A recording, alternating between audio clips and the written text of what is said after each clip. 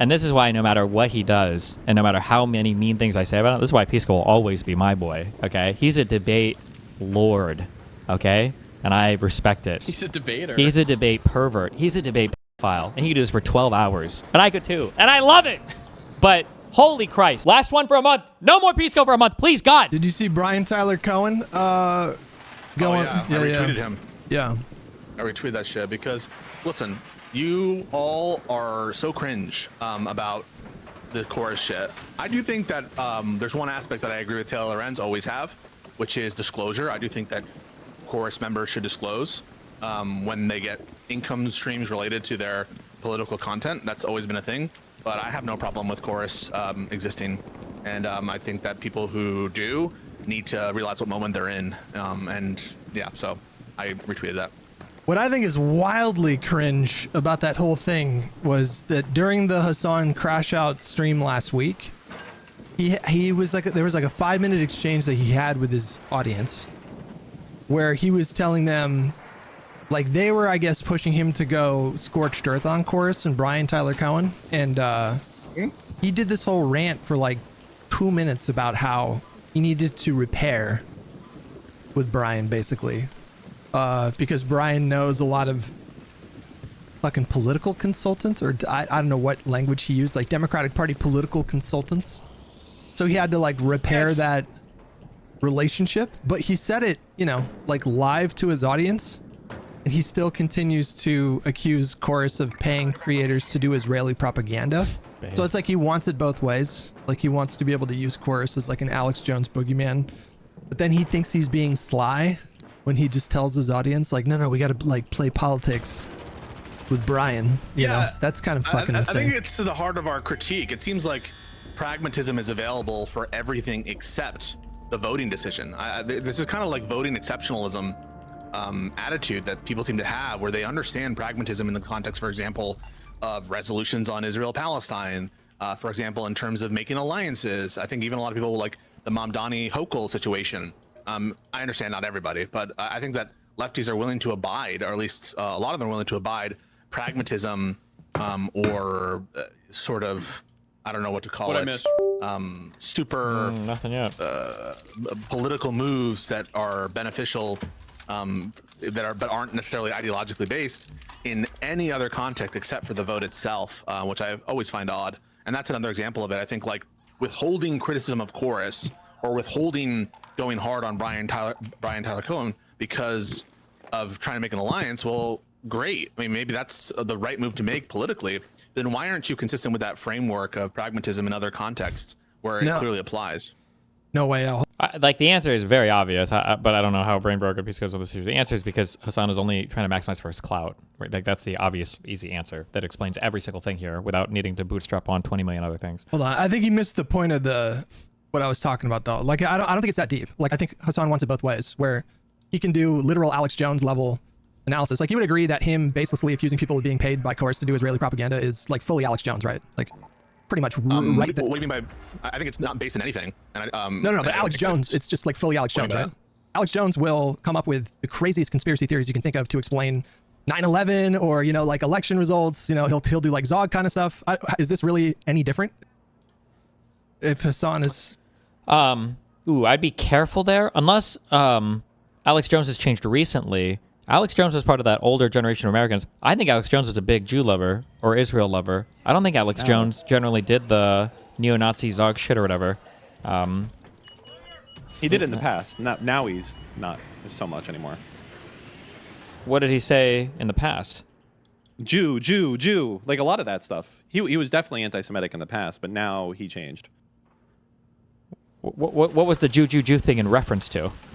There's like 10 of them. Can you name a single position or whatever? Well, like when Kanye came on with Fuentes, like Alex Jones was staunchly in the other camp on that.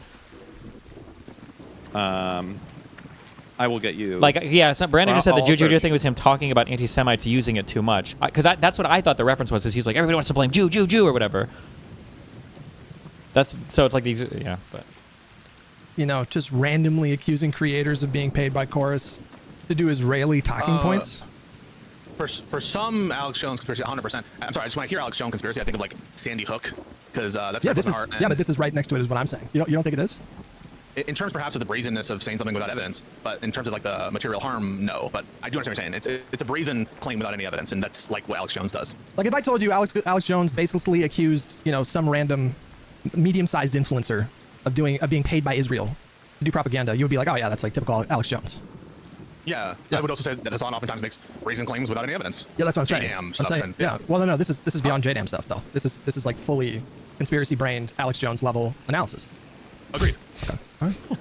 I just know what you mean, like, because sometimes the lies of Alex Jones often happen in the context of active debunking when things have already been debunked, or that deal with areas of like just the most depraved damages. So, for example, like there are situations where Alex Jones has continued to spread things after they've been debunked. Now, in this course case, I think it hasn't.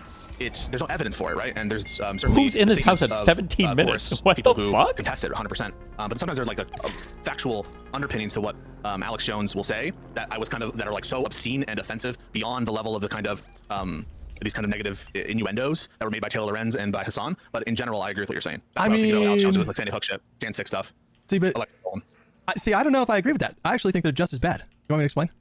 Yeah. So Hassan's whole thing is talking about the Palestinian conflict and using the language of genocide, right? That's been his biggest sort of like focus for the last couple of years. He will say things like a live stream Holocaust, these kinds of things. He is very casually, very baselessly accusing just random influencers that show up on his feed of being paid by Chorus to do Israeli apologia, like genocide apologia. That to me is just as disgusting as accusing parents of like faking their kids' murder. It's like it's like right next to it. It's not, a layer above it. It's just, that is just Alex Jones level of disgusting smear. I think that I agree that it's Alex Jones like, as between the Sandy Hook comparison and these kinds of accusations. I find that Sandy Hook one to be more reprehensible and shocking of the We're about conscience. to debate and Alex these, Jones for the next 30 minutes. perhaps you can have a I don't know why reasonable every single thing with disagreement Pisco there, takes but, like I'm an willing hour to grant get that through it's every a single. You have to be baseless so conspiracy. careful. Like I just already fucked up. Like this is like asking like at the beginning of a debate with Pisco, like, oh, what'd you have for breakfast or whatever? And Pisco's like, well, Which breakfast? or what do you Define mean by breakfast. breakfast? So like between the time periods of 7 a.m. and 11 a.m. or are 'Cause we some going to people have include their breakfast brunch? at noon. Like somehow every single possible question ever. I don't know how he hasn't become aware of this or nobody's made him aware of this. Every single possible question for him becomes like a 1 hour like side tangent. We might never actually escape the Alex Jones topic. Maybe we might be listening to this for the next 2 hours. It might be that. Accusing someone, It's like Paid Alex which Jones does. time accusing zone? someone of being Yeah. paid to do genocide apologia. I mean, that's pretty fucking disgusting. I don't know. I feel like I'm granting your characterization. I feel like you're saying it's like a step. I'm just gonna- It feels like you're saying it's like a step above. I'm saying it's just as bad as Alex Jones. Like that is on the level of you faked your kid's death. It's the same level. I am taking exception just with the Sandy Hook comparison one specifically, and I was just wanted to clarify what you meant by the Alex Jones type thing. If you just mean like these kinds of baseless conspiracy theories without evidence, yeah, I grant that. I But mean, don't have the same intuition about the Sandy Hook children. I just find that to be more reprehensible. I mean a baseless, disgusting smear is basically what I mean. Like a completely baseless, disgusting smear. So when I compare the I two that totally we're talking agree. about, That's why I totally agree, and that's why I retweeted Brian Tyler Cohen and him responding to Hassan, because I found that to be a baseless, disgusting smear. yeah, but I'm so yeah, sorry, not yet, but I'm saying that Hassan wants it both ways. Like he wants to be able to do these because I know he doesn't actually think that these people are being paid to do Israeli propaganda. Like he's just lying. Like he knows that whatever he says to his audience, he can get them to get on board with, and he has literally, or figuratively shock trained them into just believing what he says. But at the same time, he's also telling his audience, I need to repair with Brian. Like why is that? Why do you think that is, by the way?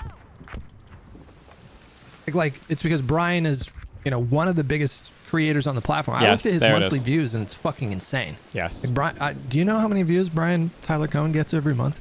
He gets a month. I don't know. He gets hundreds of thousands of views on his like main What? news videos. It's tens of millions, Brian isn't gets it? like over 100 million views. A 100 month, okay, yeah. I think. That doesn't surprise me. That, but there might be That's a lot. shorts wrapped into that as well. But still, it's a You had a ton. question there. It was like, what? Why would he do that? Why would he at once claim Chorus, a project that Brian promotes, is doing this kind of genocide stuff, and also be willing to try to like mend bridges? I don't know. Is that your question? Is like, what is the explanation for that? Not a question. I'm making an observation. Like he's trying to have it both ways. If Brian was just like a medium-sized creator or a smaller creator, he would not try to have any kind of, he said the way he described it is I need to do a little bit of repair with Brian. And this was like moments after he accused somebody being paid by Chorus to do like Israeli propaganda or something like that. And it's because Brian in the last 30 days, Pisco, has gotten 178 million views. This fucking guy. Can I just have some of his money? He doesn't need all that money. He just give me. He's like, doing big I think things. that's 20 bucks, He's right? doing big You know. things. No, It's fucking pathetic is my Hassan point. is like unprincipled. Yes, that's not the word I'm looking for though. He's first of all, I think it's fucking Clout-driven? hilarious that he could just announce his master plan. Yes, to it's his so audience fucking annoying, and of nobody cares, and nobody basically, calls like, him out on our catches manipulating on it. Brian. That's what we were talking about. Like he's just like He's doing the same "Chat, thing with you gotta mainstream trust me, media okay? I now. gotta do some repair with Brian because he knows all these DC consultants, and they're all like on my ass this morning because I said I would vote third party. So I got to do some repair with Brian. But also in the Why is that same manipulation? breath, because in the same breath he's Oh saying, my god. in the same breath he's saying Chorus is paying influencers to do Israeli propaganda. So what he's telling his audience is like, oh, I need to like manipulate Brian basically. Like I need to like manipulate I need to have like a good relationship. I have to like play politics with him to have a better relationship with him. But I also want the ability to And before you know, Pisco, but isn't that good? Don't we want to be baselessly smear political? creators as Chorus paid Israeli Don't we want him to propagandists. support us? It's fucking ridiculous. Like it's actually kind of crazy that he said that out loud to his stream. As if nobody with a direct line to Brian wasn't going to reach out to Brian and be like, just so you know, this is what's going on. It's fucking insane. Is the point that like strategically it's fucking stupid? If his goal was to do X, why would he do Y? It's actually, it's more that it's hubris. It's hubris that he thought that he could tell his audience of like 30,000 people that he needs to play politics with Brian. And that no one was going to be no one was going to like reach out to Brian and warn him that this is what, first of all, this is what Hassan is like saying about Chorus every other fucking week. You know what I just realized? Pisco's like a 4-year-old where it's like, you have to go to bed. Why? Because you're going to be tired in the morning if you don't sleep. Why?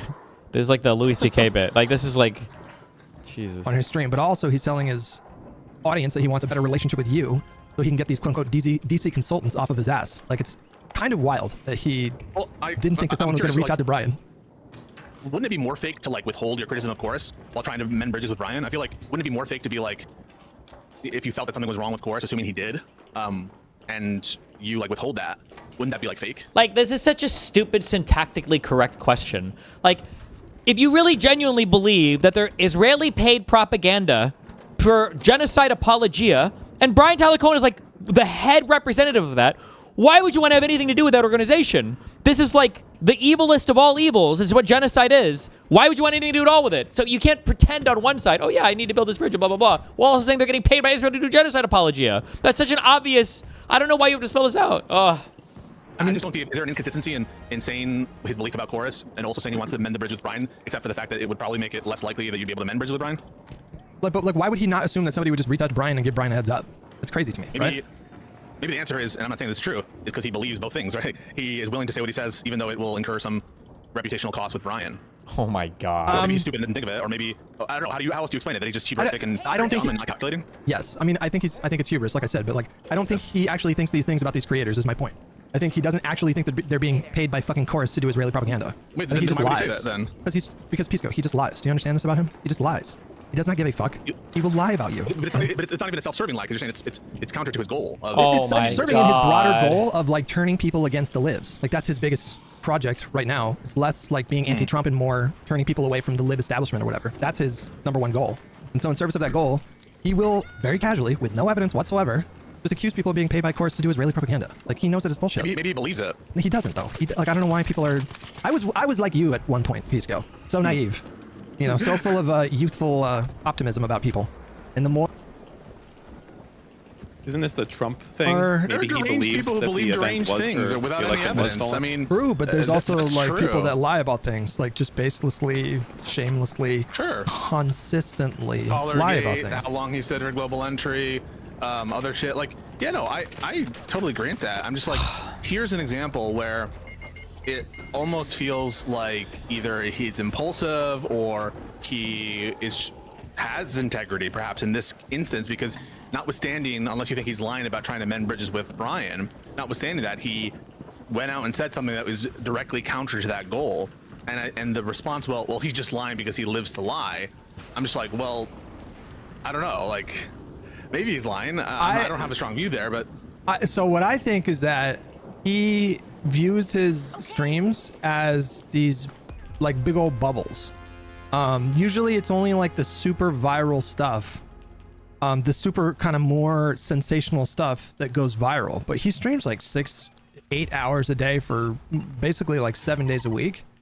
And the vast majority of that content doesn't go viral. It's just, there's just a lot of kind of filler content. And I think he was, in his mind, he was like being kind of Machiavellian and scheming and shrewd, but it's just kind of wild that he looks at it. You really think that he gets clipped a lot, man? Yeah, I do. I really do. He was going to say something, and he's very, very dumb. Wait, can I show you the clip? Can I just show you the clip? Yeah. Yeah.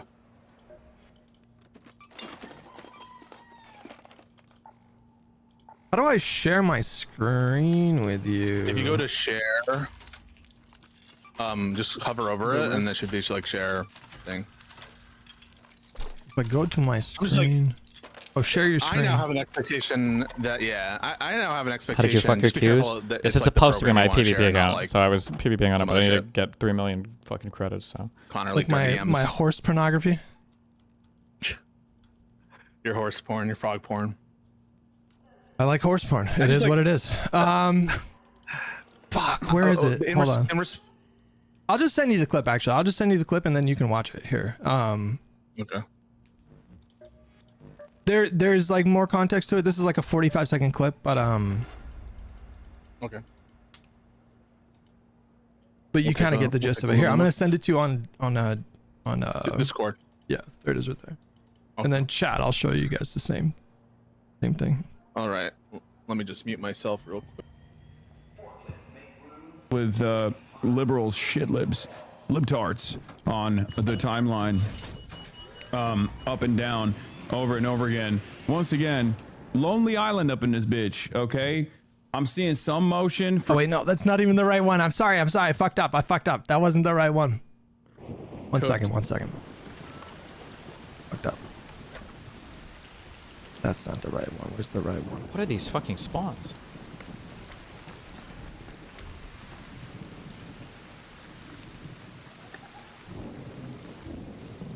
I fucked up.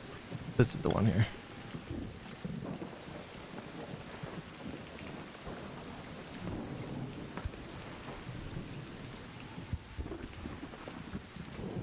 There you go. All right, that one. Okay. All right, this is the one here. You're too important to be, what did you say? You're too important to be having a conversation with these course people? No, I need to do a little bit of cleanup here. I think you guys don't understand. There needs to be a cleanup here. Okay, there needs to be a little bit of pushback here because these guys do speak directly to the fucking consultant class. That's why Trey Easton of the Searchlight Institute joined it on the fucking pylon. Okay, can we just trust my judgment here every now and then? Can we have a fraction of confidence? Pisco's gonna be like, what's the problem? So good. Wait, was that Mooten speaking? Yeah. Oh, because I can't. Pisco should be kicked off of Live and Learn. I'm sorry, I know that sounds aggressive, and maybe even soy pill. It should be a lib show, like with liberals. How is it so much talk about these tanky fucks? Like, let them do their own thing, let them build their own thing, let them have their own spaces. It's so fucking annoying how much of the discourse is captured by talking about these people that hate Democrats, right?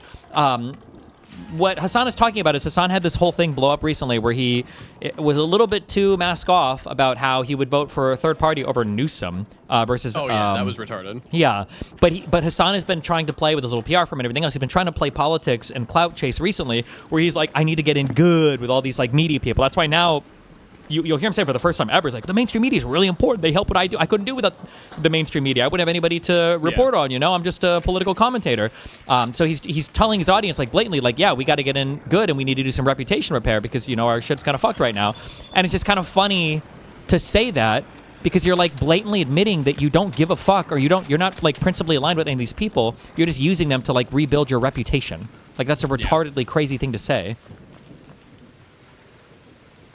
You fucking questioning my judgment? It's such a good clip. Pisco's gonna pretend not to underappreciated understand. Pisco's gonna pretend that it's not a big clip. deal. Are you there? Can you hear me? Loading. You're still muted. Loading. I don't know. He's loading. My bad. Yep, saw the clip. Just give me 1 second to restore. It's so good. honor. That's such a good clip. Okay. So he said, let's do a cleanup here. And then he immediately proceeded to go on Twitter and like talk shit, right? Well, it's not really the point. So but not immediately. No, this was like a few days later. There was some creator. The context of the post from took last the night wrong was there was thing some away. creator that Here, let me just follow the thread here. It's right here. So like there was a guy named Zachary Kirk, who is looks like a liberal creator that likes Jasmine Crockett. And, Loner would be a he good posted addition. like a pro Loner Crockett, Box would be good because Loner Box, I think, is like wherever he is on the political spectrum, he's like he's right there. Like he's a good backstop to people being retarded. I feel like Loner would be like the furthest left person I could ever like see myself politically aligned with. But the most important thing about Loner Box is like he won't let any fuck shit get away. Or get away from him, or anybody get away with any fuck shit around him. Like he knows exactly the games that are played with some of these people. Probably doesn't. Oh. It probably doesn't help that this. Everybody's killing me in these queues.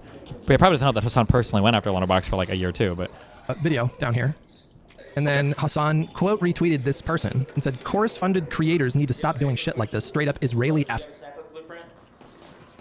no, but if I see one, I'll let you know. Oh no, I know it already. I just don't have one. Sorry. Oh, okay. Does anybody need a snapping blueprint? This fucking Kill that guy. motherfucker. First of all, where is he getting that this person is a chorus creator? Like, where did he get that? The fuck is that all about? I have no idea. Alex Jones is my point. I mean, and he tied it to Yeah, Israel. I mean, He tied it to Israel. You know? Unless there's a basis to know that. Yeah, I would agree.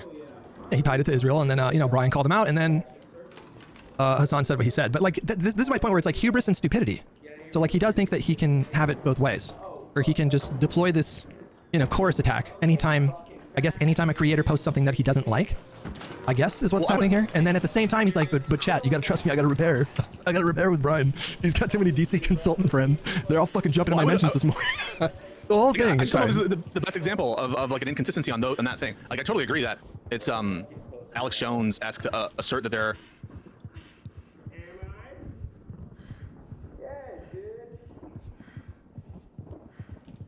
I don't know, course funded if there's no proof of that or no basis to believe that it's done to avoid Israel criticism. I agree with that, but like it doesn't seem to be inconsistent with trying to repair relationships with Brian Tyler Cohen. If anything, it would show like integrity if he actually believed it, right? But he doesn't, though. This is my point. Do you think he actually believes it? God. I'm not sure that if you mean I if he's actually don't lying about know. what he thinks course Yeah, I mean, is do you with think respect to that, Israel? do you think know that he that. thinks that he can just call people, Oh, I didn't course see creator, that. course, That's the first time I'm Israeli hearing of it. assets, and he knows that just a big chunk of his audience will discredit those people. Like in their minds, that person will have been discredited.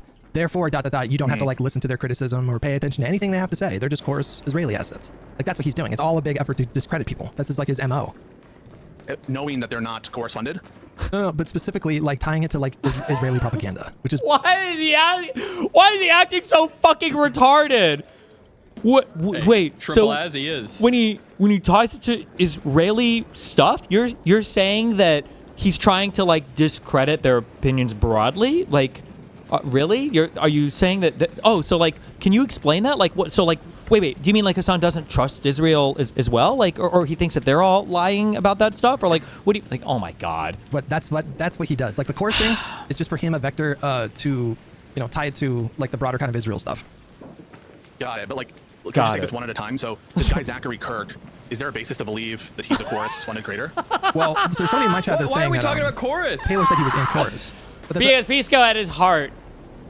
And this is why no matter what he does, and no matter how many mean things I say about him, this is why Pisco will always be my boy, okay? He's a debate lord, okay? And I respect it. He's a debate lord, and he could do this. He's a debater. He's a debate pervert. He's a debate pedophile, and he could do this for 12 hours. And I could too. And I love it! But, holy Christ. Oh my God, double Rocketeer, please no. I'm losing on this. Let me pivot. Let's talk about something just completely irrelevant. Something like that. again, that's not the point though. That's not the point. Like he's using chorus again as he's framing them as a organization that is doing Israeli propaganda. I would say that the framing there is implying that like there's a broader pattern of chorus apologia for Israel. Although Oh my God. So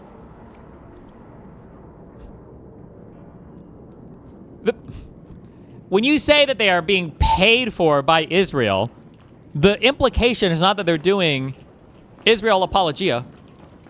The implication is that they're being paid by Israel to do it, and they're concealing it. What are you talking? These are two totally different claims. I want to say that that's like a level removed from what I would like. I thought that there was no basis to conclude this guy was in chorus, but I'm happy to say that like that part of the framing, as you know, chorus is in the tank for Israel. Without additional evidence, I don't agree with that framing. But I would put that at a different level removed than like just claiming people are chorus funded because of their Israel takes. You know?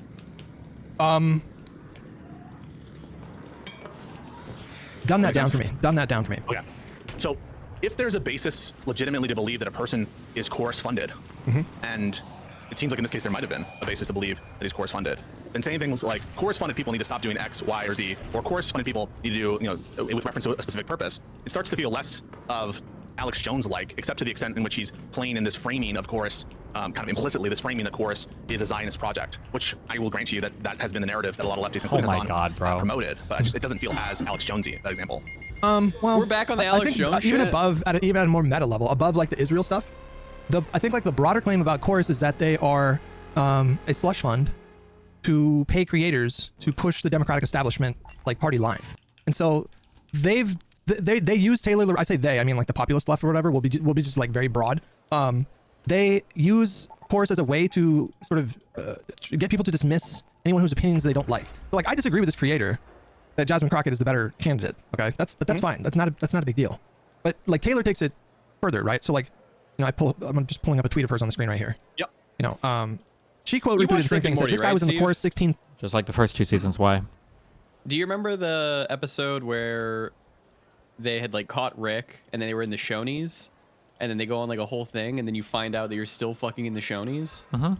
That's how I feel about fucking Pisco debates. It's like, stop, we're still in the Shoney's. 30 dark. What are the Shoney's? I don't know what you mean by Shoney's, but you're talking about the one where he was, where they're in the It's like- simulation it's and like the a simulation restaurant. and the simulation, right? Yeah. Yes, yeah. exactly. Money Yeah. funding program, by the way. Content like this is certainly profitable.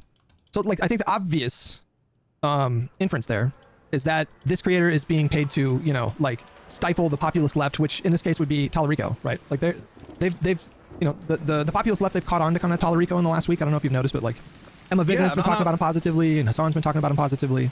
And so a creator, I'm not like, I'm getting prepared to make some endorsements myself. I'm guessing it's like Israel positioning, that Tallarico is more openly against Israel funding than Crockett is. I don't know if he's even spoken about Israel yet.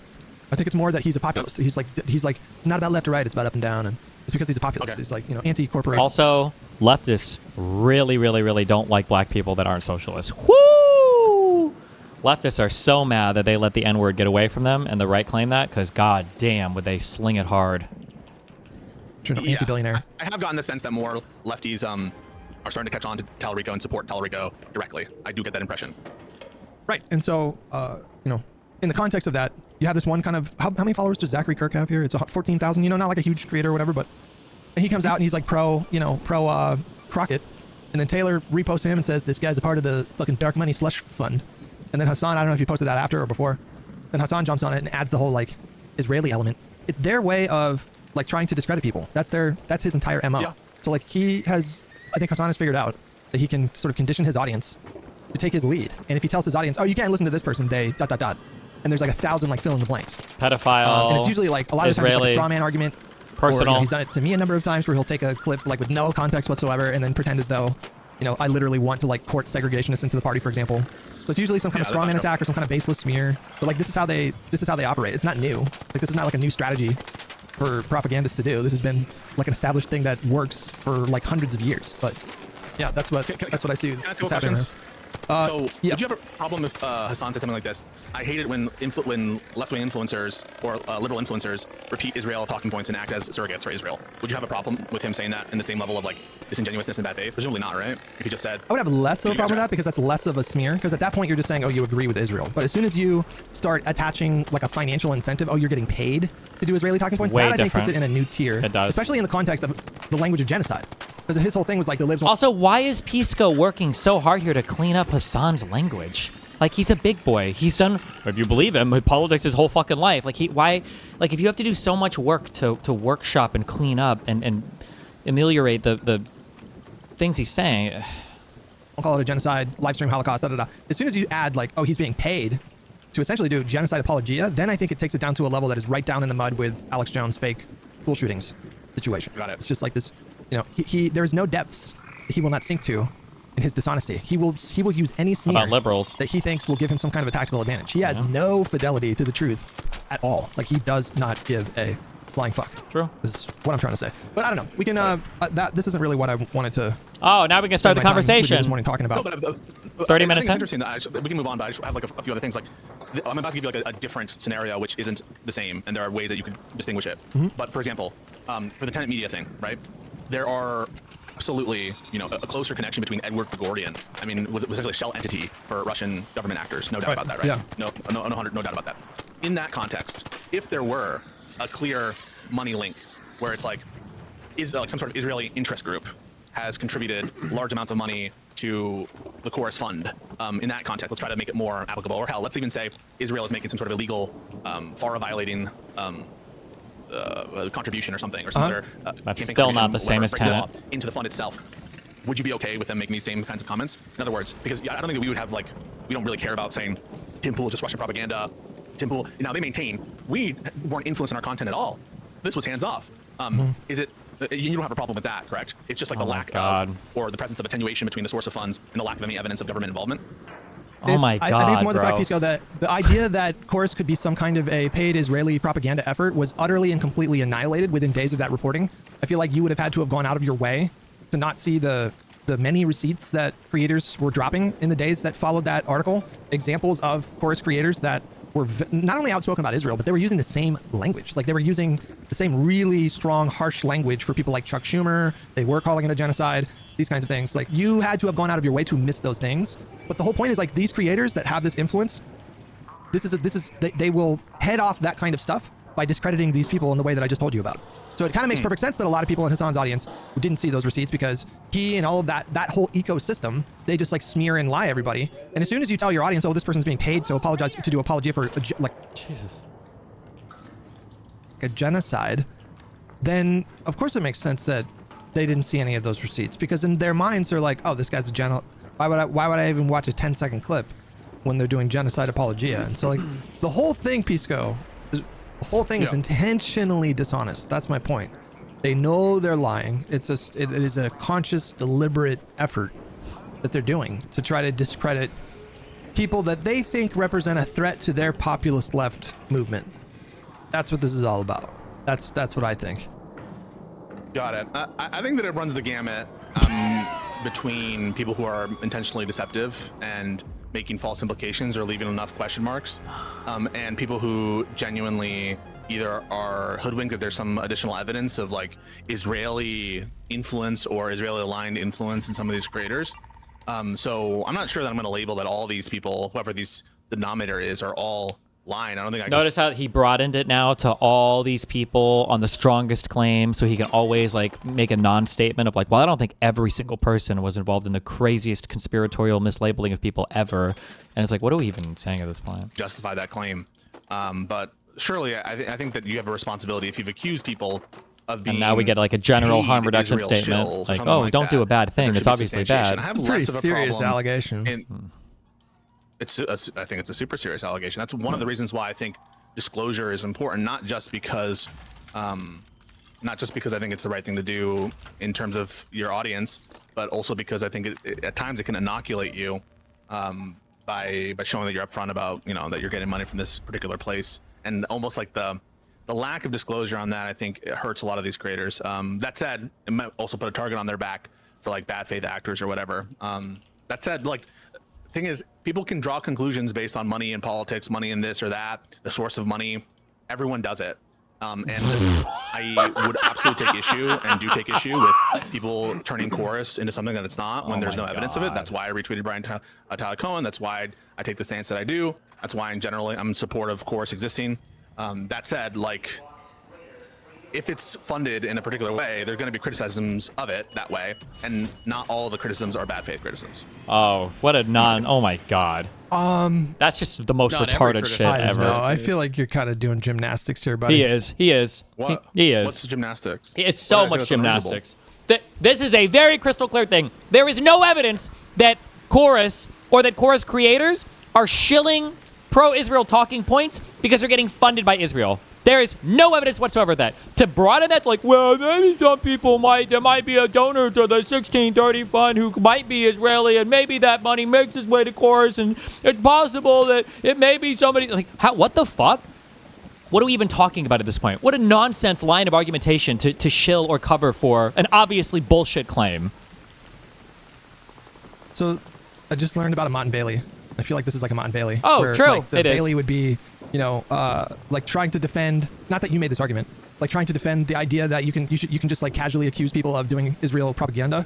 It feels like you retreated to a more defensible position of like, well, Anything there are could some be issues anything. with the idea of like any kind of dark funding and disclosure. Therefore, I can understand like why people have those complaints. But I'm not talking about that. I mean, Yeah. I understand that that's like.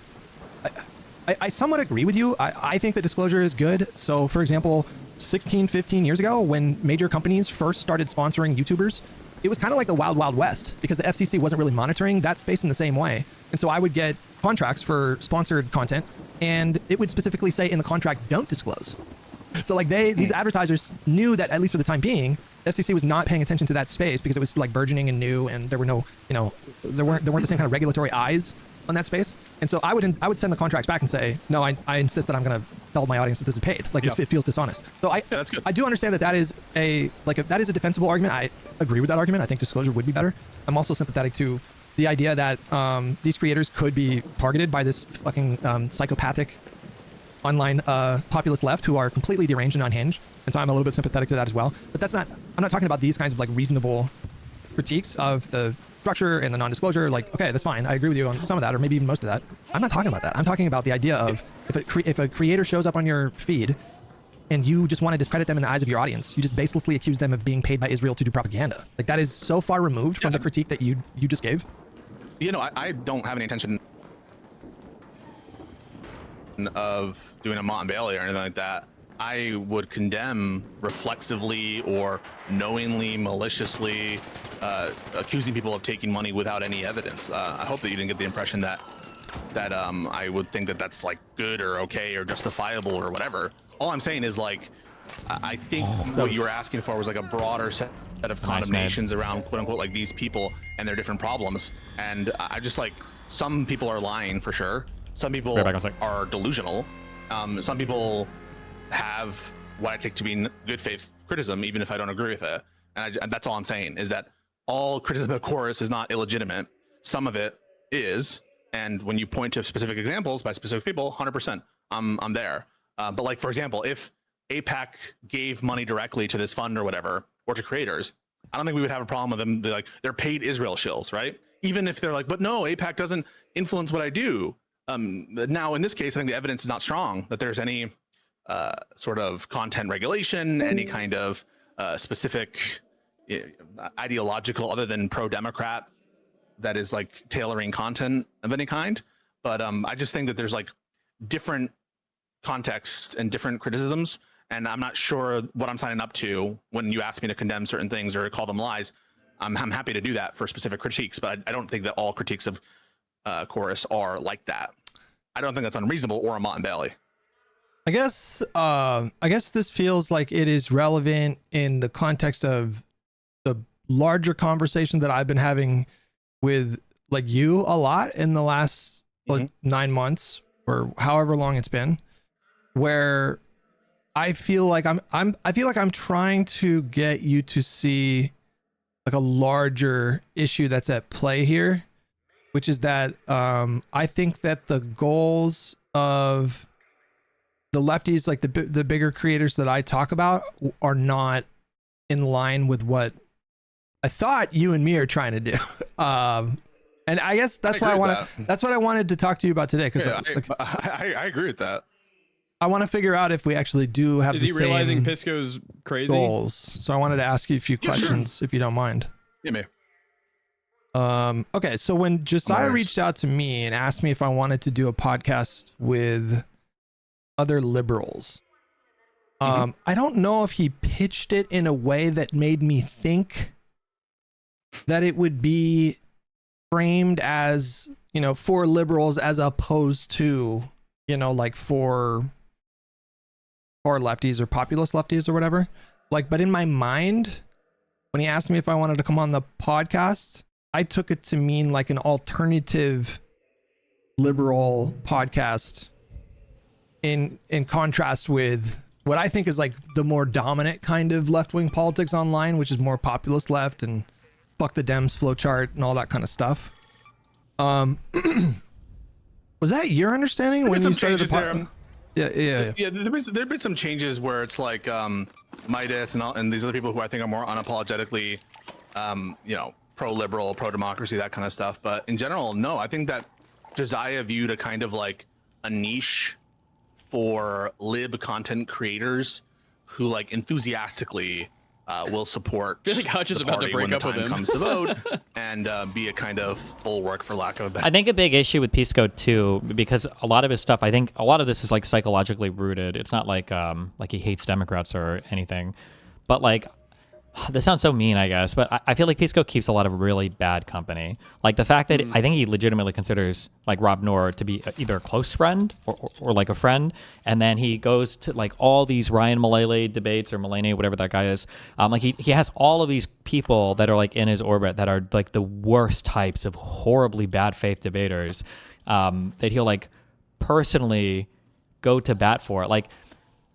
And it's strange because when you watch Pisco argue with these people, it's not like Pisco's capitulating. Like when I watch Pisco debate with Ryan or when I watch Pisco debate with Rob Noor, it's not like Pisco's like cucking out to them, like saying like, oh yeah, you're right about everything. But I wonder if they're having an impact on his argumentation or his like the way that he mind models the world or something. I don't know. It's really weird. His like just the group of people that he's always like doing content with, I feel like are really, really bad outside of the live and learn people. Her word against you know, socialist LARPing. Sorry, so that's what you did think that the podcast would be? Is that like we're an alternative? Like if you can imagine every single conservative podcast ever, what are you doing? You know, here's the evil trans people for the day. Here's what God Emperor Trump said for the day. Here's all of our right-wing fanatics that, oh, you guys like Orban? You guys like Tommy Robinson? You guys like the AFD? Like it's like the daily digest of fucking far-right propaganda every single time on every single right-wing show, all the time, always. And then you have like a show called Live and Learn, and it's like half the time is infighting with tankies that want to destroy the fucking party and cancerously rot it from the inside out. Like, again, I understand that we don't have the same like inoculation against far left terms, but imagine you have a right-wing show and you're bringing on people called like, fuck, I don't know any of the Nazi terminology, the Schwarzenegger, whatever fucking buzzword or whatever. Like, it would just be so crazy, although it doesn't sound that crazy because they would probably all still be supporting Trump. But like, you have guys called like the Vanguard, right? Like the Vanguard is a reference to radical socialist movements. The Vanguard is like the radical Marxist party that violently overthrows the government and overthrows the bourgeois. That's who the Vanguard is. Like these are the names of the people that are coming onto your show and are all like radical Marxist leftists. Like, and they're like, well, maybe the Democrats can be useful idiots for a while. And it's like, God, it's so fucking exhausting. It's so exhausting. The socialist LARPing? Wait, what did you say? Nope. Oh. I didn't say anything. Yeah, like where we don't just shit on Democrats for no reason, where we, I mean, the podcast is called Live and Learn. You know, he was thinking about getting liberal creators who support the American project and who support our candidates when the time comes. Gotcha. And instead of having like just shame all the time, for there to be some pride in standing up against the threat of Republicans and fascism. Okay, all right. So I want to get into your mind, dear Pisco, who I love. Oh boy. And you are in fact my boy. Uh-oh. And my title says that you're the devil. That's just a meme. That's just a meme. No, give me your question. No, just so we're clear though, I have decided that Hassan versus reanimated Epstein, I would vote third party, is what I decided. I don't know if you saw. Really? Yeah, the update, yeah. Is that like a meme position? Because that's what Hassan said? No. Why can't he even... Imagine if Hutch just said the same thing about like a lefty. I feel like Pisco would do his best to steel man together to assemble a reason why that makes sense. And he's like, what? Is that a fucking meme, bro? Jesus. So I took what they said to heart, and they made a lot of really great points. And so I think it is a valid strategy. And so if it's Hassan versus reanimated So Epstein, they didn't make good points. They didn't make good points. maybe not to you, but to me, I mean, they really got me to look at this Oh, so differently. it's a meme position. It's a meme position. Oh my It's not a meme, no. Pisco, I don't know if you want the status quo to continue in the Democratic Party. I feel like if you pledge fealty to Hassan in 2028, that, we're only just going to get more of the same. We'll probably get an even worse reanimated Epstein, 4 years after Hassan. And so, I mean, I live in California, so it's like whatever, right? But All these arguments, you're talking to an open door, man. These arguments suck. I don't think they suck. I'm saying I think they're good arguments. And so, like, I feel like I have leverage. And if I just pledge fealty to Hassan, then I'm giving up my leverage. So. Well, on the leverage point, I think that this is kind of some prestidigitation by the kind of like strategy bros for Hassan. Because presumably, if it's Did you catch that, Mooten? No. He just used the verb. Is it a verb here? Prestidigitation? Yeah. What the fuck? Oh yeah, he must be playing D&D. You D&D pal. Jesus. That I did. I thought there good was more to strategy, it. it relies on libs being like butthurt. And so, we're just doing our job here. But I don't know, man. Like, I get it. Yeah, their arguments suck. But, I'm not saying that. You're saying that. You're saying that their arguments suck. I think they have good arguments. I think that we should use our leverage to push the party in a direction. And if we don't use our leverage against reanimated Epstein, then what? You would just get more reanimated Epsteins down the line. So I think it actually is a really good argument. And I think, moving forward, yeah, that's going to be we can disagree on that. I don't think it is. You don't want to move the party forward? Well, I do, but I would have to grant that it would move the party forward to do that. Well, I mean, if you pledge fealty to Hassan versus reanimated Epstein, you don't think the party's just going to get complacent? I don't think that necessarily it would. Problem is that Josiah suggested a podcast where they don't criticize tankies all the time with Hutch and Pisco. Wait, was there another podcast they suggested? Is that what they were talking about? It is kind of funny if you think about it that, like, one of the members of the Live and Learn podcast already had to leave after announcing he was basically a socialist. And then you've got, like... Who had to leave? Wasn't a Kano boy? Wasn't he on the podcast? Jesus. Yeah. Live and learn, I guess. Yeah, I think that if anything, winning against Epstein is probably going to be a mandate in and of itself, but will caution any kind of like sweeping. It's almost like the election in UK where it's just pretty much because the Tories were horrible that they get in or something, right? So You know, I don't really think that it would necessarily lead to complacency. Yeah, but if I pledge fealty to Hassan versus reanimated Epstein, and then Hassan wins, Pledge and fealty? then yeah, if I pledge fealty, tell you right now, I will support him if he's the nominee for the Democratic Party, and in doing so, I give up all my leverage, and then he just gets in there and continues the status quo. Then Why are you doing this? I don't know. This is stupid. it's not a bit. I'm being serious. I'm being serious. All right, no, hang on. All right, let's get to the. I do want to ask you some questions, okay? All right. This is important. All right, when you say, actually, you know what would be a good starting point? Like, what label would you give yourself? Would you call yourself a progressive liberal? Just a liberal? Would you call yourself Democrat? Don't say socialist, dem social suck. Democrat? Oh God, say suck No, dem at I'll least. call myself a liberal. Okay, all right. Just a liberal, not a progressive liberal.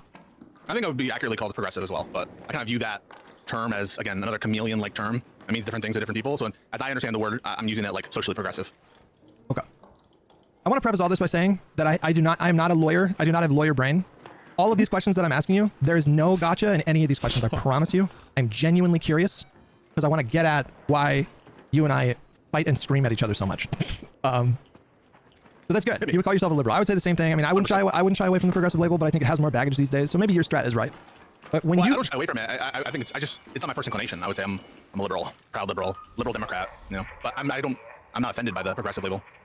Okay, when you say liberal, like, what do you mean by that? I mean it in the sense of someone who's committed to liberal values, freedom, to republicanism. I also use it in that sense as well as the sense of American liberal. So both in the political American context and in the sort of structural governmental context. I believe in property rights. I believe in the existence of certain rights like speech, etc. In addition to bog standard liberal Democrat positions. Okay. Can you So both go into more detail about like liberalism? Like, why do you like liberalism? Like, why do you think the alternatives are not as good? Do you think that liberalism is worth like fighting for and preserving? Like, give me a more kind of fleshed out, detailed thought process here. In the structural sense, liberalism? You mean in Yeah, the yeah, political theory sense, or Yeah. I take good to be what we ought do, and I take a view that what we ought do, a moral question, relates to. Oh my God. Dude, Pisco's chat is a fucking battleground. Oh, I've been watching it. What are they doing? Hutch is a right-wing Democrat. So you're pro-corporation?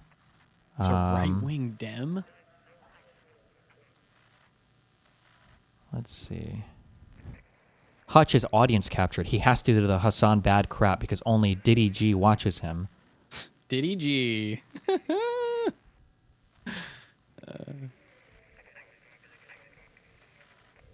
Actual liberal purity test. What the fuck are we doing? Kind of feels like a flowchart right now.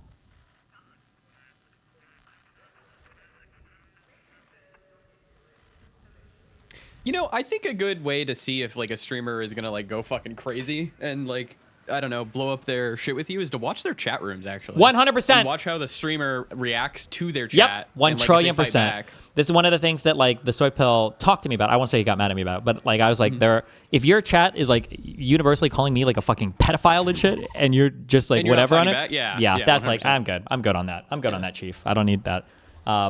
Apparently, this is one of Because when I was Pisco's. streaming on Twitch, sometimes I'd have people come over and like anti-fan, and I would just fucking like ban them. Yeah, or of whatever, course. Because like, yeah, I But mean, it you're also- my friend, and like, you know. Yeah, not only should you take a more active role in it, it says something if those types of people feel at home there. You know. Yes. Yeah. This guy is apparently Pisco's mod. Hutch only exists as a Hassan op, nothing else. Cernas? Is that true? Jesus. Good one. Preferences. Thank you, Eliminator, for the And, 5 certain gifted. preferences. And those preferences map on to the existence of certain rights, and the existence, in addition to those rights, of a value of, for lack of a better term, social well-being, and that unfortunately is going to be a composite of a bunch of different, states of mind and states of pleasure, et cetera, advancement. That for now we'll just leave it there, social well-being. And given that that's my preferences for the world I would like to see, I see sort of different political systems that in general would tend to maximize the protection of the rights that I value and the outcomes that I value. And in that respect, I think that a liberal system is the best at that, at least from what I've seen. So I agree. And I look at it through a historical context as well. And I look at it through a comparison between liberal democracies and more autocratic regimes. And when I look at a country like China, where I'm sure you can find people that in their day The clipper that Hassan was watching the other day, Substance, is a massive Pisco chatter donor. That guy's also one of my number one haters. Jesus, He's that also, I'm motherfucker. pretty sure he like runs in all of those Gisticle Discord servers. He's one of the big brigader guys as well. There's like 5 or 10 different Gisticle people that constantly brigade and monitor like every fucking Discord server in this orbit. And then some of them give big money for it. I think Doobie is one of them. I didn't know Substance was a donor guy as well. Is he actually?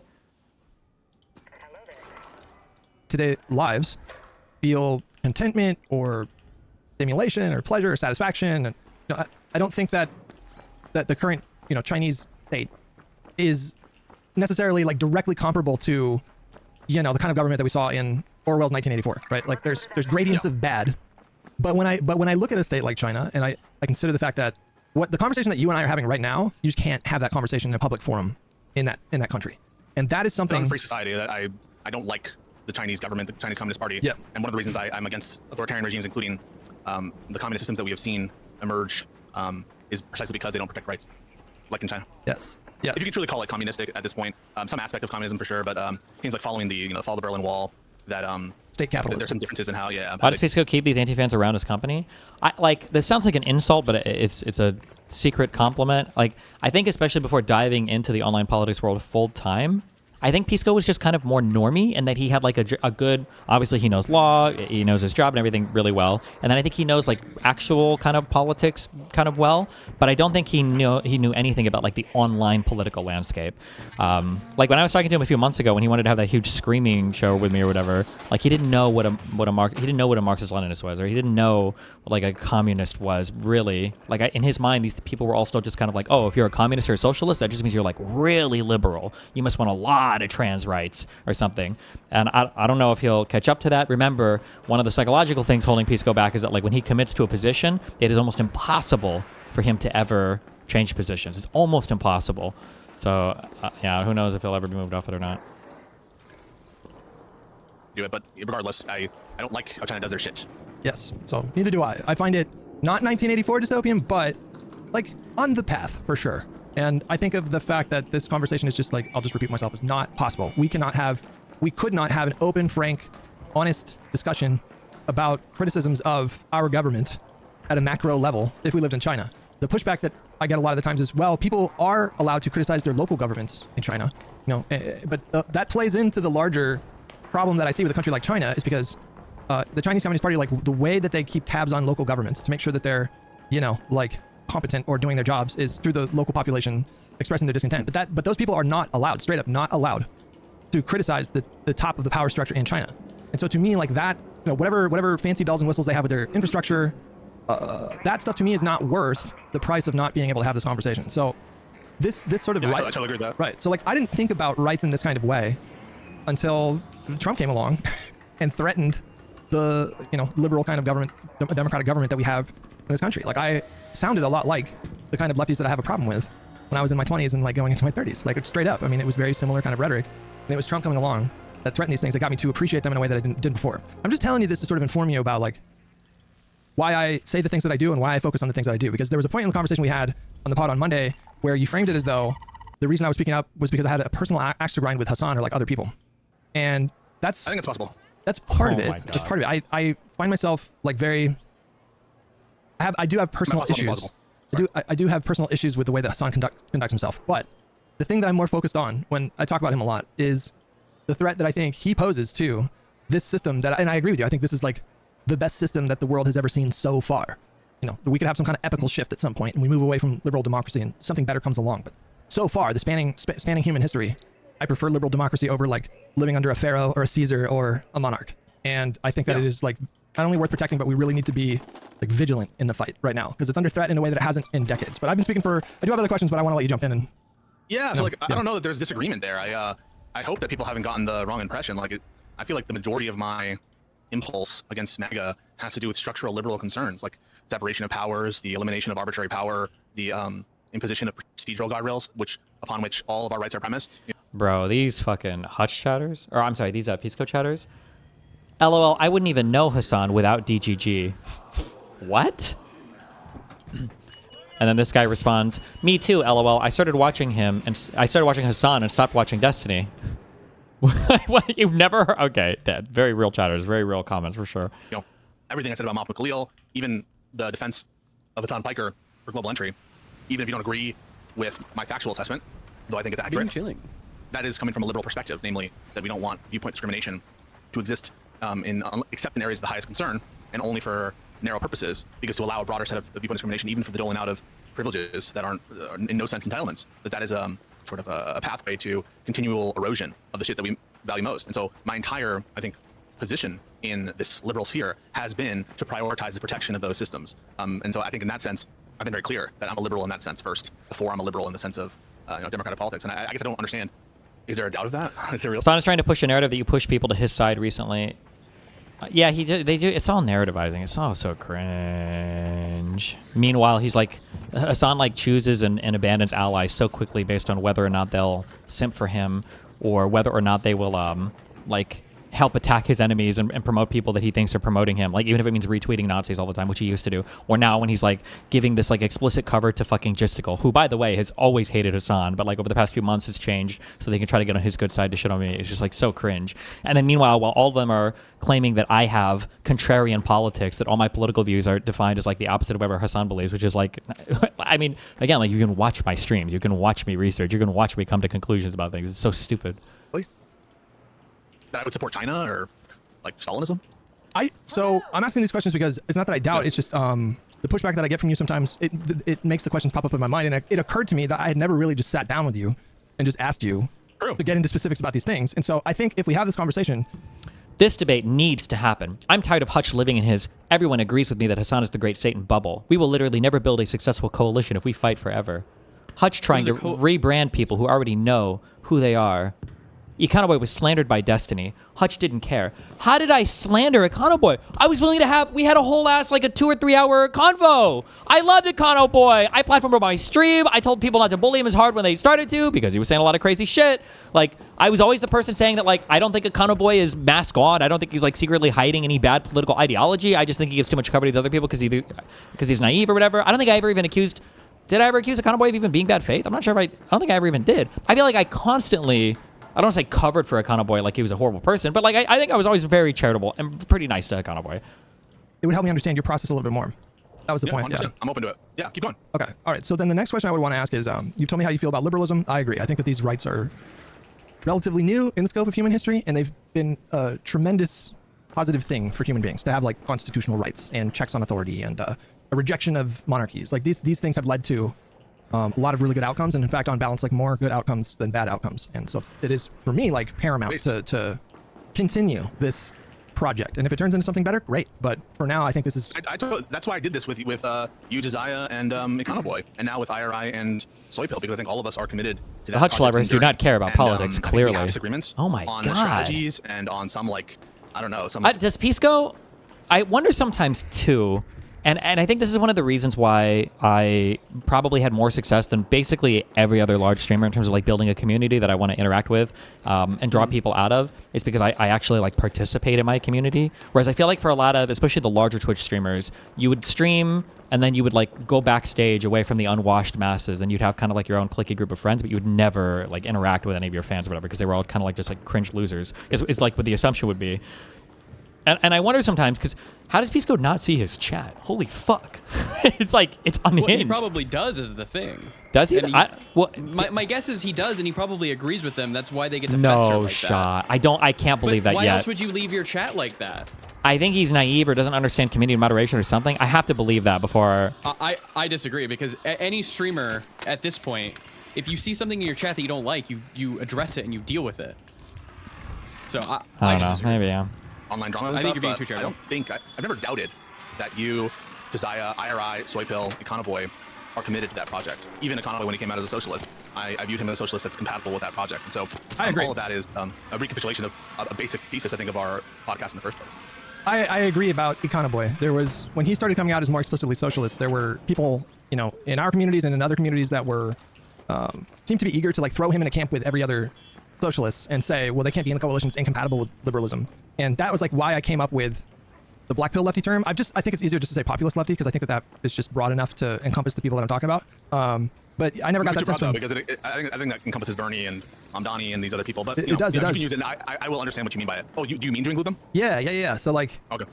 there's like the fringe far lefties, and we're talking about like BE and Z Squirrel, and they're like 0.1%. They're like on the fringe of like the These are like Assad supporters. These are like tanky supporters of Bashar al-Assad who is Hassan, by the way. Hassan, by the way, is an Assad lover, by the way. I don't know if Pisco knows that. I don't know if Hutch knows anything about Assad, but absolutely 1 trillion%.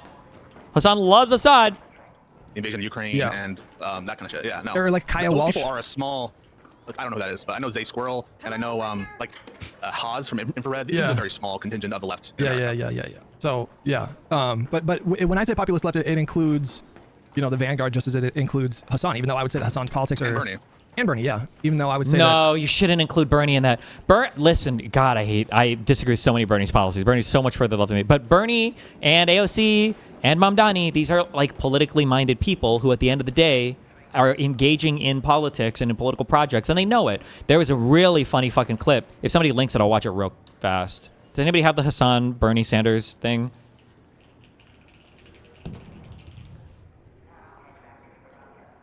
Oh, the new one where he's talking to him and he's like, about the Gavin Newsom shit? Yeah, hold on. Like, Last time, I was supposed to give you a Japanese Communist Party pin that I got in Japan, and I still forgot to bring it today. So I'm instead going to give you, do you know what this is? Nope. An evil eye. So I'm going to give that to you. We say, in Turkey, we say nazar, which means like, I'm having a hard time taking this off. All right. Well, you give it to me later. Okay. All right, I never don't mind. want to use up the whole 5 minutes here All right, getting your pin you know off. what? You're right. So 5 what this minutes, is about yeah. is saying to the billionaire class, you know what? Trump gave you and your friends $1 trillion in tax breaks. And at the same time, they cut health care by $1 trillion. 15 million Americans, including 3 million here in California, are going to lose their health care in order to give tax breaks to people who don't need it. That's why I'm here. Enough is enough. Yeah. wow, that's really bad, right? That one big beautiful bill, cuts for Medicaid, Republicans constantly attacking the ACA, Republicans constantly trying to undermine any bit of social welfare we have in the United States, right? ACA premiums going up. What a horrible, horrible, horrible thing, right? What do you think Hassan has to say about this horrible thing that Republicans have done to attacking our healthcare institutions in this country? What do you think? What do you think Hassan has to say about that? So there is one person, the governor of California, that is actually quite critical of the billionaire's tax. Do you have a message for Gavin Newsom? No, he does what he does. He and I disagree on the issue. And that's about it. Okay. All right. Fine. I am a little bit more critical than you are, I guess. At least. So you're not as nice a guy as I am. That's about That's it. true. That's true. Exactly. And that's the difference between Hassan and then like AOC and Mamdani and Bernie Sanders. This is why these people shouldn't be lumped together. Hutch shouldn't lump them together. They're different. It's a different caliber. It's a different quality of class of people. They have different goals in mind, right? Bernie is on a political project. Hassan is on a social media project. It's totally different. Hassan politics are definitely probably to the left of the vanguards, but bro, you should look into Kaya Walsh, by the way. Okay, you should look into her because that is a crazy story. All right, because she was like 17 years old, you know, like interning for the Warren campaign in 2020, and then fast forward and she's filming literal propaganda videos from inside of a fucking drone factory in Iran, wearing a hijab. Yeah. It is Like, wild. I'm just saying, like, it's just. Yeah. We don't need to focus on her, but I'm just saying, like, this. No, Like, I get it, but like, I don't spend most of my time worrying about like the Iranian Revolutionary Guard supporters or people who like, because they're just not, in my opinion, like a huge percentage of the online. No, I agree. I agree. Critical. Yeah. I agree that you don't hear me talking a lot about like Z Squirrel and BE and Kaya Walsh because they're so fringe that you have to be like really online to be familiar with these people. But nobody takes them seriously. Like nobody. I mean, they get traffic on their shit, but I don't know how much of that is bots. But yeah, nobody takes them seriously. So anyways, back on the topic. Okay, so you described your belief in liberalism. How do you feel about, like, just generally, how do you, and we'd have to unpack, I guess, each one because I guess they mean different things, but like, how do you feel about socialism, democratic socialism, Marxism, social democracies? I think these also run the gamut from like systems that don't work and that have been tried and are stupid, and are effectively debunked, to a kind of different style of liberal compatible social insurance.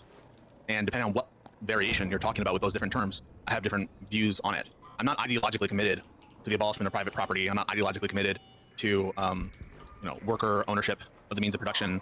I'm a pragmatist at heart, and that is with reference to the rights that I think people ought to have and be protected. That includes, in general, the right to own property. But certain government interests can, at times, override rights. Rights are never unlimited. So, in different contexts, you'll find me being more on the side of socialist policy. For example, I could see myself supporting single-payer healthcare in this country and basically getting rid of the market for private health insurance, or at least significantly curtailing it. And I would view that as fundamentally compatible with liberal values. I don't, just as I don't have a ideological commitment to nationalization projects, I don't have an ideological commitment to rights at any cost all the time, no matter what. So again, I'm a pragmatist at heart, and depending on what version of the word socialist you want to talk about, I'm happy to comment more, specifically. Well, I think a really pointed way of getting at that question would be, I would just ask you, what do you think of when it comes to specific historical figures that followed Marx and pursued Marx's... Why is Hutch going down this road? ...prescription. So if I throw some names at you, like Lenin, like Stalin, like Mao, like Che, like Castro. Bad. Yeah. Well, dive into that. Castro, yeah. Yeah. So in general, bad. I mean, I don't support the Cuban regime. I think it's important, however, to keep it in context with like what they were overthrowing at the time in Cuba. Like, yeah. Or Russia. I think you make a decent argument. Yeah, true. Or I Russia. think you make a decent argument in Cuba. Like the oppression they were suffering under Batista and this like mafia owning all this shit was unconscionable. Same thing with Tsarist Russia. So it's easy enough for me to say like bad. It's kind of uninteresting, but I will say in general, I have a negative attitude towards the political dispositions of these communist leaders, including Lenin, including Trotsky, including Stalin, to the extent that I know them. I'm not highly sympathetic to them, but however, everything in its context, right? If I were alive at the time of the Spanish Civil War, I would have supported America sending arms to certain militias, pro-Republican militias in Spain, as opposed to General Franco. So that would be necessarily. Oh, that Dark Dur guy is donating now, too. Can we acknowledge bro got a script from Connor? Exact same questions and history he used. Alliance with anarchists, with Stalinists, the POUM, which is this kind of like Trotskyist militia that existed, and famously sort of captured in Orwell's Homage to Catalonia. So I'm willing to break bread for... Oh, nice. We got the Vyvanse jokes. Why does Hutch constantly pull faces? What is his Vyvanse dose? 60 milligrams? Nice, base. For a greater purpose. In general, I have a negative attitude towards most of the famous communist leaders in history. Yeah, I think that's something that I think is very challenging and tricky. If you believe in liberalism and you feel somewhat alarmed that there seems to be a recent sort of growth in explicitly Marxist ideology in the country, it gets tricky because, to your point, the systems that these people were doing revolution against were brutal and like horrifying. Like Tsarist Russia was fucking brutal. Like when you had millions of Russian soldiers that were forced to go to the fronts of World War I and they weren't taken care of. Many of them didn't even have fucking boots. They were being paid like pennies for their service. Meanwhile, their commanding officers were making like literally 200 times more than they were, and they had fucking access to prostitutes. And Do you think there's a Marxist trend outside of online space in the U.S.? I'm gonna be honest. I'm vibing this out a little bit, but I feel like right now the young like socialism in a more true form exists in the United States now more than it does in Europe. Because I truly feel like when I talk to Europeans even, that the European understanding of socialism now is like when the government does stuff. Or at least with younger people that I talk to. Maybe older people don't feel that way. Maybe Eastern Europeans might feel significantly different. But when I talk to like Western European people, it really does feel like they're like, oh yeah, like we like socialism. And they're like they're where the Americans were 20 years ago, where they're like socialism when the government does stuff. And then now young Americans are like, socialism is not when the government does stuff. When the government does stuff, that's just them trying to entrench the capital interest. And what we really need is to overthrow the ruling capital class. And I was like, what the fuck? What happened? their lives were not all that bad. And then, you had Tsarist Russia. Why are you talking to young Euros? Isn't the age of consent in France like 14? Violently cracking down on peaceful protests. In 1905, there was this priest that wanted to just Stop! simply ask for Don't reforms, shoot at and me. That's mean. they Don't do organized it. a nonviolent protest, and the Look, the I'll go Tsar over here. ordered You can loot the red lockers. police I'm not force even and gonna touch military them. force to It's just, all you, buddy. murder, these people, I think, by the hundreds or thousands. And so, these things that they were rebelling against, it's like, yeah, of course, and Marx's critique of capitalism at the time, like most of those critiques have held up. But at the time, he was looking at No. industry that was starting. Wait. Hold on. I feel like the critiques haven't held up. No. Hold on. Does that mean he's coming over here? Just go loot. Don't shoot me.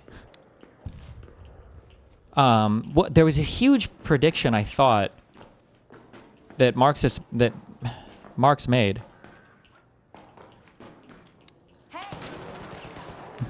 I don't. You're unbelievable. Not nice. Are you dead? No, I'm trying not to have cursed cues. And this guy's not even good. Oh my god. Very rude. Ah! Stop! Oh my god.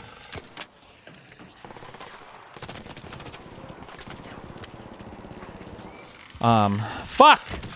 It was wasn't it called the tendency of the rate of the profits to fall or something, right? That like capital would never be able to maintain its profit curves, and eventually as competition came in or whatever, like the rate of profit would fall, and then eventually, I don't know what that would mean, you have to kill every fucking worker or some bullshit or do some crazy shit, but like that was, I thought that was one of like the core predictions that Marx made about capitalism, why capitalism would fall. Like he thought this would happen in his lifetime, and it didn't, obviously. But to say that like all the predictions came true, also like in terms of how to figure out like pricing for an economy or whatever, like nobody uses like the labor theory of value. Nobody uses this. It's not like used in any part of any economic model to make any kind of predictive price thing, right? Like it's just like, it's more, I don't even know, call it like economic philosophy or something. Oh. Hello there. To ramp up, and the conditions for the workers back then were like so unimaginably horrible in the modern context. 12-hour workdays or 14-hour workdays, the zero like ability to unionize. Anytime they tried to do any kinds of strikes, the police would come in a lot of the times and violently like crack down on those strikes. And so, it's not that his critiques were wrong, or it's not like many of them haven't held up, but Oh my god. The chat's going crazy, but we're like 5 minutes behind, so I don't know what we're talking about. it does get complicated when you're trying to push liberalism over socialism, because they're not necessarily wrong about like exploitation. But yeah, go ahead. I hear it. Just like we have to always remember. Fuck, sorry. Also, when he says they're not wrong on exploitation, this is a tricky word, guys, okay? There are a couple words that Marxists use that they're not the same words that we use. So like when they say exploitation, okay? In a capitalist economy, the only way that an owner can make money is if they hire a laborer, and the laborer engages with their capital to produce a product that's sold to another person. But for the owner to make money, then necessarily the laborer is producing something, and he's not being compensated 100% for the value of the thing that he's producing, right? That extra amount of money that's generated, that the owner takes, the profit, that's what Marx considered exploitation. We use exploitation in a very broad sense to just mean like you're taking advantage of somebody. But in the Marxist sense, all profit is exploitation. So you have to be careful when Marxists say things like, oh, we just want to get rid of worker exploitation. They want to get rid of all private capital when they say that. They want to get rid of all privately owned businesses. That's what that means. That our emotional reactions instantly, they do have a negative one for all these comments. I'll let you in on something. I don't know if I told everybody, but it's not wholly the reason why I was born in this country, but one of the reasons why I was born in this country is the existence of a Maoist insurrection in Peru by the Shining Path, and that essentially civil war lasted many years, and so I'm no fan of Maoism. I'm no fan of these kinds of movements, certainly I would instantly have a negative emotional reaction to Lenin. Ideologically, I would as well. But we have to, I think, always see things in their context. We worship the ground of our patron saints, George Washington, Thomas Jefferson, but implicit in what they were doing, the American project, was genocide of the Native Americans, was slavery. Jefferson banned the importation of slavery, but chattel slavery, a uniquely American evil. Yeah, so we can go through these kind of accounting for different systems and understand, I think, that everything must exist in its context. And so I would defend the memory of some of our founding fathers relative to their time. And I just sometimes I feel like the important historical context of these figures, they were trying something different. I don't know if you've ever seen the movie Reds, but it's about. But this is such a bad argument. Oh my God. We defend George Washington despite him being a slaver or a slave supporter. We support old American founding fathers despite their positions on slavery. Leftists will support Stalin and Mao and all these things because of how ruthless they were against the capital class, because of how ruthless they were against political dissidents. It's not the same. This American communist, Jack Reed, he wrote a book, 10 Days That Took the World. And you have to remember, the Russian Empire was the embodiment of just cruel, authoritarian, absolute monarchy. I mean, it puts to a lie the notion that the Allied powers in World War I were just about defending democracy, because if that were the case, why would you be allied with Russia? There was some other thing there. And so, maybe I would think differently. Maybe I would even be more negative towards modern day communists in some sense than people who are trying to overthrow. Is that, I'm going to be honest, did you study World War I in school, Moon? Briefly, we learned about kind of why it started, and then we moved a little bit into how bad trench warfare was. Oh yeah, okay, wait, what the fuck? Yeah, wait, I feel like we focus on the weirdest things in American school. Yeah, I feel like we had a week on trench warfare was so bad. The boots would get swampy, and then their feet would fall off, and there was a lot of disease, and there was a war of inches and blah blah blah. Yeah, okay, weird. And it started over an assassination. That's it, yeah. Oh, Franz Ferdinand got killed, and that was the only. That was it. And it's and then what? 3 or 4 great empires deleted from the planet because of that. Jeez, that's kind of crazy. And then we immediately go to World War II. Yeah, I don't remember it being taught, and I don't know if people had the opinion. Maybe they do though, and I just don't remember of World War I being a war for democracy. I feel like that was more World War II theme. Never heard that. But I can be wrong. That was always in post initial revolution in Russia. So I just mean I can give you these answers, but just keep in mind the historical context I think is vital here to understand the entailments of our views in the modern day. Yeah, I fully agree with you. I think there's a term for this called presentism, where you judge historical figures or events through a present lens. This happens a lot in political discourse, within Democratic Party political discourse, or kind of broadly left-wing political discourse. The way we talk about Bill Clinton in 2026, for example, the perfect example of this. Bill Clinton. Oh, I don't know if I agree. I thought Bill Clinton was a bad president. Well, I mean, in context. Well, I mean, putting that aside, I don't even know if I feel comfortable debating Bill Clinton, because I haven't spent a ton of time on him. But the fact is that by the time he won in 1992, the country had been in a. Did you even learn about the Middle Eastern theater? We didn't learn anything about World War I feel like in American school, and for World War II, nothing happened in Africa, nothing happened in the Middle East. It was basically just. It was Germany versus allies. Yeah. And Japan. And Japan eventually. And yeah. you hear about nothing about Sino-Japanese, nothing about anything going on with the crazy shit with Japan and China. Nothing about any of that. Yeah, these countries all just kind of popped onto the world stage after World War II. We didn't really learn, at least I didn't in school, the context of any. But I didn't take any AP or honors history. That was a class that I was in the. Retard class. Yeah, I don't want to say that. I don't want to be mean, but that was when I would go to history class, I would see a whole bunch of students. I was like, who the fuck are you guys? You're not in my math and physics and chemistry classes. I don't know who any of you motherfuckers are. Holy shit. Yeah, I didn't even know these guys go to my school. They're in my class. Yeah. Rightward kind of stasis that started in 68 with Nixon. The country moved away from LBJ and the Democratic Party because of a combination of the Vietnam War and then also just perceived chaos from the anti-war movement, the various left-wing movements, the civil rights movements, political violence. Oh, and then we also don't learn what are defining moments in every South American country's history. I don't think we ever learn anything about South America either. We really don't and I went to Jesuits are considered. I think Catholics consider Jesuits kind of wokey people, a little bit too woke for the average Catholic's liking. It's a joke, yeah. And even though I was part of a Jesuit high school, I can see there's a valid argument for when people are we need to have more focus on Black Americans and we need to have more focus on what America did in South America and all these things. There's a legitimate argument to that. I was probably 32 or 33. I don't know. I never considered the fact even that the United States was very reluctant to enter World War I and II, and I actually think that's kind of sad.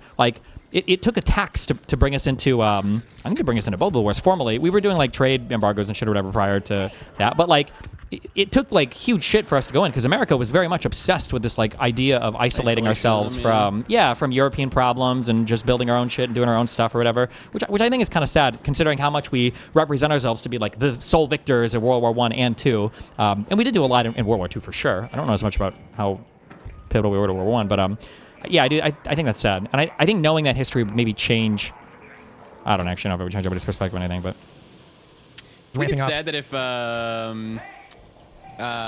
the bombing of Pearl Harbor would happen today, that there would be like a billion fucking conspiracy theories about it. oh yeah, if anything, dude, if 9/11 happened today, whoo! Yeah. Yeah. I also feel like we didn't learn anything about the U.S. occupying the Philippines. We didn't learn anything about a lot of. I feel like our history with Puerto Rico is pretty bad as well.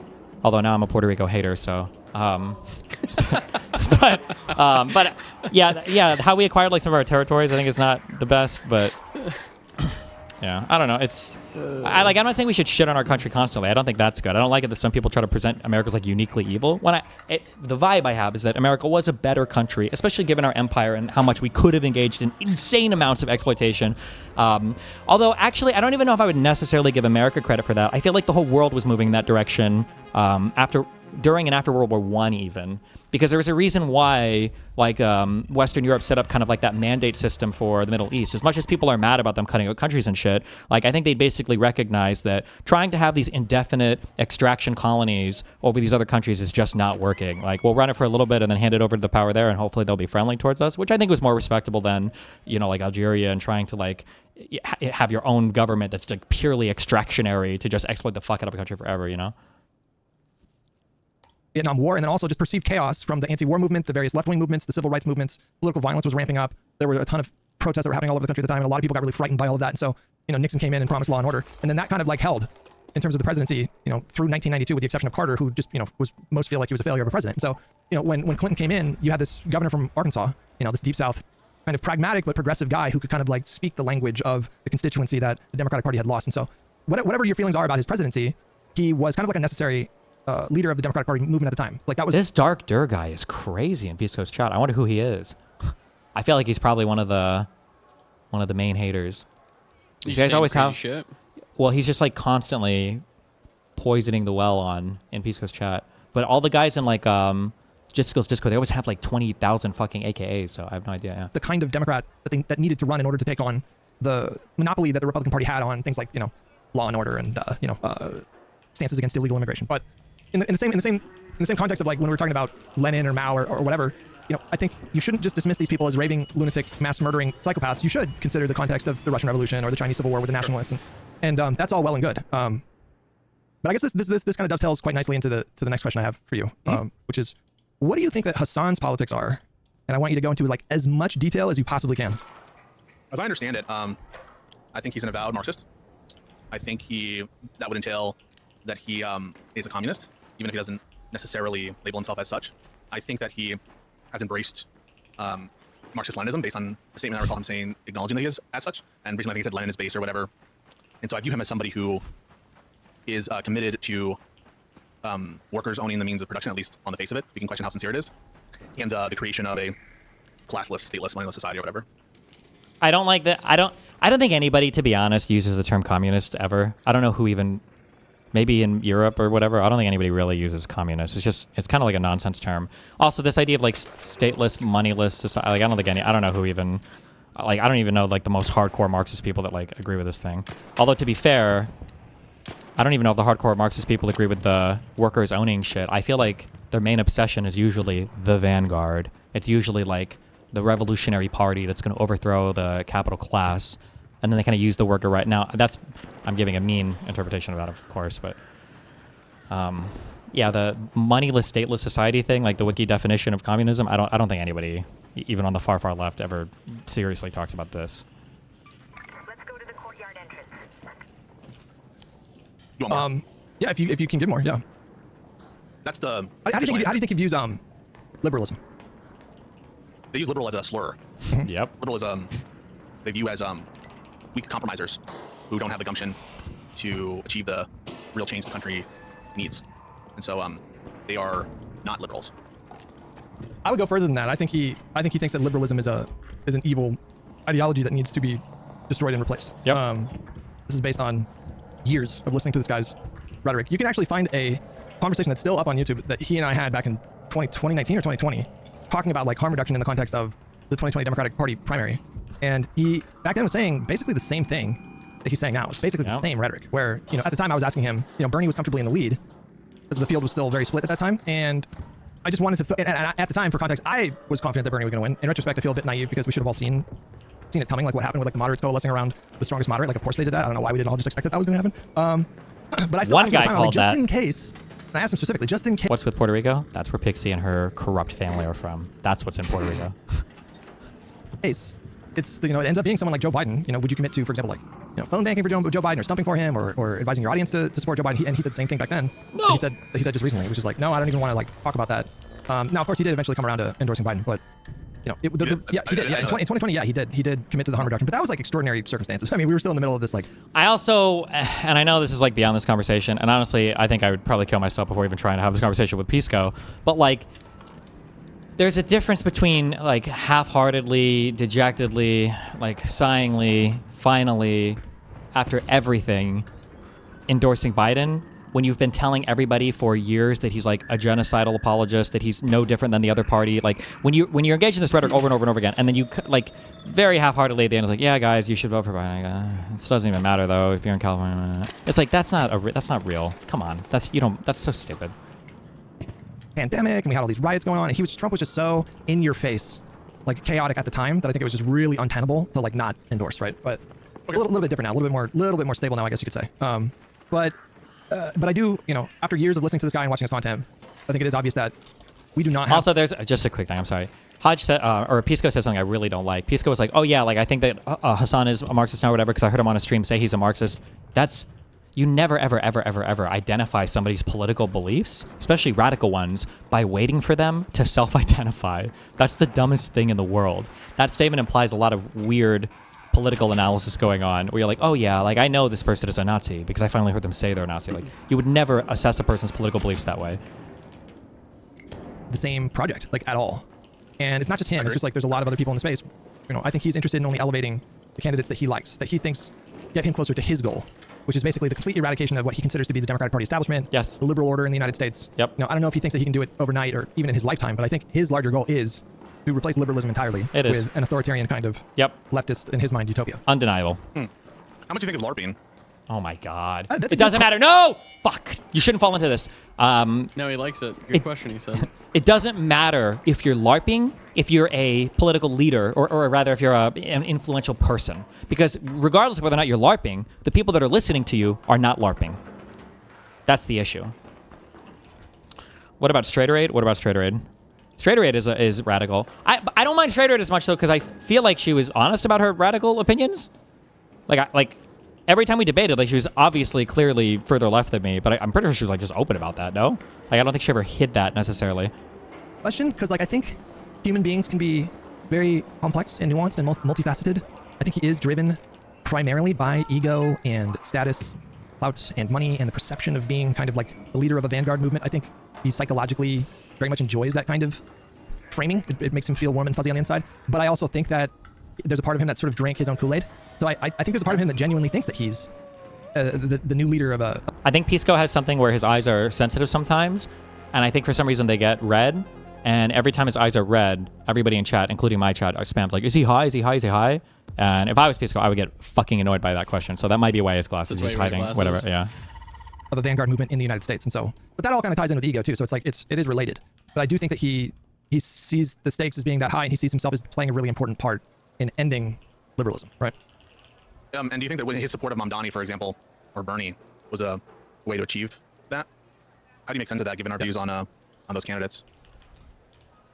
I think that if you're someone with his politics, you have really slim pickings. So he's not a democratic socialist. He's a Marxist-Leninist. So like, it's not enough for him to get single-payer healthcare or paid family leave. It's capitalism is destroying the entire planet and will destroy, you know, all of our lives are getting worse. She was honest in the sense that when talking to you, everyone understood she was a full-on communist, but now that she's in other circles, people are confused. Yeah, but I think they're only confused because of Pisco. That'd be my guess. Worse and worse. And, you know, there's a moral imperative to end capitalism entirely. And so if you're someone with his politics, then you don't really have like a lot of choices. But the ones that do emerge, like the ones that have found success, like Mamdani and Bernie and AOC, you know, he will tout them as a part of his movement in, you know, one day, and then the next day he'll say that AOC is on a bad path and Mamdani is not a betrayer yet. And, you know, you have someone like Bernie who only recently started using the language of genocide, has never said that Israel does not have a right to exist. And so I think... What is it with it, though? What do you mean? what does Israel have to do with?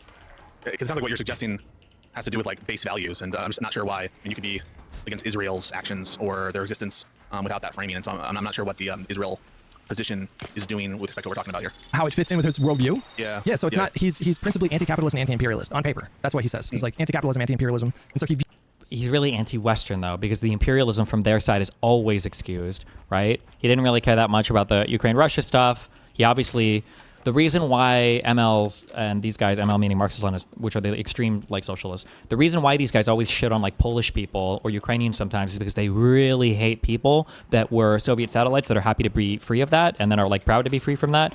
They hate these motherfuckers more than anybody else in the world. That's why you heard so much talk about like Bandera and everything from people like Hasan and other lefty types. Like, oh, they love Nazis. Oh, they love Nazis.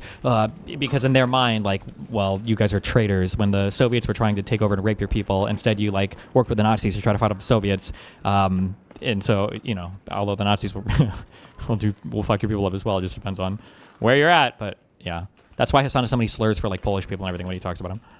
Use Israel as a ethno-supremacist Western project to colonize the Middle East, and so they're two separate things, like anti-capitalism and anti-imperialism, but they're very much overlapped in his mind. So it's all about like there's like the Western imperialist core. And they have this like. I mean, but he's pro-Eastern imperialism or something like that, right? Because like if you're saying he's a Maoist or whatever or Stalinist, I mean, you know, these were imperialist countries. I mean, think of Russia's interventions or Soviet Union's interventions in Afghanistan, in countries in Eastern Europe. China had at least in terms of spheres of influence, similar stuff. And so he's not. You don't view him as principally against all forms of imperialism, just Western, kind of the Western chauvinism, Western imperialism. Yes. Yeah. I should be more specific. Yes. He's anti-Western imperialism, but he claims that he's broadly anti-imperialism, but it's really anti-Western imperialism. Got it. What the fuck does that have to do with me? I just want, again, I'm not leading to some great point. Okay, so if maybe your lawyer brain's turned on and you feel like I'm walking into a trap. I'm just answering the question. I'm just like, I don't know. It feels like you haven't gotten answers from me that seem ridiculous. No, I have to say, no, but no, you got. that like my view of Hassan, he strikes me as like sometimes ideological, sometimes almost I don't know what to say, reveling in capitalist abundance, and very interested in relationships and in effectiveness in terms of his brand, et cetera, et cetera. You know, he's selling products, and so yeah, he seems like a streamer. I think you granted in the counterpoints conversation that he is nowhere close to actual political authority or power. And certainly doesn't have the influence to like turn Mamdani into a Maoist. And so I guess I'm just like, I'm not sure, given those realities, this is important, why anything I do is like weird or out of place or surprising. That's important that you brought this up, because it allows me to clarify my position maybe in a way that will help you understand that my mind is thinking about things that go well beyond any kind of personal grievance I have with Hassan. Like, I do find him to be insufferable and cringe. I do find him to be a sort of like absurd hypocrite on a number of issues. And those things are obviously going to color my perception of him. But when I think about Hassan and the damage and what I'm trying to push back, and it's not just him, it's like a big kind of ecosystem of creators. I do not think that any serious person is afraid that they're going to pull off, I say they, I mean like the Marxists, an actual leftist revolution in this country. They are way too unorganized, way too incompetent. And they don't care. They don't care. It's not that they're unorganized or disorganized, or incompetent. It's that they don't care to. They're not even trying, right? You don't see, like, how often is Hassan sincerely and genuinely trying to get motion towards the DSA, or sincerely trying to support like some like mutual aid national group or whatever? Like, it's not really. He pays lip service to it every now and then, but like, not really. There's no real commitment to this stuff. Discipline for that. Nobody, like the Fox News machines, they'll spin up their wheels and 24/7, inundate our boomer parents' brains with propaganda that the leftists are on the verge of like a fucking revolution in this country. But they know that that's not true, because they know these people are just kind of unserious. And this is also why like people like Hassan are never seriously targeted by people on the right, is because he's not a threat. And when I say controlled opposition, I'm being hyperbolic. He's not really controlled opposition. But I do think he gets preferential treatment sometimes from people on the right, because they know that people like Hassan only serve to benefit their political movement, because they only serve to shit stir in the political movement of the left, because they're never going to actually be politically viable anywhere, and they know that. And that's why Hassan's not like deplatformed, or people don't push for his demonetization. Like, I could be wrong, but when Fox was covering the shot caller stuff, it was generally just covered from like a humor perspective, right? I think it was that one guy, I always forget his fucking name, who does the shows, this huge virtue signaler, the panel show or whatever. Jesse Waters? No.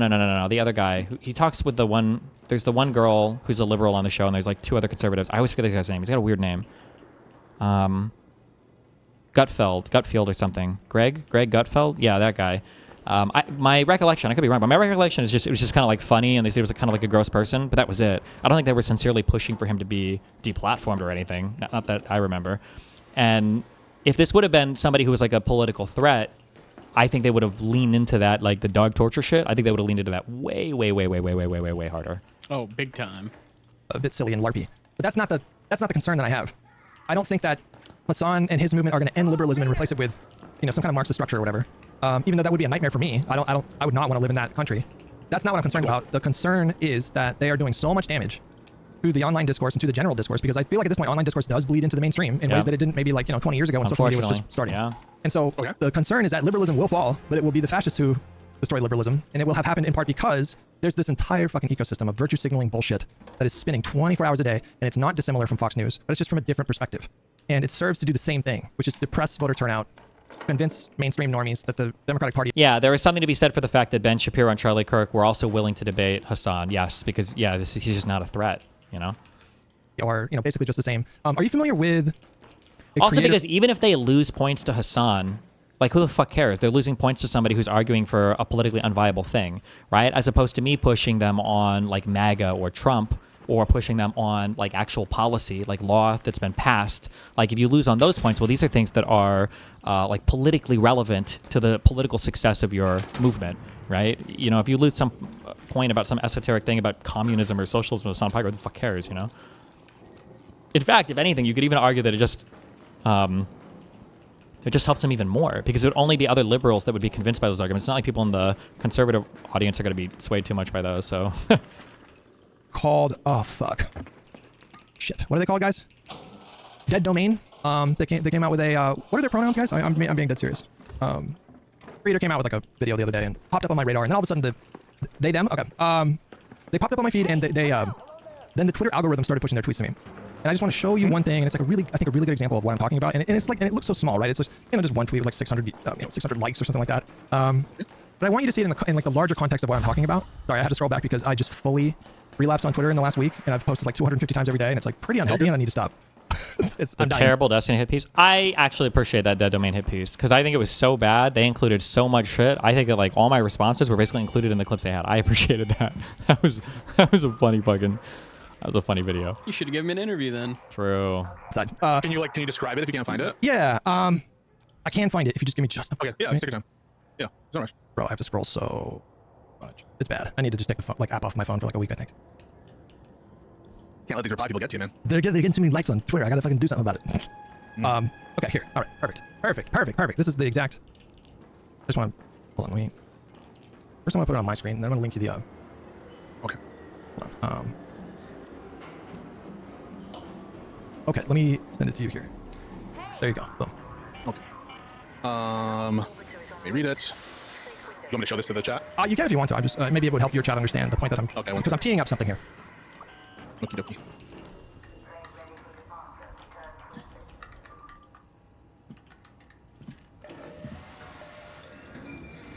Okay, folks, so this is the tweet. The tweet says, crazy, almost like that's what happens when conservatives spend hundreds of millions to attack a minority and there's no equivalent motion from Democrats. It shouldn't be surprising Democrats lose the messaging war constantly, even when it should be an easy win. This is a reply to Laksha Jane's tweet about, in almost everything we pulled public is aligned with the conservative view on trans issues. Right. Gender surgery for minors, HRT for minors, bathroom bill, K through 12 sports, and gender identity in elementary school. So what is your just immediate reaction to Dead Domain's post? What's your internal kind of reaction to it? I think that I don't have evidence that it's Democrats' lack of fight that caused the shift in opinion, but that's my intuition for other issues. For example, immigration. My intuition is that Democrats are far too willing to just wait for polls and stuff and not... Am I... Oh, wait, never mind. Okay. Counter message. It's an intuition. But yeah, I don't really have strong thoughts on the trans version of it. Yeah, I have very strong thoughts.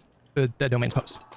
Okay. Very strong thoughts. And I think this is a really good example of... I'm making the point that this all... I talk about Hassan a lot, but it goes so much further than Hassan. It's like the negative influence that he is having, or the destruction that I think he's causing to the discourse, bleeds out into this kind of lower tier. And I don't mean lower quality, I mean like audience size.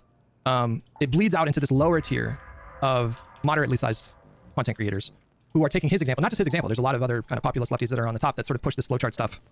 And so the damage I think is unquantifiable. I think the damage goes so far beyond, Hassan's immediate audience of maybe 30K, 40K. It's so much bigger than that. I think that this is a collective pool of audience size that is in the millions. I don't know what million number it is. Is it 10 million, 20 million? I really don't know. But this particular example... I got a question. flowchart. I feel like a lot of the times we talk about like leftists and how they have no motion, etc., and how they have like no literal political relevance, etc. So then why do we give a fuck about Hassan? So when I say, so I try to be very careful about this. Other people mince words a little bit too much. Not intentionally, but there's not being careful. When I say they have no political relevance, what I mean is they're not practicing politics. What I mean is they're not trying to get anybody elected or do anything legislatively. They don't have a policy agenda, and they're not trying to win elections. But, and the worst part about it is, but they do hold some of the public discourse hostage. That's the annoying thing. So I see. Yeah. So when you say why do we care about them, I agree with that. That's why I'm telling people, why I've been telling people, and hopefully, like I think some other people are starting to realize, and maybe it's happening, why we need to eject all these people from the movement, because we shouldn't allow our discourse to be held hostage. Because again, you know, like you said and asked, like why do these people matter? They don't. They don't vote. They're not in any body of Congress, like literally. Yeah, they're not that, and they're not gonna. The person is AOC, who they disavow. Yeah, and you're not gonna find any like common ground with them in terms of getting them to vote for a candidate that's actually electable. Like they're only gonna choose the most purity tested people possible who would never win, and the only people that they ever want to run are primarying other Democrats. You know, they want to like fight from within. Like that's it. So it's like I don't know how they're. So if anything, they're our fucking enemies, and Yes. people need to fucking wake up and realize. Yeah. That. And tell them to go form their own political party. That's what they should do. Go make your own party, or go try to win or do something there. Yeah. Yeah, makes sense. But the issue too is not only do they hijack our conversation, so now we have to talk about retarded shit. They're also like good targets for people on the right to make us look crazy, and we don't get to talk about stuff we'd rather talk about and try to hold Republicans accountable because we're too busy warding off fights from the left. And we're having to fucking clean up our image because of the retarded shit that they've fucking done. Yeah, kind of. Yeah. Or they're fighting about. Yeah. Logic. I mean, you would agree that they were employing flowchart logic with that post, right? No. Okay, so just to recap, they were retweeting Laksha's polling showing that the public had turned on trans issues. And then their quote post was, this is what happens when you basically don't effectively counter-message. Yeah, it doesn't seem like inherently flowcharty. To me, when I look at her quote post, that is her saying, that is them saying that the Democrats' failure led to the downward numbers on the trans issues. Even though it was the Republicans spending billions of dollars on pushing anti-trans hysteria for the last 6 or 7 years, they seem to have really, that's when like Libs of TikTok, I think, really kind of picked up. And, you know, they had lost the fight about gay marriage, and so I think they moved on to trans stuff. And that's just like easier to attack, I think, because most people, I think, don't really regularly interact with trans people. And so they see the visuals of trans people in public, just being trans in public, and it fucking, their brains go, what is this? It's weird. And, you know, there's a lot of people in the country that live in an area where, you know, they don't really leave like a 20-mile radius for most of their lives. And so like they literally just never see that kind of stuff. And they're right in that the Republican machine spent billions of dollars making this wedge issue something that raised in cultural and political salience. But their ultimate conclusion was, this is what happens when the Democrats don't effectively counter-message it. So to me, I take that to mean that this is the Democrats' fault. They're charting out culpability for Democrats, no doubt about that. But I don't think that saying Democrats are at fault for something is flowchart logic. I think flowchart logic is when, no matter what, Democrats can't win. Where it's like, right, just because you say the Democrats bear culpability for something doesn't mean that you're using flowchart logic. I mean, I blame Democrats for shit, you know, and that doesn't mean I'm flowchart logic. If it's a broader set, like, these kinds of people do this kind of thing, and they are the kind of person who, even if they were positive changes and Gavin Newsom's policy or whatever, they wouldn't ever grant it, that would just need to see that. But like, just by itself, I don't think it's flowchart logic. Question about so like the trans stuff, I guess, that's kind of the discourse that's been happening. Do you think that Dems should kind of move away from this position because it's so politically I don't want to say untenable, but like it's not like the polling that I've seen, it seems like everybody doesn't like it. Like they don't like the idea of I think the issue is mutilating children. Dems don't have a strong, consistent position that they can defend. I think they need to get a strong, consistent position, and then I think they can defend that one. That position shouldn't include like fucking like trans sports or whatever, but it probably should include even children being able to have conversations with their parents and doctors about trans-related stuff. Yeah. Especially because I think that I feel like you can wrap that up very cleanly with the pro-choice argument as well. That there are certain conversations that should be between you and your doctor, and it's a healthcare issue. I feel like you can integrate that really well. But the issue is, for whatever reason, Democrats are very scared to ever fight the left flank. I don't know why, but they're terrified of ever doing that. And then the left flank will start to endlessly purity test and hold us hostage. Remember, these are people that aren't politically effective and don't like put up their own candidates or anything. And then we end up having to defend all the crazy weirdo shit that that they say. Yeah. So like the quote unquote crazy weirdo stuff that they're saying would be like, well, you should just be able to buy like HRT stuff online, and like anybody should be able to take it at any time. Yeah, that's probably not. But mainly like the athlete stuff, it was goofy. Any defense of like, and there was a lot of that or at least in the online spaces there were, because I remember I debated a lot of that, where people are like, oh no, like a trans woman and cis woman are the exact same thing biologically after the cis woman is on, or after the trans woman is on hormones for 2 years, or like stuff like this. These are goofy arguments that So was this an argument that was actually being made at like the political level of like people in Senate, etc., or was this just shit that like people were talking about online and then kind of became like a populist like I think conversation? I think it was filtering up into high enough spaces that it was a little bit absurd, with like school administrators and stuff that were going before Congress. Got I'm it. trying to remember who got asked that question and who made this point. I think this was in front of a congressional thing, but somebody made the point that like, oh god, this is the worst thing ever. Like abortion wasn't a woman's issue; it was like a birthing person's issue or something. Like these don't ever need to be. This is such a loser argument. Yeah. But you can have a stronger, but if your position is more defined, right? Like I think that if you think that trans people are a real thing, if that's a real phenomenon, and if you think that the only treatment for that stuff seems to be some sort of medical transition, which as far as I'm aware of seems to be the case, if you believe these things, then you should ardently defend that position, even for children, as mad as that might make some people. Like if it's a real thing for adults, it's definitely a real thing for children. But yeah, the Democrats just not taking a strong position on that and constantly having to capitulate to the far left on those issues, I think hurt a lot. Is this an issue from Democrat leadership, not like, I don't know, like using like, I guess the term like whipping like the committee kind of into shape of like, hey, here's how we should like talk about this issue? It's more the media on the left just does not synchronize and synergize as hard as the conservative media does. Conservative media is ultra synchronized constantly. The next day they have fucking talk. Everybody has the talking point. Yeah. Okay. Yeah. Interesting.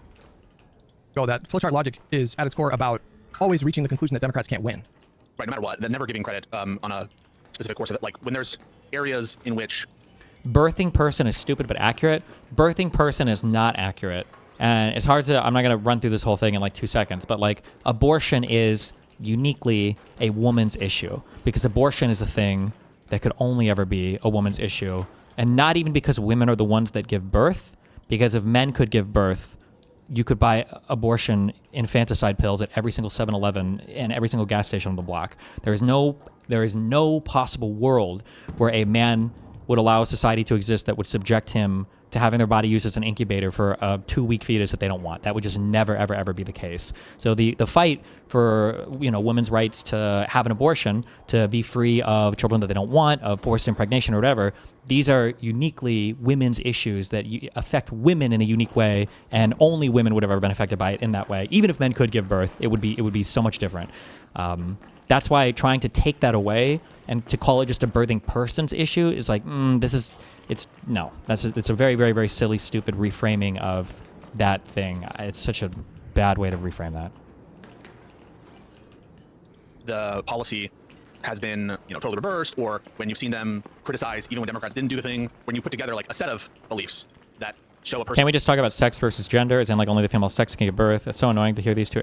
I think the gender-sex distinction is it's too academic for normal conversation. It's probably not even worth making, and Republicans have gotten so good at hijacking that retarded fucking argument. And well, female is like a medicalized term, right? No. These are all normal. These are all categorical. No, it's all just like people use female and male and women and man. I've heard some people argue differently, but I've read papers where I've seen different words used. The idea that like, oh no, in science they always refer to the female sex and they never use man or woman. I don't. That's not true. No, there's that hardcore distinction doesn't work. It doesn't exist now. Tendency to always blame Dems, even in the situation in which they do the thing that sort of the standard that you set out. So an example of this might be like, didn't Mike from PA do that whole like Tim Walz? If it's Tim Walz as a VP, I'll vote for Kamala situation, where you're constantly moving the goalpost, where even when they like reach, okay, we'll call it a genocide, but now you need to be in favor of military action, and there's like that kind of shit, where no matter what, it's never good enough, and no matter what, we're gonna blame the Dems. That's what I understand flowchart to be. It's a collection of different, but just by one opinion that blames Democrats, I think by definition it can't be flowchart, unless there's some broader context, or this person has a track record of it. Okay, so I just think you're wrong about this, because I don't think the flowchart is at its core about, quote, the Democrats not being able to win. I think the flowchart is at its core about the Democrats are to blame for everything. The second to last rung of the flowchart before you get to fuck the Democrats, which is always the conclusion. The second to last rung is, did the Democrats do it, or did the Democrats fail to stop it from happening? And so the whole premise of that flowchart is you can blame the Democrats for literally everything. And so I don't understand how you could not surmise that or infer that from their post in this particular context. Hutch, this is not a good argument for Hutch. You need way more examples of those. because there are positions that Hutch might even make that same argument on, that Pisco has already said he'd make that. I would probably make the argument on that Democrats maybe fuck their messaging on this, and it's well, we kind of just made that argument for the trans stuff. I don't know why Hutch is he needs way more tweets to lay out this argument, I think. And I would agree with him for this person, but he hasn't established that yet. He hasn't made the argument for that yet with just a single Do tweet. Dems just not have like a good news organization?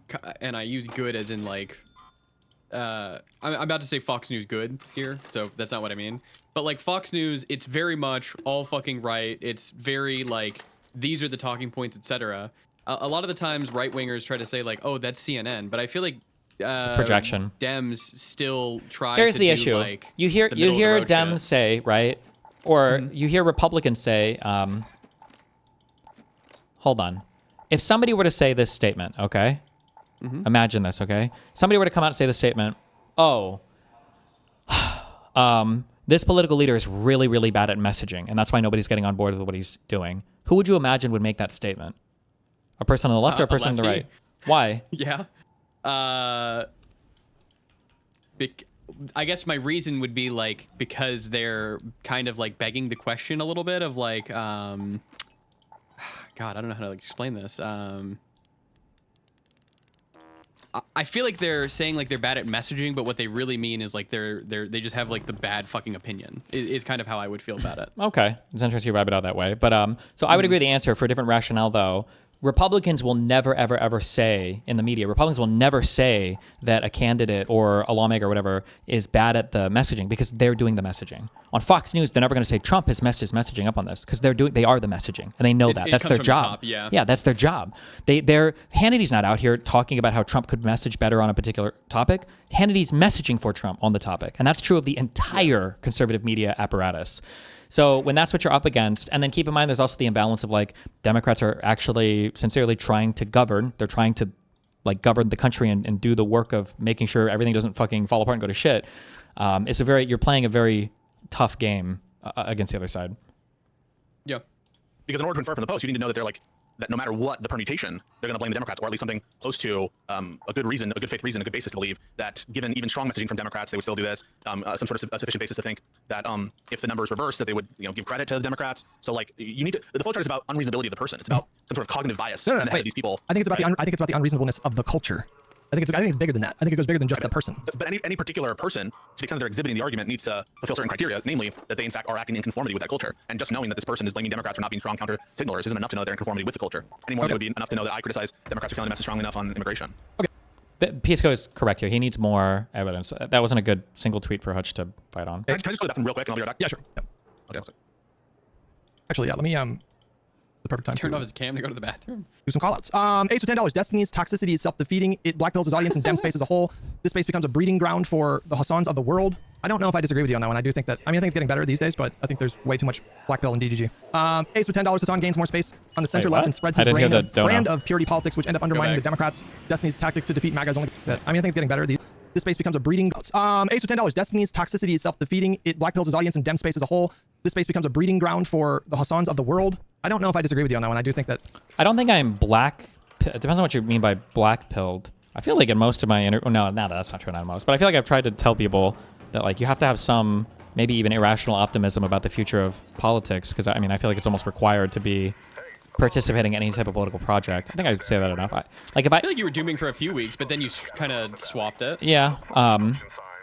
I also have a whole bunch of crazy personal life shit going on as well that involve the exercise of my entire friend group and everything else. But I try to hold on. But when I like, it depends on what you mean when you say black pill too. Like, I think if you try to give a warning, like if you do this, you will fucking fail. This needs to stop. I don't think that's a black pill. I think black pill is when you assume it's inevitable. So like the fights that I think the liberals should be having with lefties, otherwise they've like lost. I don't think that's a black pilling fight. I think that's a hope pilled fight. You have to do something to make sure this thing doesn't happen. I think it's getting better these days, but I think there's way too much black pill in DGG. Ace with $10. Hassan gains more space on the center left and spreads his brand of purity politics, which end up undermining the Democrats. Destiny's tactic to defeat MAGA is only going to empower threats to the Dem. I think in some cases you're correct. For what tactics? $20. Folks engaged in punditry complaining about messaging just shows how low human capital we've become. Ooh, I'm going to think about that. I think I agree with that. Okay, one second. I will say it's a bit hard to be fucking hope hope-pilled right now. Like when we went through 3 weeks of fucking Trump just doing whatever the fuck he wanted into ICE literally murdering people on the streets. Like, Yeah, so what's up with It is a hard that? time, man. What's going on with that, Moot? Did the federal government just murder 2 U.S. citizens? Are we gonna hear anything about that, or Yes, did we? And now they're any saying, charges? like, hey, or we're not giving our investigation over to like the state. Like, yeah, it is kind of a hard time to be fucking hope pilled. So excuse us in DGG for having a bit of a difficulty. For our chat, super chats and whatnot. Yeah, yeah. Like I'm gonna mute my mic and do super chat callouts and stuff. Okay. And you can do the same, and we can resume in like 3 to 5 minutes. Vidania with $5. I can agree with this. Piker is not at his maximalist threat, right? But that's the best time to deal with the problem before it's at its apex. Ooh, that's another good point. Yes. Vidania, they view Democrats, liberals as Republican light, and they consider Republicans fascists. True. What does that make Dems in their eyes? Fascist light. Yes. True. Yes. They're very explicit about that. Yep. Basilcopter with 11 months, the Democrats would have been the exact same as the Republicans. It would have been 1-to-1. So I'm going to vote for them anyways. Hassan. Wait, when did he say he was going to vote for him? Brilsey with 65 months.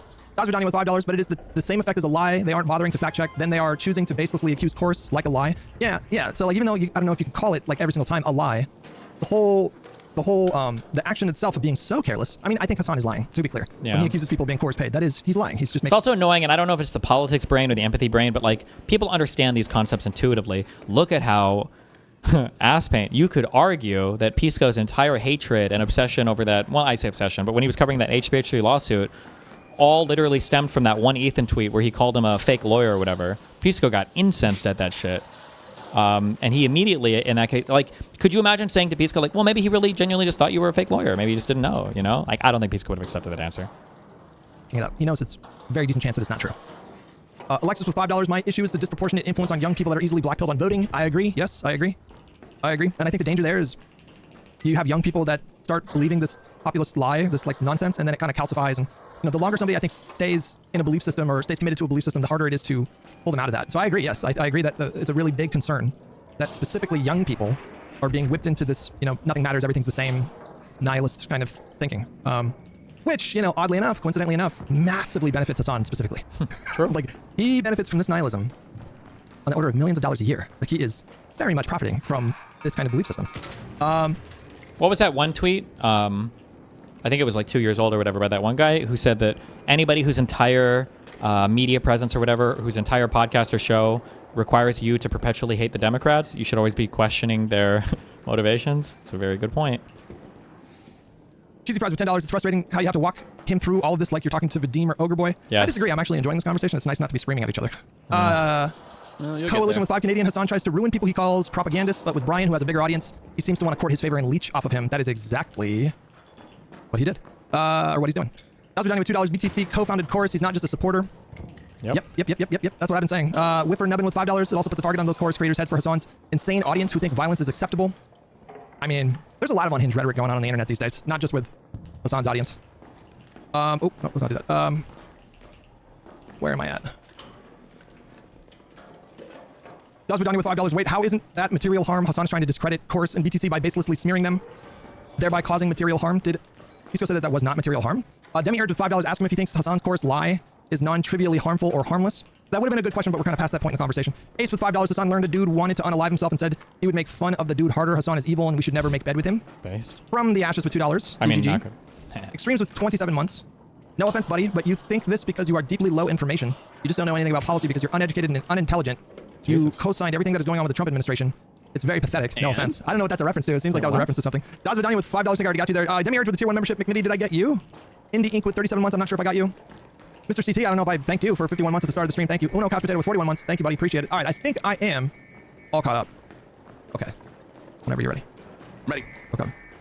Back to the topic. We were talking about flowchart logic, and Yeah. we seem to fundamentally disagree that their post was an example of flowchart logic. I think it is basically like the perfect example of flowchart logic.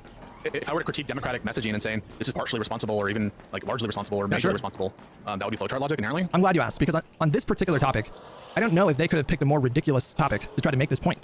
That the reason why the public turned on these issues and walked back some of the support that they were showing in previous years, assigning blame to the Democrats, I think is like we're beyond absurd. We're you know, It would just be wrong though. No, It would just be wrong. No, but it's not just wrong. It's absurdly wrong. When you look at a map of the country and color code it by states that have passed anti-discrimination laws, and contrast that with a different color code for states that have passed discriminatory laws against trans people, it is basically just a map, like an electoral map of the country. When you do that, It doesn't contradict the tweet. It doesn't contradict the tweet. It does. Maybe It does. Oh, how does it? How does it? It contradicts the tweet because the Democratic Party have been pushing back against this rhetoric. This idea that they have not been pushing back, both rhetorically and I would argue more importantly, substantively through legislation. The idea that they have not been pushing back is preposterous because we can see other left-wing parties around the world right now that are substantively walking back support for trans people. And when you look at the Democratic Party right now, they are holding that line in a way that almost no other political party on the entire planet is doing right now. Do you understand that? Like, you take the least popular issue, right? Like the trans girls in sports. That is the least popular issue. It's like 80-20 issue in this country. And we have a really good example of a Democratic governor publicly picking that fight with Donald Trump to his face with Janet Mills in Maine. Or is it Maine? Yeah, in Maine. She was, she was in a room. I think it was like a meeting of governors or something. I'm not sure. And Donald Trump was standing at a podium and he called her out specifically like, oh, you're crazy. You want to do the trans girls in sports? You're doing trans for everybody. And she told him, that fucking alpha Stacy, told him to his face, we'll see you in court. She did, and they won. So like that was a Democratic governor that a lot of these same creators are, they're probably calling her like a fucking Zionist murderer or whatever. She picked a public fight with the president over a fucking 80-20 issue and then actually like substantively fought back against the administration through the courts. And there are numerous examples of J.B. Pritzker. He's enormously wealthy. His wife has spent, I think, tens of millions of dollars, fighting anti-trans stuff. He's passed a number of like really critical pro-trans bills in Illinois. California is like insane. The amount of bills that Gavin Newsom has signed into law since he's been governor is like nuts. I mean, and these are not small bills, Pisco. These are not like we're naming a street after this famous trans person who died. These are bills that are, in California, we mandated, through legislation, mandated that insurance companies have to cover gender-affirming care. We passed a bill to ban teachers from outing trans students. We passed a bill to rigorously protect trans people's privacy. We made it significantly easier to change your government ID.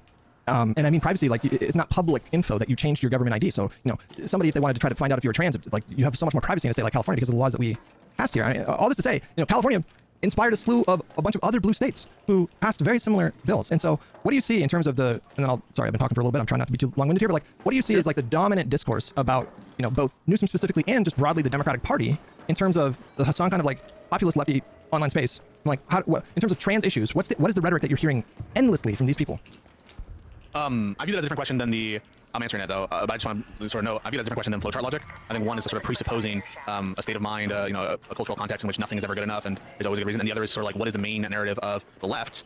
As far as I can ascertain it, some major figures on the left who are highly influential have concluded that like many Democratic politicians have abandoned trans, sort of cowardly abandoned trans people and thrown them to the wolves or something. Do you think that's true? No. Aren't you acknowledging a problem that I think is really big? Because we're just talking about trans people right now. We could go issue by issue by issue, but we could cover healthcare, dozens of issues, literally immigration, dozens of issues. The same exact thing is going on with these people's rhetoric. Not only are they wrong, they are telling their collective audiences of millions of people, maybe tens of millions of people, that the opposite is true. They're telling people that, in Hassan's own words, Democrats would just as soon murder trans people if they thought it would net them more votes. And then when you look at the reality of the situation, Democrats are holding the line and passing legislation to protect trans people, and the legislation is unpopular. That's a good point. They are spending, they're spending political capital to protect trans people when you give in the states where the voters gave them the power to do that. Yep. I just don't view that as contradiction with the tweet. I mean, you're like, they're spending political capital on 80-20 issues. I thought the tweet was about, like, why is this an 80-20 issue in the first place? Oh, before he would engage with it, now he doesn't want to engage with that point. Now he just wants to go back to the tweet. Okay. It feels like the criticism of the tweet is like, why have we gotten to this place where public opinion is such and such, not like taking a complete, now maybe in other places they've continued that narrative. I'm just like reacting to the specific tweet, which, seems to take issue with the very fact that public opinion is that way, not that Democrats are unwilling to use political leverage in those moments, though, probably it's the case that they say that just based on my stereotyping them. But again, I don't have a basis to believe that they're showing that, and certainly not just looking at the tweet by itself. I even if we want to go down that particular road, I even think that is unfair. Anything what I just said? Well, what's unfair what I just said there? I think the premise is nonsense. I think the idea that we haven't had prominent Democratic Party politicians and prominent liberal pundits going to bat for trans people, like rhetorically on message. I could put together, if you want me to, I'll fucking do it. I can be obsessed and get shit done, but I can easily put a sizzle reel together of really prominent Democrats speaking up very strongly in defense of trans people all over the country. So this idea was the most trans. Again, they're just wrong. I mean, like, yeah, and maybe you can show me some message, some stuff where it says that they're saying something delusional, and I don't agree with them, and that's fine. Okay. But again, I think it's moving the goalpost. The goalpost was like, is this strictly speaking, what is it, flowchart logic? And I haven't seen enough just based on that, and maybe I'm like being too narrow and only addressing that aspect of it. But I'm happy to this is a meme that Democrats don't do enough. Sometimes it's true, sometimes it's false. On the trans stuff, I think it's false. I don't want to get caught up on what is the essential nature of the flowchart. I don't think that's important to the conversation. So we can reframe it in a way where we don't get bogged down in an argument that I think is a distraction from the bigger point, which is, get rid of the flowchart. And what you can still say is that, yes, this person is wrong when they put up that tweet. And this person is one of I suspect it's my feeling that they're wrong. It's my intuition that they're wrong. They are I don't know how much wrong. money. They are absurdly wrong. I wouldn't go to the, because right now I sit here and it feels like people will hear this and think that I'm being like unreasonable. Like, it's my intuition they're wrong. I don't know how much money and time they spent on counter messaging on the trans issues. I don't know on some of these issues whether or not they ought, like, what the right position in that context ought to be. Like, I'm sure I don't agree that that all competitive sports should allow for trans-sex people or transgender people to play in them. So I'm just like not 100% sure on all these different issues what the Democratic effort in fact was. Now, I suspect that they're wrong about how much money, how much effort Democrats put into the messaging war, but I'm not sure. That's okay for me to be unsure. Even if we wanted to dive into that framework, what would possibly incentivize the Democratic Party apparatus and like the donor base? What would possibly at this point incentivize them to invest, collectively $200 million into pro-trans messaging all over the country? I just don't understand why that would be an investment that they would even consider, because there's no good evidence that they would be given credit for that. There's a lot of evidence that this sort of pundit class on social media wouldn't pay attention, or they wouldn't care. They would say that it wasn't enough. They would still continue to. When you have the largest left-wing framer saying that the Democratic Party would rather murder trans people than if they thought that it would net them votes after everything the Democratic Party has done, isn't that a really risky investment? Why would they do that? Well, I don't know if their motivations rise and fall with what Hassan thinks. If that were the case, then you would think the Democrats would But it's not just about him. things opposite. It's not just. That's the point I'm getting at, Pisco. It's not just about him. It's about a larger cultural issue with this particular kind of young, more leftist or populist leftist kind of politics. They all talk about the Democratic Party in this way. All of them. It's not just about Hassan. And many of them sort of like take his lead and just sort of repeat what they hear him say. So he's profoundly influential within that space, but this goes so much bigger than him. There's this. Are you familiar with a concept called the illusory truth effect? Not in those terms, no.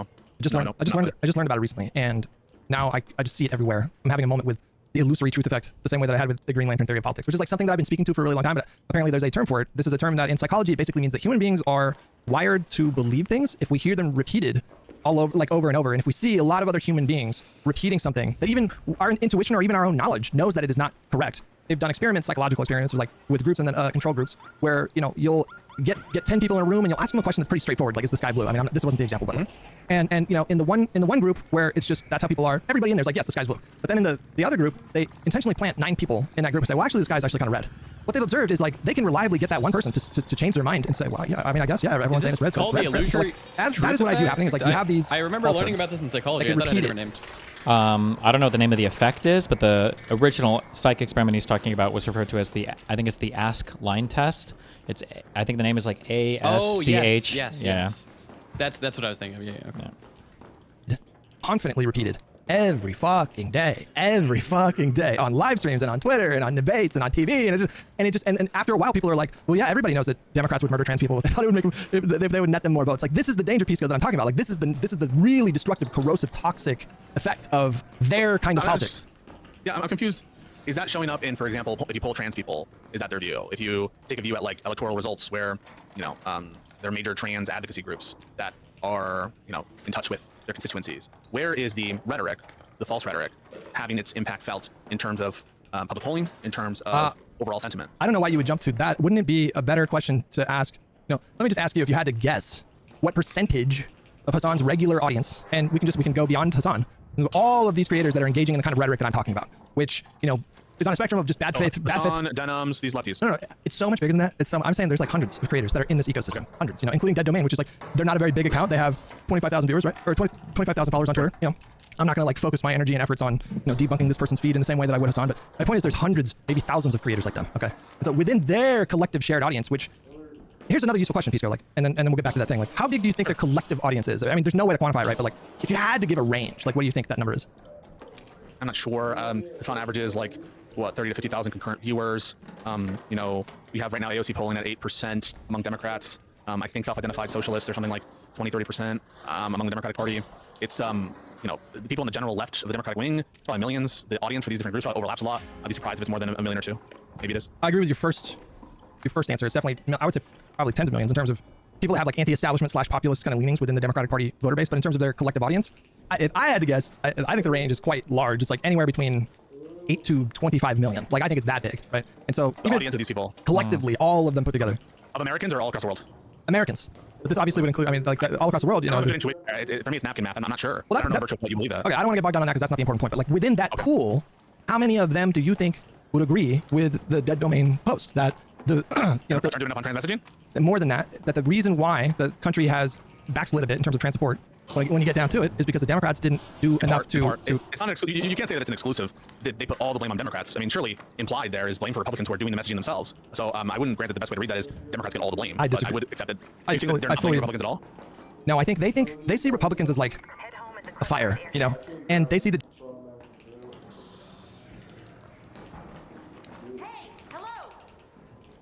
Democrats as like firefighters. Like the fire doesn't have like sentient consciousness. You know, the fire is just going to spread, right?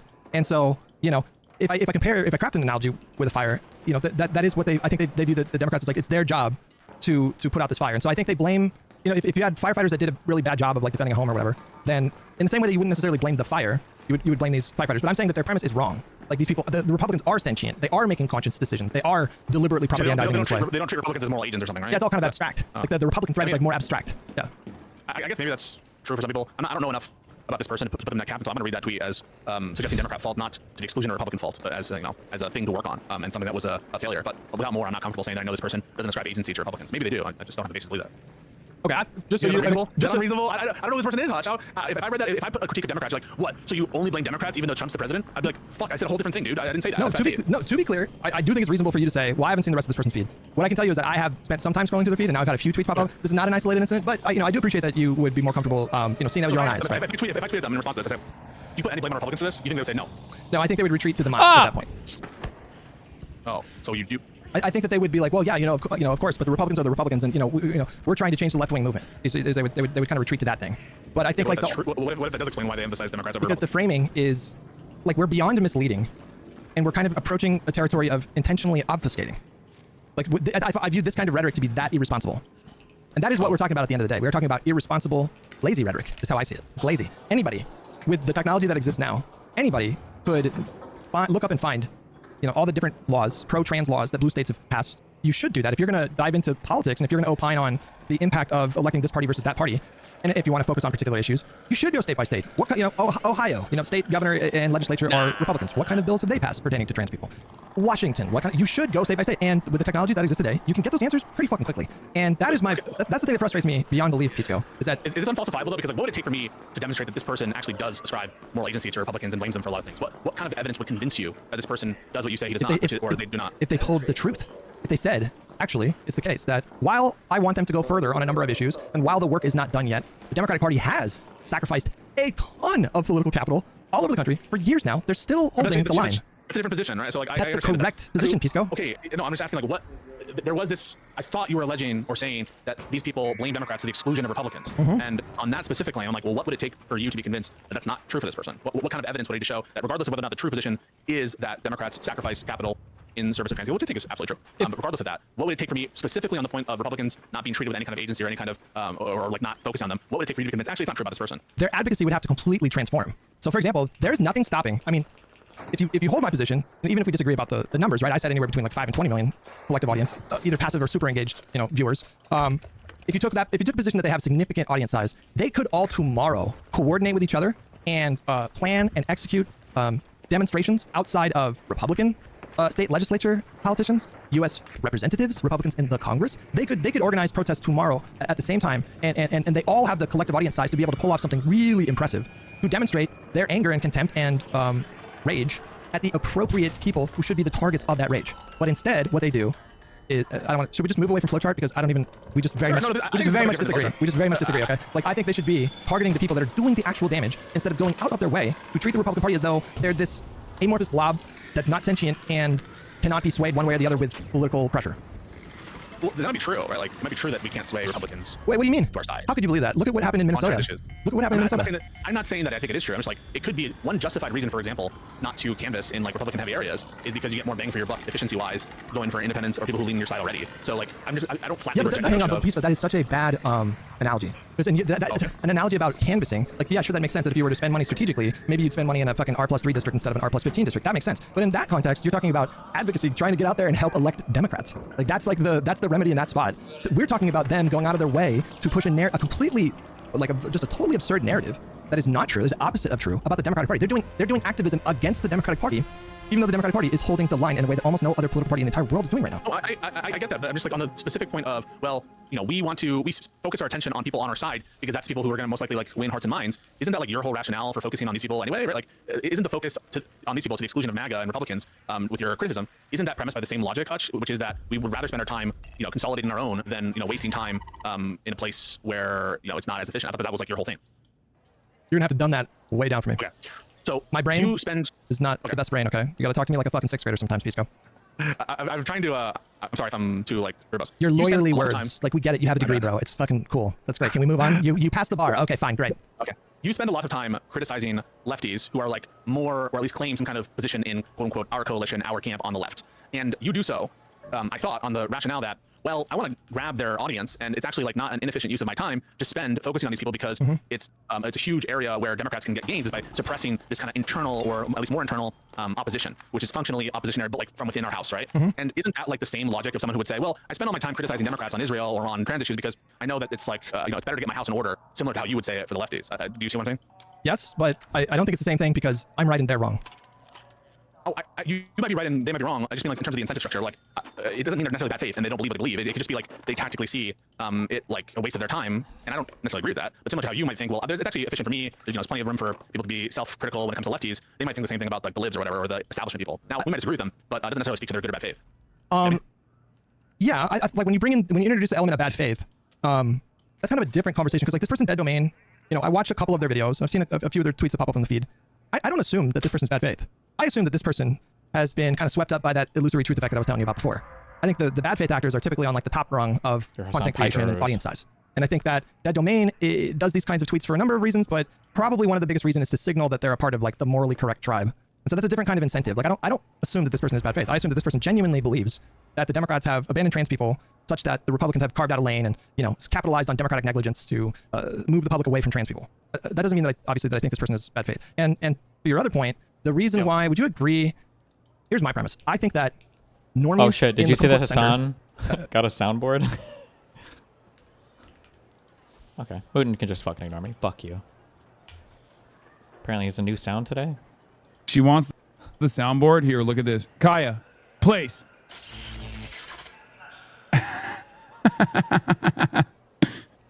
Epic. Super epic. I now officially have a place button.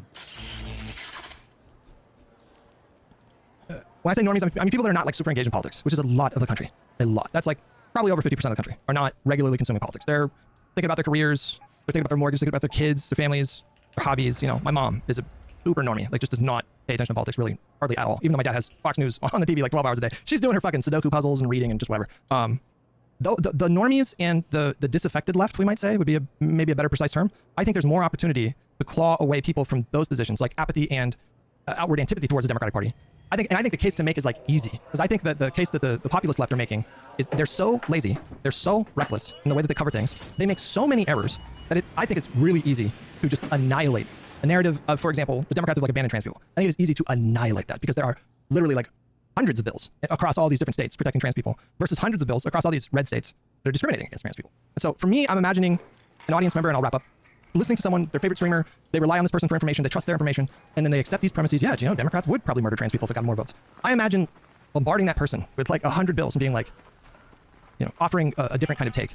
And I imagine that person maybe going, you know, I don't know, have you ever had the experience, Pisco, where you had something in your mind and you treated it like conventional wisdom, and then somebody came along and offered a different kind of take, and it got you to really change? That's what I'm trying to do in these spaces. I'm trying to attack this. It just feels very like the mirror image of what Hassan says, right? Like Hassan says something to the effect of like, our leaders don't represent the actual base of the Democrats who are hungering for a populist option who supports Medicare for all, and this is why I spend all my time in advocacy, or at least a lot of it, criticizing Democrats. Although I don't think we concede all of it. I think we would concede some of it for sure. A big part of it is because they're not properly, you know, calibrated. There's not this typicality of the heads of the Democratic Party with respect to their constituency, and therefore I think that they're just waiting for a better narrative, a narrative they already agree with, they just don't know yet, and we're going to sort of like awaken them into a broader class consciousness. I don't say that I agree with that, but what I say is I think that in terms of the argument by way of concentration, that is, we concentrate on putting our house in order first, I don't view that as fundamentally invalid or like bad faith indicating or flowchart indicating. You know, in any particular case, yeah. You know who I'm channeling right now, my energy, when I hear you talk about this?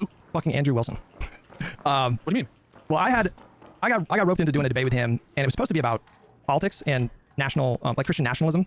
and then he turned it into a conversation that he's like way more practicing than I am, which is about like meta. Meta. No, wait. No. I'm making a point. Like when you talk about them in this kind of way, you're almost treating it as this. You're coming at it from this like really super subjective kind of position. So for me, it's reminiscent of the fucking meta ethics debate of like moral relativism versus just like objective morality. You're saying like, well, they have a different perspective, so that's valid. And I'm saying that their premises are just wrong. Like they are wrong, and they are spreading what I consider to be bad faith lies, which then trickle down to people like this creator here, who sees them as reliable narrators and accepts what they say at face value, and then just repeats those lies. This is a systemic problem that is doing very real damage. And if we could activate these people and they're like skew younger, if we could activate them and push them into a direction of a commitment to long-term electoral engagement, to start treating politics like a long-term project instead of shouting demands every 2 years and then sitting it out a lot of the times because those demands were not made. If we can change their perspective on what is a coalition, what is a realistic timeline for the goal that I want to accomplish, maybe it would be easier to focus on accomplishing that goal at the state level first. Instead of this like, well, Gavin Newsom opposes a billionaire tax, therefore he wants to protect billionaires, and therefore I can't consider voting for Gavin Newsom. Yeah, I think that like a lot of times there are malicious actors who spread narratives that are bad faith and stupid, and I would distinguish them from people who are just like thinking about things unclearly. And so that's why I'm like, I'm trying to carve out a sphere of both political influencer and political content consumer that isn't. It's not like they're evil. It's not like they need to be like killed or destroyed or silenced or whatever. They just have the wrong ideas, or they haven't thought about a thing in a particular way. I hear like IRI talk about this a lot too. And so when I meet with someone, they might take the view, well, I'm gonna focus on the Democrats because it's gonna have the best effect. And I might say, well, don't you realize that by failing to recognize when they do accomplishments, you are not, doing the other side of it, or like, you could introduce to them, this is the legislation that was passed. Is it really fair to say that we haven't used? And I view that as a fundamentally different discussion than one where it seemed to be, well, these people are all bad faith. They're all part of a network that is designed to depress Democratic turnout, or like they are enemies. Those two things can be mutually in a certain way. True, well, I don't think what you said makes a lot of sense. You're talking about speaking to the people who have had their opinions influenced by people that are not giving them good information and taking a different kind of tone with them. And I agree with you. So like if I'm having a conversation with somebody and they're open-minded, they're not rigid and dogmatic, because there's like a difference, right? Like you would agree, right? Like you've had the occasion to speak with someone who was open to your new information, right? And that's a different kind of conversation. Like I would never, if I'm in a conversation like that with somebody, I would never start being like, you're fucking stupid, you're just like bad faith. I would never take that tone. I would see that as an opportunity to introduce new information to maybe change the thinking. That domain. This is why, like, okay, maybe it was why we. But I'm not saying that domain is bad faith. I think you're missing that. Okay. Sorry, then maybe I totally misunderstood. It sounded like you were trying to get me to agree that this is like the toxic shit that I'm talking about. This is the kind of bad faith shit that I'm talking about. Well, no, they fell into the trap, is what. No, I agree. I totally. So like, hold on, let me. But okay. On that post, I'm sorry. On that post, I replied to that post. And you can see the tone that I take, right? Like I want to show you because I think this is really important and it gets to what we're talking about. Where the fuck is the tweet? I think it's our DMs, right? Oh, yeah, it is. Yeah. Okay, all right. So if you click on that, right? You said, wait, you understand that the issue here is that the Democratic Party has continued to adopt policies and pass anti-discrimination legislation that protects trans people's access to gender-affirming care, privacy, despite the fact that the policies are becoming more unpopular, right? Mm-hmm. I'm sorry, Hutch. It just seems to like not address the critique. Which Wait, what? Is that? This is, but I'm trying to get you see, Pisco. Yeah. I'm not shouting at this person saying, no. Fuck you, you're doing all this damage. Right. If I thought that they were bad, yeah, go ahead. We're seeing other left-wing parties across the world substantively walk back support for trans people in a way that does not happen with Democrats. Again, I don't think that quite addresses it. Issue is that Republican conservatives have had a massive media, okay, this is better, and social media network that devotes an insane amount of time and energy demonizing trans people. Why would you spend your time doing fuck the Dems flowchart logic? Okay, this is accusing bad faith, blaming them for allowing Republicans to do this, to attack the party that's holding the line. It's when you do flowchart logic, you're kind of accusing them of being not necessarily. I'm not. No. I'm okay, sorry. Like somebody could be like, you could argue that Hutch's tweet could have been less aggressive, sure, but bro, compared to what these fucking lefties are tweeting and doing all the time, fucking Hutch's tweet here. Can you read the tweet? He just read it. He was just reading it. I feel like this guy's trying to kill me. No, you're gonna. Hold on. I fucking lost my debit card, so I'm looking for it. Why'd you lose your debit card, bro?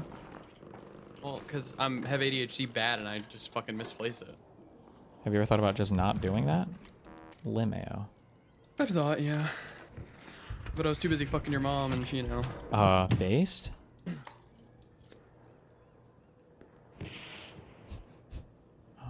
Fuck this thing? Okay. be doing the fuck the Dems flowchart logic because they genuinely believe in the principle of fuck the Dems flowchart. Or somebody could be like Hassan, who's doing it in a malicious bad faith. Wait. Fuck, I know this motherfucker's coming to kill me. I'm gonna get annoyed. dishonest way. When he says something like Gavin Newsom would kill a trans person. I mean, can we just dwell on that for a second, bro? He said that. Yeah, I can forgive a little bit of hyperbole. I can forgive a little bit of hyperbole. Okay, that's fine. All right, listen, we put pepper on things. We're streamers. It is what it is. But that is a really remarkable thing to say. That the Democrats would rather murder you. If they knew that murdering you would get them more votes, they would murder you. That is him saying that the Democratic Party, as an institution, is evil to its core. Right? Would you agree with that though? Would you agree with that? Like he's saying that the Democratic Party is evil and what is Pisco dehumanizing, possibly about and to they say? don't Is he going to value defend that? the lives and safety of vulnerable That's people. it. That's what he's saying. Yes. He's saying that they're unprincipled and that they follow wherever the wind blows.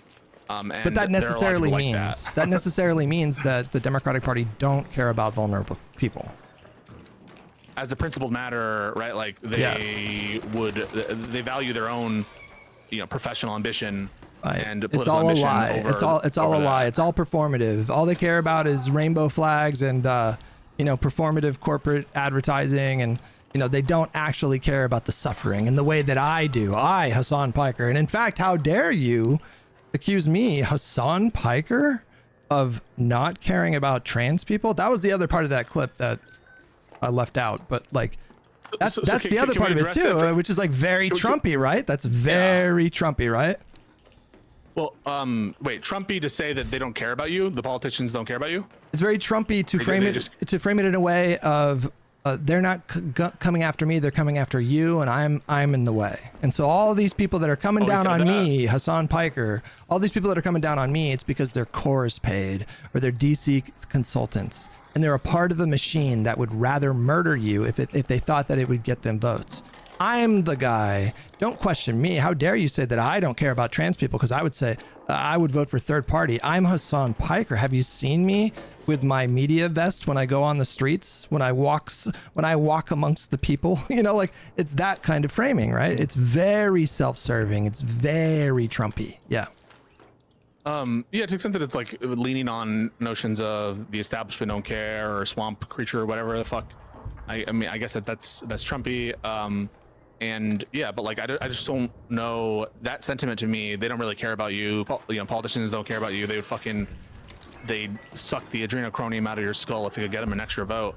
You remember Hillary Clinton did the about face on gay marriage? Like a lot of politicians are like this, and they see which way the wind is blowing. And what an unbelievable comparison. Holy shit, kill me. What a waste of time this conversation is. They changed it on a dime. Oh my God. Come on, man. Did you doubt that? There is a difference between like politicians shifting with the political winds in ways that like this is beneath both of them, sense. this explanation. And, would you argue, for example, that it would be So morally dumb. good to take let's just take Obama, for example. Obama in 2008. The country had not moved at that point to majority support for gay marriage. And he ran on marriage between a man and a woman. I think he was lying when he said that. I think he did support gay marriage. And then when he eventually switched, it was like kind of like right around the time that the Supreme Court decision came in, and it was right around the time that the public shifted to majority support for gay marriage. Would you argue that it is morally good to lie about a position like that if it helps you win an election and therefore empowers you to, say, for example, appoint a Supreme Court justice who was one of those votes for Obergefell? I'd have to be convinced. I mean, you're just presenting me the harm reduction trolley problem again, and of course I'll bite the bullet that sometimes lying is justified. I would have to the particular lie and the context of it matter. That's what I'm talking about, though. But that's part of the critique, though. It's not just in terms of signaling; it's in terms of what they're willing to do. And we've already discussed, though. Hey, hang on. We've already discussed what they're willing to do, bro. I mean, they have basically every single blue state. They are passing laws going to bat for trans people. In the now context, but again, deal with the. I know that he's a bad faith piece of shit. Fuck Hassan bad. But if we are going to do the labor of actually like dealing with the point as though he were a good faith, good person, whatever, then we should just like address the point. The point isn't that now Democrats are doing literally nothing. The point is that he's not a reliable ally in that all it would take is a shift in public polling, and all of a sudden, you can't count on them. That's the kind of critique there. And by saying, well, now they're doing stuff, it's not really addressing Hassan's point. And yeah, I think that you ought to. I think you ought to take it on its strongest. And the one thing you might say is, well, look, right now it's unpopular to do certain things, and they're still doing it. And so you're wrong, Hassan, because A, B, C, or D. And Gavin Newsom, did this, that, and the third, and that shows you that you're actually wrong about it, about what's going on there. But I don't think that like saying they don't really care about us. In some ways, like you embody that in terms of your ruthless attitude towards electoralism. Like you're willing to say, if it helps win an election, like, all right, sorry, abortion rights. If I knew that it would give us like Medicare for all, you're ruthless in that sense. And so everything's up for negotiation if you're, I guess, a harm reductionist or something. And I think that to some extent, he's calling into question what these politicians really care about. And I don't agree with him. No, you are going to extraordinary lengths to sanitize unhinged language. I'm sanitizing. Because you're saying that there's validity there. You're saying there's a messaging strategy there. You're saying it's perfectly valid for him to, you're doing a Mott and Bailey. You're giving him a Mott right now. Because you're saying, well, politicians do this all the time, and sometimes they say that they don't support gay marriage back in like fucking 2007 when 44% of the country supported gay marriage, and therefore, it's really not too dissimilar from Hassan saying that Democrats would rather murder you than try to court your vote. No, but you understand what he's saying there, isn't that he's saying that they're saying they don't care about you. He's saying, but yeah, they don't really care about your rights. Pisco, why? You have to address that though. Why are you treating? Can I ask you? Do you think that Hassan is like largely good faith? No. Then what are you doing? Yeah. I don't understand the defense. Why would you defend someone who you think is bad faith? Why would you give them a Mott like this in this spot? Why would you not just? I already told you the Mott. You compared his rhetoric to politicians shifting their political opinions or support for this or that policy after the public gets on board with it. Hassan's point, yeah. No, that's Hassan's point. He might be wrong in the specific instance of trans rights, and I think you have a good case there. I'm just like, whether or not someone's bad faith, I'm like, I think Rob Noor is very bad faith, but I still like try to address his argument. But you said, oh wait. Okay, I feel very confused right now, Pisco. I don't understand how you operate like this. Tell me why you're confused. I don't understand how you operate like this. If you tell me that you think Hassan is largely bad faith, why would you go to such extraordinary lengths to reinterpret his insane rhetoric in a way that is sanitized? It is sanitized. You're sanitizing. I'm trying to understand what he's saying in the most reasonable way. And so when someone says like they would shoot you for a vote, I don't take that literally. I take that as to be like they don't care about you, and they are basically willing to throw all their principles to the wind for their personal political ambition. That's how I understand that statement. Now, maybe I should interpret that he thinks that Gavin Newsom is a fucking serial killer. I just don't think that's the most reasonable interpretation of what he's saying. Maybe I should take a more unreasonable interpretation of that statement. But I'm just trying to. Surely you know that when I hear him say that the Democrats would rather murder trans people, surely you understand that I'm not taking him literally. I am looking for what he's actually trying to say there. Yeah, he's saying they don't really care about him. Right. Do you think that's good faith? Do you think that's a good faith critique? Well, hang on. Good faith critique means it's done honestly. I mean, it could. Yeah. It could do you think he's being honest when he says that? I'm not sure. I think that they have insane standards, and so they really do think that like they could be honest about their insane standards. You agree that they have genuinely held insane standards, right? Republicans? No, fucking lefties. They'll be like, okay, but he said this one thing about trans people in sports, and that's the most important thing, and therefore I do believe they have no principles on the basis of that statement by itself. Or they'll say something like, well, AOC voted for the Iron Dome, therefore she's a pro-Israel shill, therefore she's a Zionist. Like, those are just like some insane standards that some people have, and so in any given context, you're asking me to just be like, they're lying, right? They're lying, right? They're lying, right? Like, I don't know. Like, but we're looping to my point, which is that the people, we're looping to my broadest point, which is that the people that have the most influence in that space are using that influence in bad faith ways, deliberately to be dishonest to their audiences and manipulate them into holding these views that are frankly absurd. Or let me put this a different way. When Hassan does that, when he uses that rhetoric, let's just focus on that specifically. We could be broader with it, but like, let's just focus on that specifically. What do you think? Newsom would shoot you for a vote, right? Yes. Or for trans people. What do you think that lie? And don't tell me he doesn't know that it's a lie. I mean, this is like, there's no conceivable way that he doesn't know that blue states and Democrats have been going to bat for trans. There's no way he's not aware of the different conditions for trans people in a red state versus a blue state. You would agree that, right? Like, there's no way he doesn't know that, right? I think he's ignorant in a lot of things, so I think there is a way that he doesn't know it. You think that he doesn't know that it's way better for a trans person to live in a blue state than a red state? Oh, I think he probably knows that, but I thought you're talking about like the full panoply of different things the Democrats have done. I think it's possible he's ignorant about that. I think that he's aware that it's better to be a trans person in a Democrat state, yes. So then what he said has to be bad faith. Not necessarily, no. Okay. This feels like a bit of cognitive dissonance to me. I don't know how you could simultaneously think that Hassan is well aware that states run by Democrats are way better for trans people. And that means something. That means like legislation, policy, right? He knows that. I don't know how you could say that and then say it's not bad faith for him to say that Democrats would shoot you if they thought it got them more votes. Because they're different points. One is about what Democrats are actually implementing. The other is what they would implement if public opinion shifted. They're different things. You understand? Say it again. Dumb it down for me. Okay. Hassan's statement is about what Dems would do if polling shift, and your thing is what Dems actually do. Mm-hmm. Different things, right? Okay, hold on. Let me expand on this point. Going beyond the fact that I think it's obvious that Hassan knows that blue states are passing myriad bills to protect trans people. I think he knows very specifically that that is what is going on. Okay. And I think he also knows that these efforts have been unpopular with the public. So he's seen the polling, but the polling shows that the voters themselves have moved right on a number of issues. Therefore, he has to know that the Democrats have done this pro-trans stuff despite the fact that they've paid a political price for it.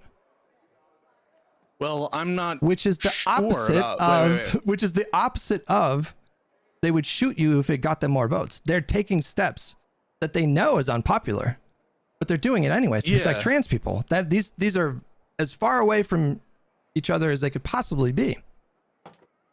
Yeah, so then I think, so first of all, I'm glad that we're moving off of just the mere absolute fact about whether or not it's better in blue versus red isn't enough to know that Hassan is being bad faith. But again, the fact that it's nationally unpopular doesn't necessarily mean that it's like locally unpopular in a way that they would internalize it. And so I think again, just being totally good faith, just because the Democrats are taking some measures, and I don't know if Hassan's take is that those are the measures that he thinks that are unpopular that should be taken, but even assuming that they are, in the context of a blue state where overwhelming sentiment is with them, I think is different than looking at the overall national polls and saying, that they're doing it in that context. I think it would be like where the winds are shifting in such a way that they should be receptive to it. And for someone like Newsom, he is charting a course to try to have a more, someone even say like sane approach to trans issues or whatever, a more moderate approach to trans issues. That's a lane that he's I think, carving for himself. Not to say that he's anti-trans or anything. I would totally disagree with that. But that I think is his critique, not that Democrats in places where they're safe do things that are nationally unpopular, but in situations in which the polling is shifting in a context in which it would affect their ambitions, then they would shift. That make sense? It does, but I have to say, Pisco, who is my boy and I love deeply and has a degree from a law school, I don't know how to reconcile what you're saying right now, which to me amounts to making an effort to interpret what Hassan said in good faith. Would you agree that that's what you're trying to do? I'm trying to interpret it in good faith. I don't know how to reconcile that with you saying 10 minutes ago that you think Hassan is largely bad faith. What's the contradiction? Why would you make such an effort for someone who has demonstrated that they will be bad faith at the drop of a hat consistently? Because I think it's intellectually honest and consistent of me to do so. And otherwise, this just turns into Hassan lies, Hassan bad, and there's like nothing of substance for us to discuss other than he sucks. It's literally a circle jerk. And what is there to discuss? Well, I think we're talking about something like much bigger than just Hassan sucks. I think I've made that point like clear that I think it goes way bigger than that. But like, say for example, you on Monday like really grilled me. You accused me of bad faith, and so I guess I'm a little confused of like why you would go out of your way to try to interpret what Hassan said in good faith when you say he's largely bad faith. But when I tell you it's difficult for me to justify voting for a Marxist-Leninist, you jump to the conclusion of, well, you're being bad faith because you don't like him. Do you think I'm more bad faith than Hassan? No. I don't know how to make sense of this then. Yeah. So like in the context of our conversation, I don't know that I specifically accused you of bad faith other than dodging. So dodging, I think, is bad faith. I think you did dodge. But putting that aside, like I think that in interpreting Hassan's statement, everything I said so far has been reasonable. Like he's basically saying that Democrats are fair weather friends. I don't agree with that as to every Democrat. Some I do agree. There are some Democrats who I think are definitely fair weather friends. I think it's a reasonable interpretation. But even right now, I don't think I've interpreted you ever bad faith. I don't know what interpretation of yours was bad faith. I think that there is some personal animus towards Hassan, and some might even be justified. I think that in some sense you are justified to have personal animus against Hassan. But the question about Epstein, I think, brought out some what I think are contradictions, or at least entailments that you were uncomfortable with and uncomfortable to reconcile. But I do think I was trying to interpret you in good faith.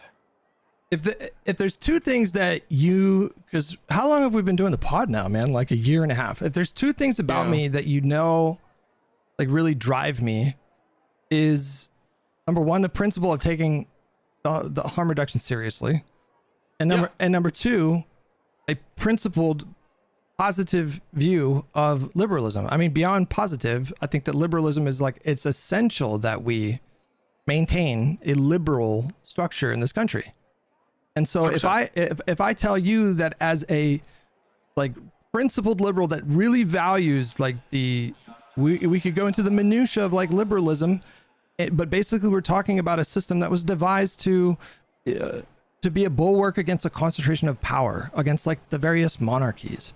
You know, it was a principle of democracy, and all the values that that spring from that are things that I think are really important in terms of maintaining this order. Things like the rule of law and free speech and the ability to, you know, form political parties if you want to do that, and criticize the government, and you know, individual rights and free markets and these kinds of things. And when I was telling you that even if you put a preposterous hypothetical in front of me, it's really difficult for me to ever entertain the idea of giving a liberal Marxist-Leninist who believes in a uniparty the presidency.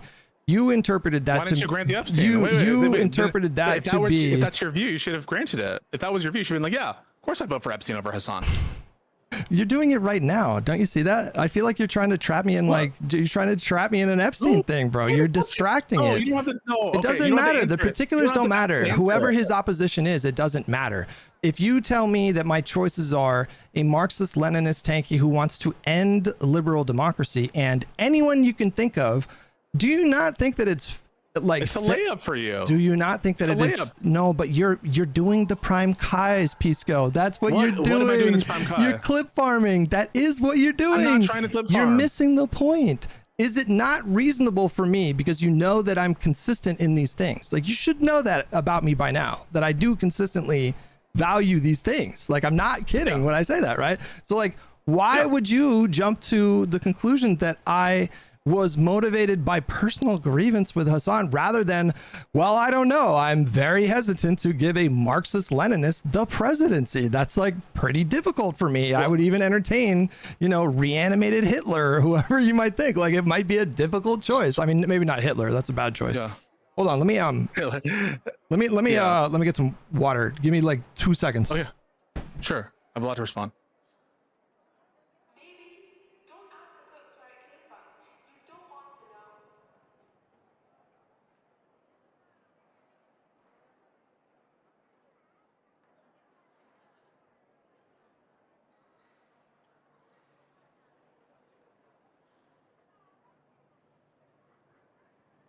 Basically, Pisco, my boy that I love, I would like the same charitability that you seem eager to give to Hassan, who you say is largely bad faith. I would like, at minimum, the same amount of charitability. Is that unreasonable? I give you no, it's not unreasonable, and I feel that I give it to you. I want to address some of the things you said. So on the personal thing, I said that before the hypothetical on Epstein specifically, and it's a true statement, Hutch. It is personal between you two. You granted that in the course of this conversation. me observing that is, I don't think bad faith at all. It's an accurate description. On the specific hypothetical, I felt that was a layup for you. First of all, I didn't bring up Epstein in the first context. That was you, addressing IRI, and you asked IRI that question. Unless you're willing to grant that was unfair clip chimping of IRI, I don't know why asking you a similar question is. No, but you unfair, drilled. but your question of IRI. But you were No, but- drilled. You went into a mode. You were like, just say it. Just say you vote for Epstein. You fucking say it. Say it, bro. Just fucking say it. I think you're motivated by it Because that is. Wait, no, but think about it, right? Like, that should be a layup, because it sounds like what you're saying is, I would never consider voting for a Marxist-Leninist and all the things about Stalin. Then why not grant it? And so the only option is you wouldn't grant it because it would look bad. But any more bad than saying you'd vote for Epstein over Trump? Come on. How would that be worse? That's another thing that you know about me is that you said it. Another thing that you know about me, Pisco, is that I will bite crazy, insane bullets. I don't give a fuck. The point of my hesitancy, like, that was the bigger point. Like, the fact that I would have to pause and be like, well, is Epstein committed to ending liberal democracy? That is totally consistent with my principles. Sorry, it's not. I'll tell you why What? it's not. It's because I'll tell you why it's not. Come Because on. you didn't consider that when you first said Epstein over Trump. You didn't think, hey, what about Epstein's commitment to liberal democracy? You didn't have to think about that. And so you'd have to explain why you would have to think about it with Hassan, but you wouldn't have to think about it with Trump. Because you already granted that before Wait, you Pisco. even knew what the... Wait, Pisco, how are you not connecting the dots? What's the through line between Trump and Hassan? You think Hassan is worse than Trump? No, Which is what no. he was Come on. What's the through line between them that I would have an issue with? I'm presuming that liberalism and Yes. authoritarian They're systems... illiberal. Yes. You didn't need to know, you didn't need to know Epstein's position when you granted that Epstein was preferable to Trump in the election, but you somehow do need to know it for Hassan. We And so would there needs need be some to basis listen. I explain think that. we would need to flesh out these hypotheticals a little bit more. Do you agree? I think that's fair, but you already Because there's granted a it couple with Trump. there's a couple different ways that you could unpack, like, Epstein v. Can we please, like, is there any other historical figure that you can think of that would be better here? We need to move on from this. I'm not going to make you answer the question, Hutch, but you can't accuse me of bad faith in the context of this specific come on. question. No, Hey, hold you on. We're don't- getting wait, sidetracked. you You're don't- making me forget. You're making me forget. Don't do it. You know I forget things. Don't do it. Okay. I've already forgot what I was saying. Chat. What was I just saying? This is what you do. You get in my head with your lawyerly tricks. I know what you're doing. It's not a trick. No, listen, I'm defending myself, which I The think is two my different, right, the two different which is hypotheticals. honest. The two different hypotheticals. That's I remembered. There it is. Okay. All right. So the one hypothetical, it's Hassan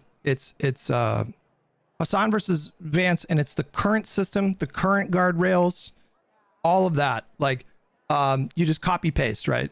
And in this hypothetical, Hassan knows that he can't get rid of liberal democracy, so instead he just pushes for, like, social democratic policies or whatever. Right? Is that do you think that's like a fair way to frame the hypothetical, that we can get into more specific details? If that is the I think case, the way it's been if that is the framed, case, the way I've, yeah. if that is the case, I am obviously going to vote for Hassan in that spot over reanimated Jeffrey Epstein, just the same that I would AOC, Ilhan Omar, Bernie Sanders, obviously. If it's a hypothetical where, Vance or that's a better, more appropriate question, by the way, like Hassan or Vance or Hassan or Trump or something like that. But they have built a political movement. They have popular support. They could actually like meaningfully move towards their larger goals. Then that becomes a much more difficult question, because in both cases, liberal democracy would be fucking done.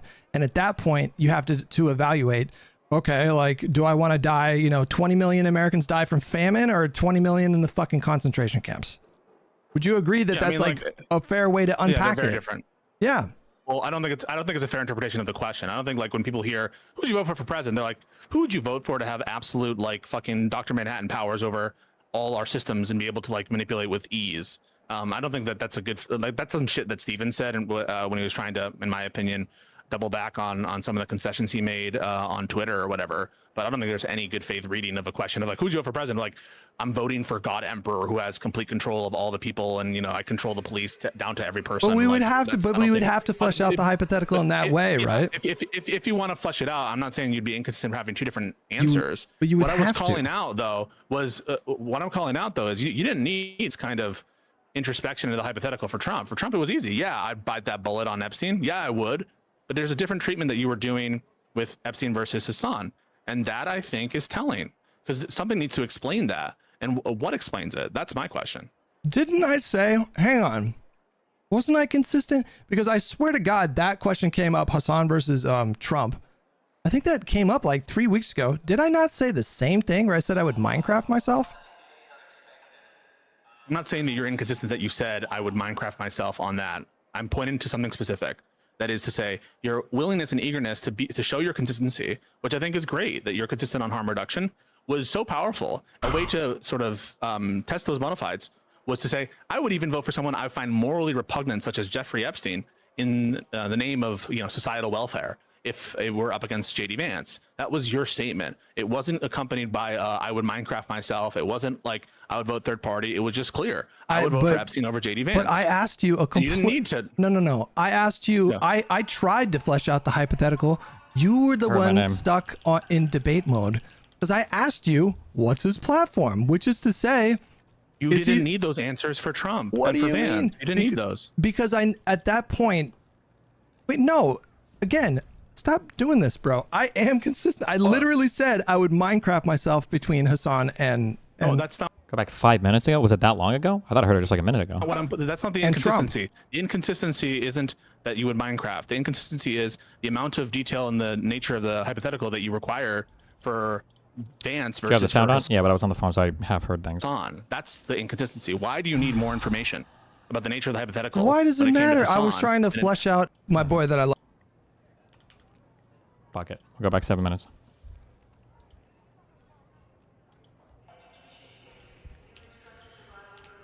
That you seem I give it to eager you. that you seem eager to give to Hassan, who you say is largely bad faith. I would like, at minimum, the same amount of charitability. Is that unreasonable? I give you, no, it's not unreasonable, and I feel that I give it to you. I want to address some of the things you said. So on the personal thing, I said that before, the hypothetical on Epstein specifically, and it's a true statement, Hutch. It is personal between you two. You granted that in the course of this conversation. Me observing that is, I don't think, bad faith at all. It's an accurate description. On the specific hypothetical, That's a bad statement because whether or not something is personal doesn't mean that the entirety of the... He's actually making the... Would you consider this fallacy? Where somebody... Well, no, not technically. Where just because somebody might engage in fallacious reasoning means that their conclusion is incorrect is not true. But that wouldn't be it here. But like, there could be multiple causes for the reason why a person doesn't like somebody. And one could be partially personal. But like, it's not like Hutch is making a ton of personal attacks at Hassan. He's got attacks that have substance to them. But he also might personally not like him too, which is fair given that Hassan was spreading Hutch's docs. So, I mean... I thought that was a layup for you. First of all, I didn't bring up Epstein in the first context. That was you addressing IRI, and you asked IRI that question. Unless you're willing to grant that was unfair clip chipping of IRI, I don't know why asking you a similar question is. No, but you drilled. But you were drilled. You went into a mode. You were like, just say you vote for Epstein. Fucking say it, bro. Just fucking say it. I think you're motivated by it Because that is, wait, no, but think about it, right? Like, that should be a layup, because it sounds like what you're saying is, I would never consider voting for a Marxist-Leninist and all the things about Stalin. Then why not grant it? And so the only option is you wouldn't grant it because it would look bad. But any more bad than saying you vote for Epstein over Trump?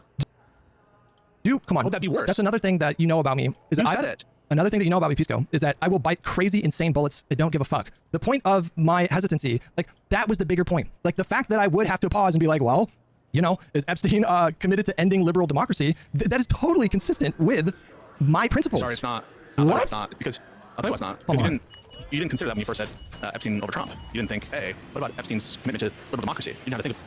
I mean, I think that was the point. I don't think we've seen any evidence that like Epstein is like a illiberal, commie fascist or whatever, right? Is my understanding. I mean, I'm sure that factored in a bit, but also you're probably having a default assumption that a person probably broadly supports liberalism if they're in the United States as well. Like you probably assume that by default. I think that's a fair assumption to make. about that. And so you'd have to explain why you would have to think about it with Hassan, but you wouldn't have to think about it with Trump. Because you already granted that before you Pisco, even knew the... Pisco, how are you not connecting the dots? What's the through line between Trump and Hassan? You think Hassan is worse than Trump? No. Come on. What's the through line between them that I would have an issue with? I'm presuming liberalism and Yes, authoritarian they're systems. illiberal. Yes. You didn't need to. You didn't need to know Epstein's position when you granted Because that. Epstein is because you wouldn't default assume that Epstein is illiberal. You would assume that most people are liberals, broadly speaking. Is how it goes. Epstein was preferable to Trump in the election, but you somehow do need to know it for Hassan. Like the counter question that Hutch should ask here, although this is stupid because this is a waste of time because Pisco is being needlessly obstinate in this conversation. I guess intentionally so. I don't even know at this point. Like Hutch should ask Pisco, hold on, Pisco, let's say that you were able to reveal that Epstein was actually a fascist or Epstein was actually a communist. Do you think that I would still choose Epstein over Trump or Epstein over Hassan or whatever? Well, no. Then the answer would probably change significantly at that point, too. The point of the Epstein comparison wasn't that I would choose a stranger or whatever. It was that I would choose a guy with supreme moral depravity, a guy who is so unbelievably personally disgusting, right? As a defense of the liberal world order over somebody like Donald Trump. That was the point, right? We need to listen. I think we would need to flesh out these hypotheticals a little bit more. Do you agree? I think that's fair, but you Because there's a couple different ways that you could unpack, like Epstein v. Can we please, like, is there any other historical figure that you can think of that would be better here? We need to move on from this. I'm not going to make you answer the question, Hutch, but you can't accuse me of bad faith in the context of No, this come on. discussion. Hold on, we're getting sidetracked. You're making me forget. You're making me forget. Don't do it. You know I forget things. Don't do it, okay? I've already forgot what I was saying. Chat, what was I just saying? This is what you do. You get in my head, we do lawyerly tricks. I know what you're doing. It's not a trick. No, listen, I'm defending myself. The two different hypotheticals. The two different hypotheticals. That's I remember. There it is. Okay, all right. So one hypothetical. It's Hassan versus Vance, and it's the current system, the current guardrails, all of that. Like you just copy paste, right? And in this hypothetical, you know, Hassan knows that he can't get rid of liberal democracy, so instead he just pushes for like social democratic policies or whatever. Right? Is that do you think that's like a fair way to frame the hypothetical? That we can get into more specific details. If that is the case, if that is the case, I'm obviously going to vote for Hassan in that spot over reanimated Jeffrey Epstein, just the same that I would AOC, Ilhan Omar, Bernie Sanders. Obviously. Yes. If it's a hypothetical where, you know, Vance or that's a better, more appropriate question, by the way, like Hassan or Vance or Hassan or Trump or something like that. But they have built a political movement. They have popular support. They could actually like meaningfully move towards their larger goals. Then that becomes a much more difficult question because in both cases, liberal democracy would be fucking done. And at that point, you have to evaluate. Okay, like do I want to die? You know, 20 million Americans die from famine or 20 million fucking concentration camps? Yeah. Would you agree that that's like a fair way to unpack it? Yeah. Well, I don't think it's a fair interpretation of the question. I don't think like when people hear who would you vote for president, they're like, who would you vote for to have absolute like fucking Dr. Manhattan powers over all our systems and be able to like manipulate with ease? No, that is kind of what people are assuming. Yes, bullshit. They're assuming more that than the other one of who would you rather have for president. Well, we're assuming that the person that we ideally elect has absolutely no political power whatsoever, right? Well, I mean, I guess maybe you could argue it depends on the context of the conversation. We're talking in terms of political nominees, but like nobody would assume. Otherwise, what was Pisco's reaction when I said I'd rather have Hitler for president than like than Trump?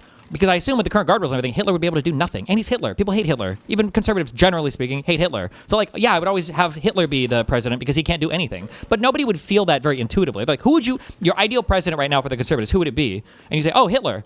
Like, who's supporting, or I'm sorry, when you say Hitler, who's thinking like, oh, really good answer because I know you're choosing Hitler because you know he's not going to be able to get anything done.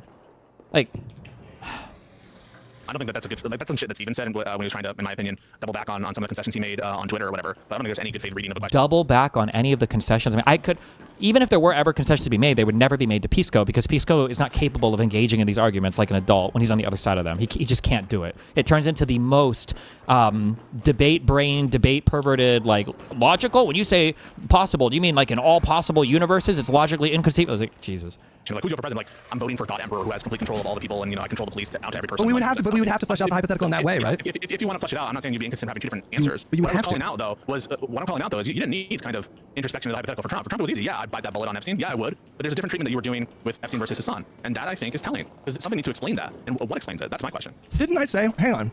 Wasn't I consistent? Because I swear to God, that question came up, Hassan versus Trump. I think that came up like 3 weeks ago. Did I not say the same thing where I said I would Minecraft myself? I'm not saying that you're inconsistent that you said I would Minecraft myself on that. I'm pointing to something specific. That is to say, your willingness and eagerness to show your consistency, which I think is great, that you're consistent on harm reduction, was so powerful. A way to sort of test those bona fides was to say, I would even vote for someone I find morally repugnant, such as Jeffrey Epstein, yes, in the name of societal welfare. Yes. If we're up against J.D. Vance. Yes. That was your statement. Yes. It wasn't accompanied by I would Minecraft myself. It wasn't like I would vote third party. It was just clear. I would vote for Epstein over J.D. Vance. But I asked you a complete... No. I asked you... I tried to flesh out the hypothetical. You were the one stuck in debate mode. Because I asked you, what's his platform? Which is to say... You didn't need those answers for Trump. Oh, if Hutch asked if Hutch really asked it, I don't even remember listening to this. If Hutch asked that makes Pisco's line of argumentation like even more bad faith. It's even worse. What do you mean? You didn't need those. Because at that point, wait, no, Again, stop doing this, bro. I am consistent. I literally said I would Minecraft myself between Hassan and No, that's not the Trump. inconsistency. The inconsistency isn't that you would Minecraft. The inconsistency is the amount of detail and the nature of the hypothetical that you require for Vance versus for Hassan. That's the inconsistency. Why do you need more information about the nature of the hypothetical? Why does it like, matter?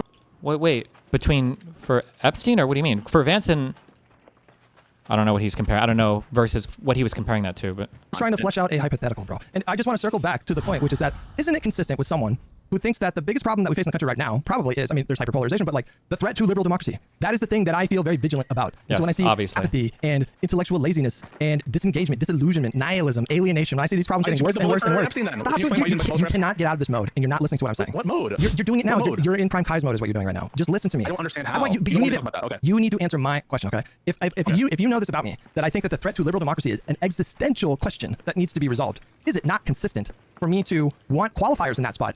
I don't know, is Epstein going to get rid of liberal democracy? Is Hassan going to get rid of liberal democracy? How is that inconsistent? It's inconsistent with your prior approach to the J.D. Vance iteration of that question, because when it came to that, you didn't need to inquire as to Epstein's internal political views. You were willing to grant that Epstein would be preferable without that inquiry. That's the inconsistency. Pisco, And presumably, Pisco. yeah. I want you to just, I really want you to just like engage in this question without deflecting. oh my God, is he going to ask it? Is he going to ask it?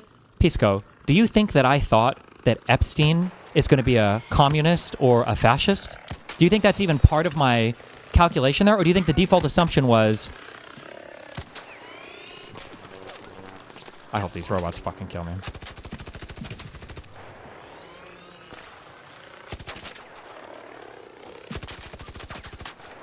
I hate this different fucking hypothetical. weapon. If somebody is principally concerned of the threat to liberal democracy, is it not logical, in the context of asking me that question for a thought experiment, that I would want to flesh out whether or not reanimated Epstein would want to or be capable of ending liberal democracy? Would that not make sense to ask that question? If by logically we mean reasonable, and in isolation the answer is no, it would not be unreasonable to do that. Okay. Not So in why- and of itself. And the inconsistency doesn't relate to the inquiry in and of itself. It's obviously in comparison to I don't some think I other even question climb where up. the approach wasn't taken. This, So but that's this what I'm calling out. this inconsistency, what you perceive to be an inconsistency, is not relevant. It doesn't matter. Maybe I thought about it slightly differently the second time you asked me the question, and it occurred to me to flesh out the hypothetical in a way that didn't occur to me the first time, but it would still be consistent with me being alarmed at the threat to liberal democracy. But you didn't even want If the to. answers- You didn't even if the want to answers are give me. consistent, But you didn't even want to let me flankers. flesh out the hypothetical. You're like your whole premise in that moment was the choice should be obvious. Like obviously you would pick Hassan, right? That's what you were doing, No, right? no, no. Yes. Either way, it should be obvious, right? Either way, it should be obvious because if you view Hassan fundamentally in such a way that it's essentially indifferent to J.D. Vance, right? When you say Minecraft myself, you're kind of signaling indifference. If it's a case that, in virtue of their threat to liberalism, they both, or at least you're indifferent as to who you vote for, such that you would Minecraft yourself, then it should be an easy yes. I vote for Epstein easily. That should be the answer. You didn't give that answer. That is alarming, right? And on the other view, Hang on, which is like Pisco. no, Hang on, Pisco. What is the difference in terms of potential calculation between forming the hypotheticals Hassan versus like Vance or Trump, or Hassan versus Epstein? Like, what do you think the issue is there for me? getting clipped perhaps. No, I'm saying why would I ask the question about a calculation between forming the hypotheticals Hassan versus like Vance or Trump, or Hassan versus Epstein? Like, what do you think the issue is there for me? Getting clipped perhaps. No, I'm saying why would I ask the question about Epstein and not Vance and Trump? Why would you ask the question Yeah, about? why Epstein would I and not ask like what are his politics? What's his policies? Presumably you're ignorant about Epstein's Yes. political views. Yes, I know Vance's politics. I know Trump's politics. I don't know Jeffrey Epstein's politics. So in that context, of course I would ask the question, right?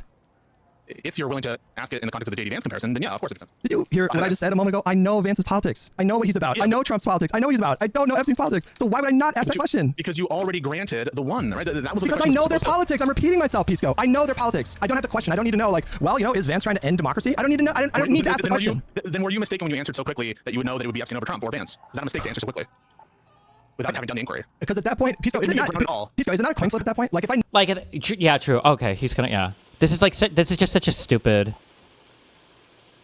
I don't even know how to engage with it. This is just like dumb. This is just a stupid inquiry. It's stupid. know that, if I know that, like that Trump would try to do like a mad fascist 'cause takeover, Hutch couldn't then doesn't it make sense to just like What? Give an answer about like which one he would prefer. No, it's He's just like mad just 'cause Hutch it's didn't give an obvious immediate answer. sometimes what. No, he's. It's all of this is just I'm just explaining like rhetoric and debate strategies. None of this is like a real. This is not a real conversation. But like when Hutch says immediately, I would fucking vote for Epstein over Vance.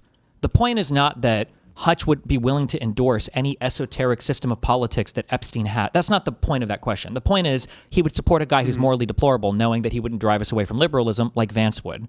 So when you do the same thing where you're like, well, what about Hassan or Vance? Well, both of them are driving away from liberalism, so that's kind of weird. So I don't know what to say there. And then when Pisco's like, oh, well, would you support Epstein or Hassan? Then Hutch thinks about it, and then Hutch wants to dive a little bit more into Epstein's politics here. And then I guess Pisco is making it very personal, and he's like, oh, well, you just hate Hassan, and that's why you won't bite the bullet on this.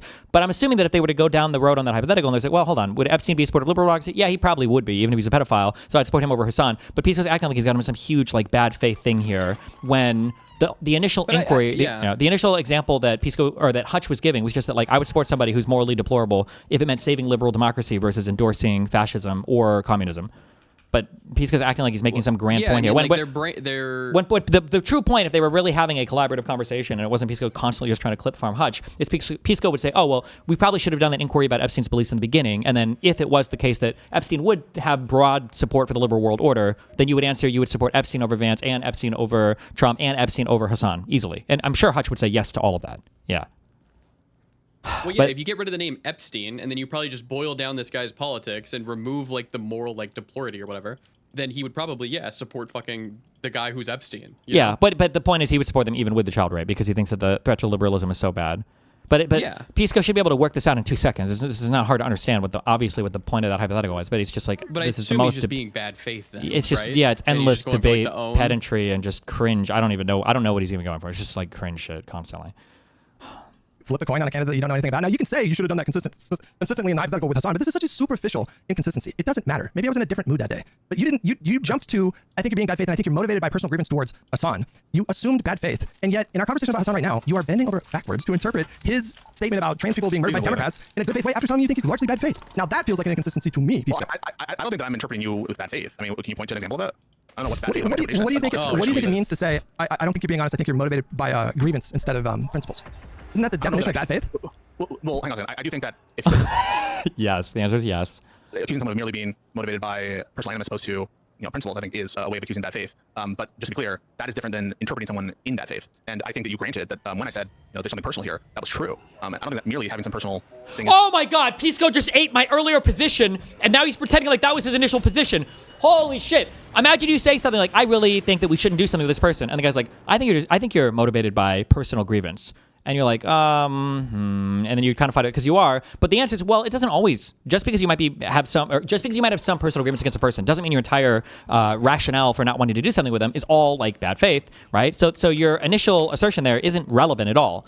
And now that he got called out on that, now he's like, well, now Pisco's biting that answer. He's like, oh yeah, well, just because you're motivated by some personal grievance, that doesn't mean that you're necessarily bad faith. This is true, but then if that's the case, then why would you even bring that up in the first place? Why would you ever even initially say you're motivated by personal grievance? You would just never say that if this was actually what you believed. Holy shit. By itself, bad faith, if you can stand on principle and put aside the personal bias. But I think the bottom line is the answer, and I do think it's a bit of a dodge. I think that's, oh my God. It speaks for itself. I don't know that I use such fighting rhetoric towards you. And again, like, look at how I was happy to grant that Hassan is bad faith way more than you. I'm happy to grant that, you are consistent on frameworks and principles in general. I don't know what about my interpretation of your comments was bad faith. Maybe you can identify one. That is my interpretation itself. But I just did. Like, if I give you an answer and you say, well, just say you'd vote for Epstein. Just fucking say. Number one, you were clip farming right there. Number two, I want you to tell me right now, knowing, like, with the context, if I am principally concerned with preserving liberal democracy, and you agree that Hassan wants to end liberal democracy, right? Like, that's his ideal state. He would want to end liberal democracy. Do you agree with that, right? Probably. I think that's entailed by Marxism. Then you can give me any hypothetical candidate that in a contest with him, and it would be a logical, appropriate question for me to ask, what is their position on liberal democracy, right? Yeah, I mean, that'll be totally fair.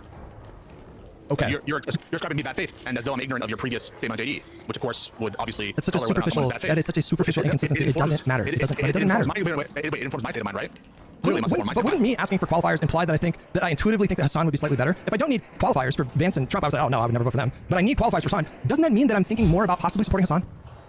I'm not sure that it does. I think what? anything, right? Like, you're not sure? No, come on. If I said just unequivocally, you don't even need to give me qualifiers, I would support, reanimated whoever versus Vance and Trump. And then you give me the same hypothetical with these conversations are so exhausting. Oh my God. Hassan, and I'm like, well, I don't know what's that obviously means. This is one of the better Pisco combos. Yeah, but it's still an exhausting, yeah, it's rough, terrible conversation. More inclined, if slightly more inclined, to possibly vote for Hassan, right? Yeah, but you didn't give that answer when Soypil asked you that. You said you would Minecraft yourself. So I have to take you on good faith, right? You wouldn't give me, but you wouldn't give me an answer. You didn't want to let me flesh out the hypothetical. You were like, no, just answer the question. No, just answer the question. I just gave you a response that shows that I'm good faith, which is I heard you be indifferent towards JD Vance and Hassan, and that obviously informs whether I'm good faith or not. So the fact that I think that you're indifferent as between them, as opposed to slightly, and trusting you, that this is wild. So this is wild. What's wild about it? The fact that I wanted to flesh that hypothetical out more obviously meant that I would be probably more inclined to vote for Hassan. Obviously, it means that. are you more inclined to vote for Hassan than JD Vance? Why do you think I didn't answer it right away, just Epstein, right? Like, why do you think I said that, right? Like, I wanted to know, like, why you need to like flesh it out, right? Well, I don't know why you wouldn't answer right away. But you wouldn't. But you didn't even want to flesh. Why do you think? Ask him to guess. No, bro, you didn't even want to let me do that, even though it's an appropriate question to ask. Your whole premise was it should be obvious. And to someone who is focused on illiberalism and is worried that liberal democracy might fail in my lifetime, it is of course an appropriate question to ask. But you didn't want to grant me that. I don't understand why you do that in that setting, and then you jump through these hoops to ascribe good faith to Hassan's rhetoric. Am I crazy for feeling like Pisco is playing with his food to make Hutch and making Hutch sound crazy? I feel like all the intuitions are being twisted. I wouldn't use the term playing with his food because that implies that Pisco has a much stronger position in this combo than I think he does. I don't think he's far ahead, or I don't even know if I would say he's ahead at all in this conversation. But I do think this is all kind of like a perverted debate exercise. I think it's how he treats all these conversations with Hutch, which I don't know why, but maybe that's just the way he is. Like, you are not treating me with the same amount of charitability as you are Hassan.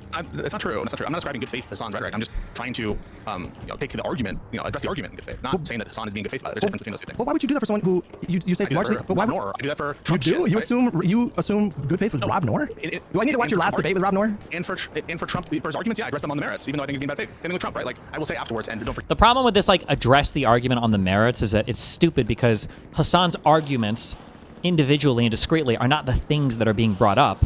It's the character and the overall impact that he has on politics. That's the issue.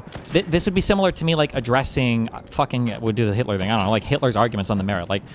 We're gonna go through all of fucking Hitler's, policy platform in the 30s or whatever. We're gonna find out what parts we agree with or don't agree with. Like, what parts do you think Hitler was right on? What parts do you think Hitler was wrong? Like, you would just never do that because you go, well, I think I would kind of categorically reject a lot of the concepts related to Nazism. And it's like, oh, what? So you can't take on good faith? You can't steel man some of his policy positions at all? Like, he also looks like a psycho. Yeah, it's just stupid. But that's what Hassan is like doing, and he's asking Hutch to just pretend it's normal or accept it.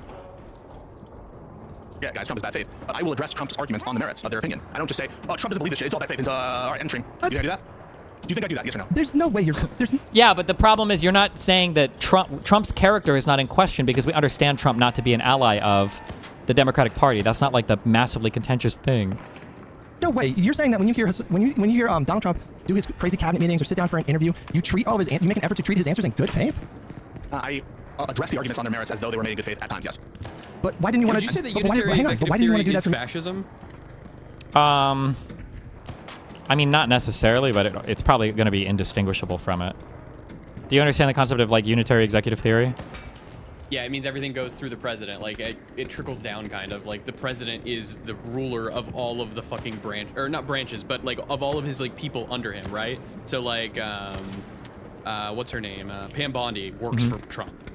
Yeah, kind of. Yeah, basically, yeah. The idea is that right now the executive branch has agencies, most of which are established by Congress, and then there are kind of safeguards. They're not supposed to operate necessarily by order of the president. The president doesn't boss around the DOJ and everything else. But like, I think unitary executive theory basically posits that the president in and of himself should be able to do every single job on his own, but simply due to the fact that he's a human being, he can't do that. So he's tasked with other members to carry out his will. And they should only ever be carrying out his will at all points in time. But when you have something set up like that, and you've got a man that desires that much control and power over the executive, you're probably almost always talking to some type of authoritarian-esque figure, Yeah, that feels like it literally nearly gets you to a dictator. Almost, and the only things like stopping that is Congress and the Supreme Court. Yeah, but the man who would want that much power is probably not listening to Congress or the Supreme Court that much, Yeah, especially if they have like the whole judiciary behind them. Sure, yeah. In our thing on Monday. That was opposite of that. And was willing to do it. I 100% was. If that was true, you would have let me flesh out the hypothetical. Don't you understand that? If that was actually true, and you were prepared to like allow me to arrive to some kind of answer in good faith, why would you not even want to grant the hypothetical? Why would you want to just drill down? No, just answer. Like, that's not a trying to be good faith, right? So I listened to you when you asked, well, I would need to know Epstein's political opinions. And I'm like, why? I say, why would you need to know that? You didn't need it for JD Vance. That's me addressing what you're saying, and maybe there's an explanation there. Maybe you don't like that. I think it's obvious. Well, I think it's obvious that the reason would be that I think that Hassan is maybe more powerful. Vance's political opinions. Yeah, this distinction. Yeah, but he's saying, why did you need to know for Hassan or whatever, I think, but not for JD Vance? But again, it was because when Hutch originally made the statement, the assumption is that, well, Epstein is probably some kind of like liberal-esque person, whereas for Hassan, he's not. So he would need more information between like Hassan and Epstein or whatever. And it's being brought up in a second point when initially Hutch just kind of like threw it out of like, I would vote for this guy over I would vote for a fucking child rapist over Trump. And then Pisco later on is like, well, let's test this child rapist theory out. And it's like, well, this wasn't like a super well thought out. Yeah. But it's also he probably knows Hassan's, point of view. I have no defib. but he I'm so doesn't- sorry, but I He can't doesn't manage know Epstein's, and that is the crux of the issue. I'll be back. I'm getting a track back. I threw 5 wolf packs at that thing, and I got trapped on... What the hell is that enemy called that jumps at you? A leaper. I got trapped. I couldn't... This guy's just couldn't even move, bro. blog posting like crazy. Well, I'm sorry. Are you trying to get to the extract? Yes, sir. Okay, I got 3 bandages left, so crawl away.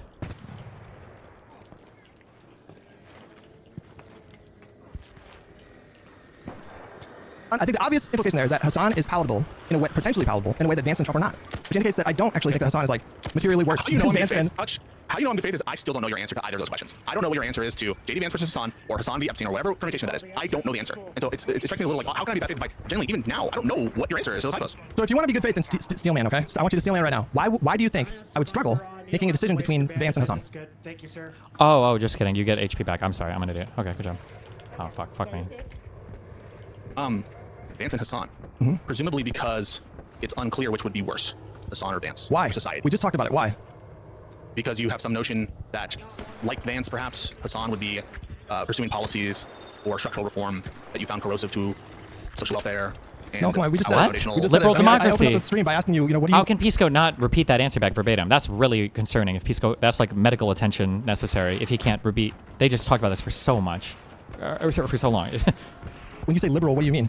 Like, what is the through line between Hassan and that's- Vance? Yeah, it's obviously grounded out into social consequences and benefits, and so that's all priced in. Social consequences. Why can't he say liberalism? Is he worried that he's like going to give away his argument or something? Why can't he just say that? Hello? After that, I said, and our foundational values. So I know Foundational- I'm trying to price in everything. Do you So, think- like, consequences? Because, for example, we say USAID. Cutting USAID. Why are is you? liberal framework. Now he's filibustering. Is this guy coming in or not? Oh, he's here. Okay. That's an example that you use, and I'm trying to be as good faith and as broad as possible to include both things that relate to structural reform and the liberal system, which is consistent with cutting USAID, and also things that are not, so that cut to the heart of the liberal structure. That's why I'm being as comprehensive as possible in good faith by saying things like. Oh my God, I'm being as good faith as possible by yapping and rambling and yapping and rambling. Okay, dude. social consequences, which rounds out both. But there's like first order like fears and concerns, and then there's like second and third or whatever. I've said it 10 times in this conversation. That my Yes. first order like fear is the end of liberal democracy. Yes. And then below that we could get into like policy. Sure, like, but individual that's- policy. I'm just trying to address all of it. I'm just trying to address all of it. at You the don't very have to top, address all my of concern it. is that liberal democracy might end. So is it or is it not reasonable for someone like me with that fear?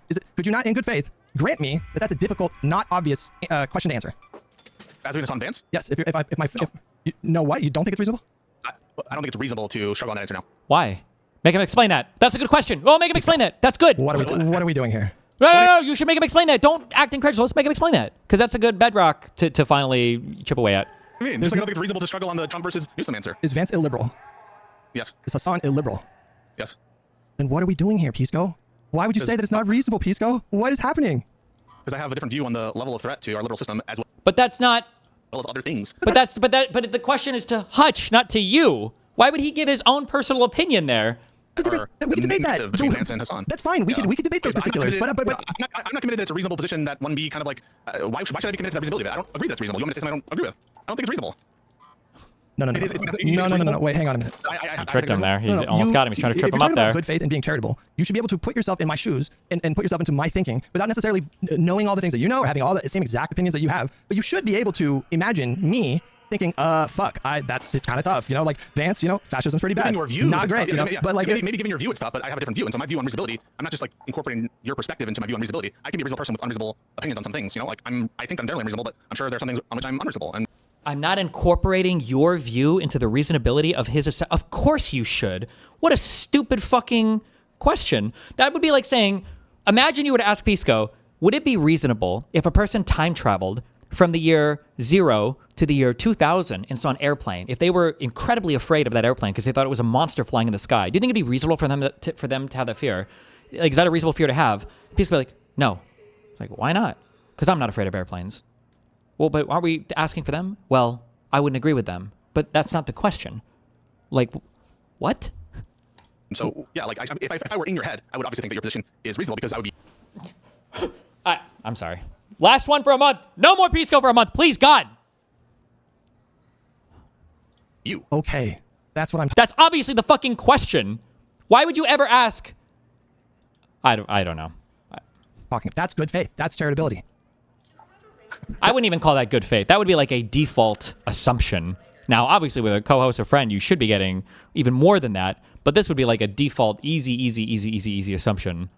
I can't even believe it took that long to figure this one out. But Jesus. That's you saying, if I was you, that's you. But you did on Monday. But in this moment, you're saying that I can't imagine someone struggling with that answer.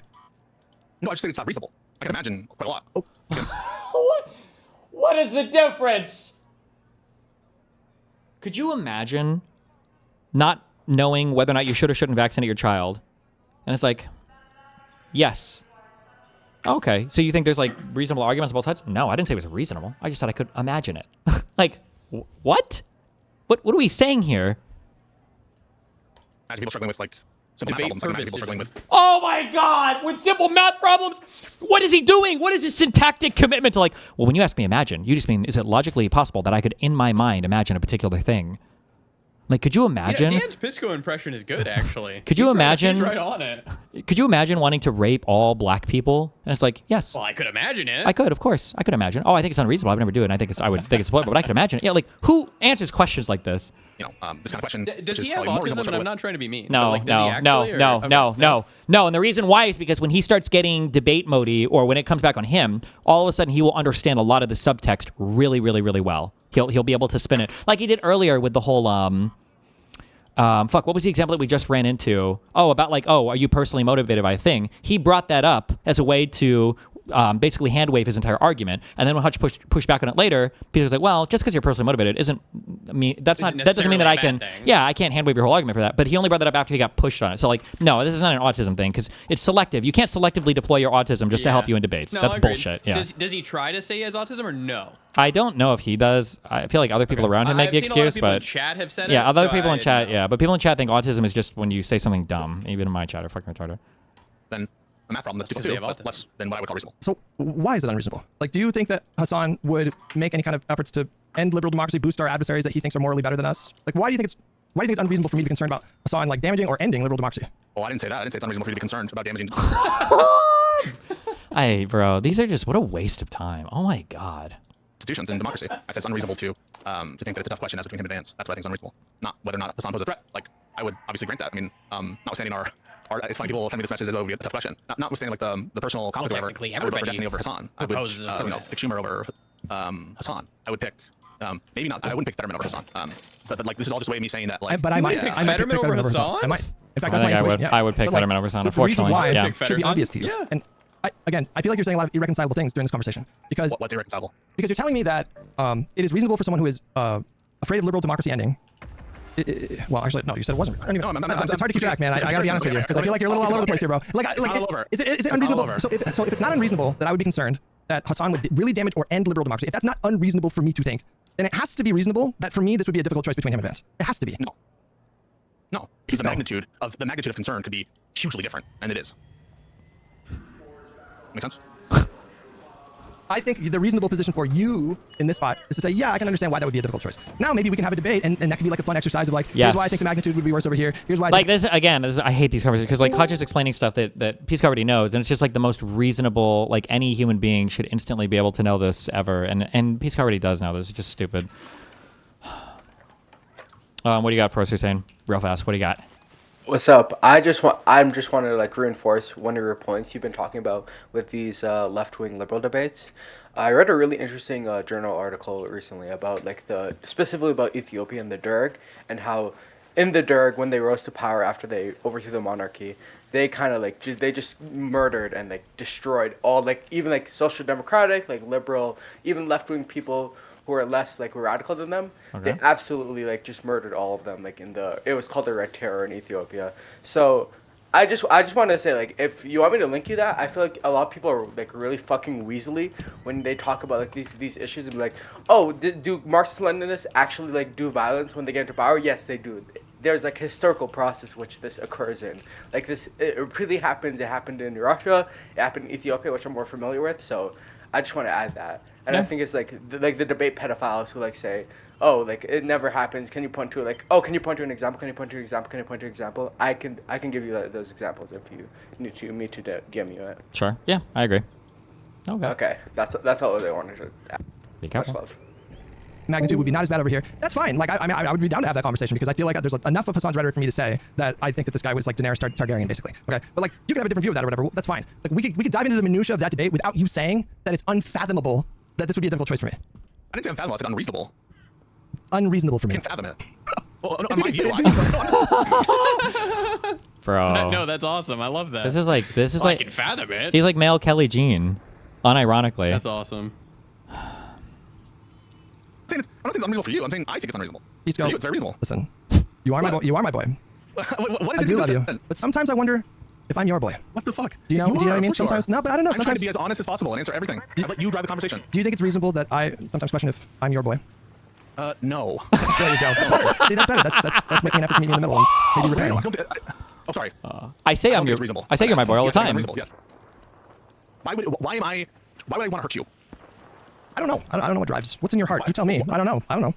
Is it because I'm I wanna bald? hurt you. Is it because I'm bald? Do you think I? Oh, You think I can this is silly. choose This is what some God people gave me? whispering in your ear that I want to hurt you. Like I don't know. Oh, the white blood cell accusation. When was my last DM to Hutch?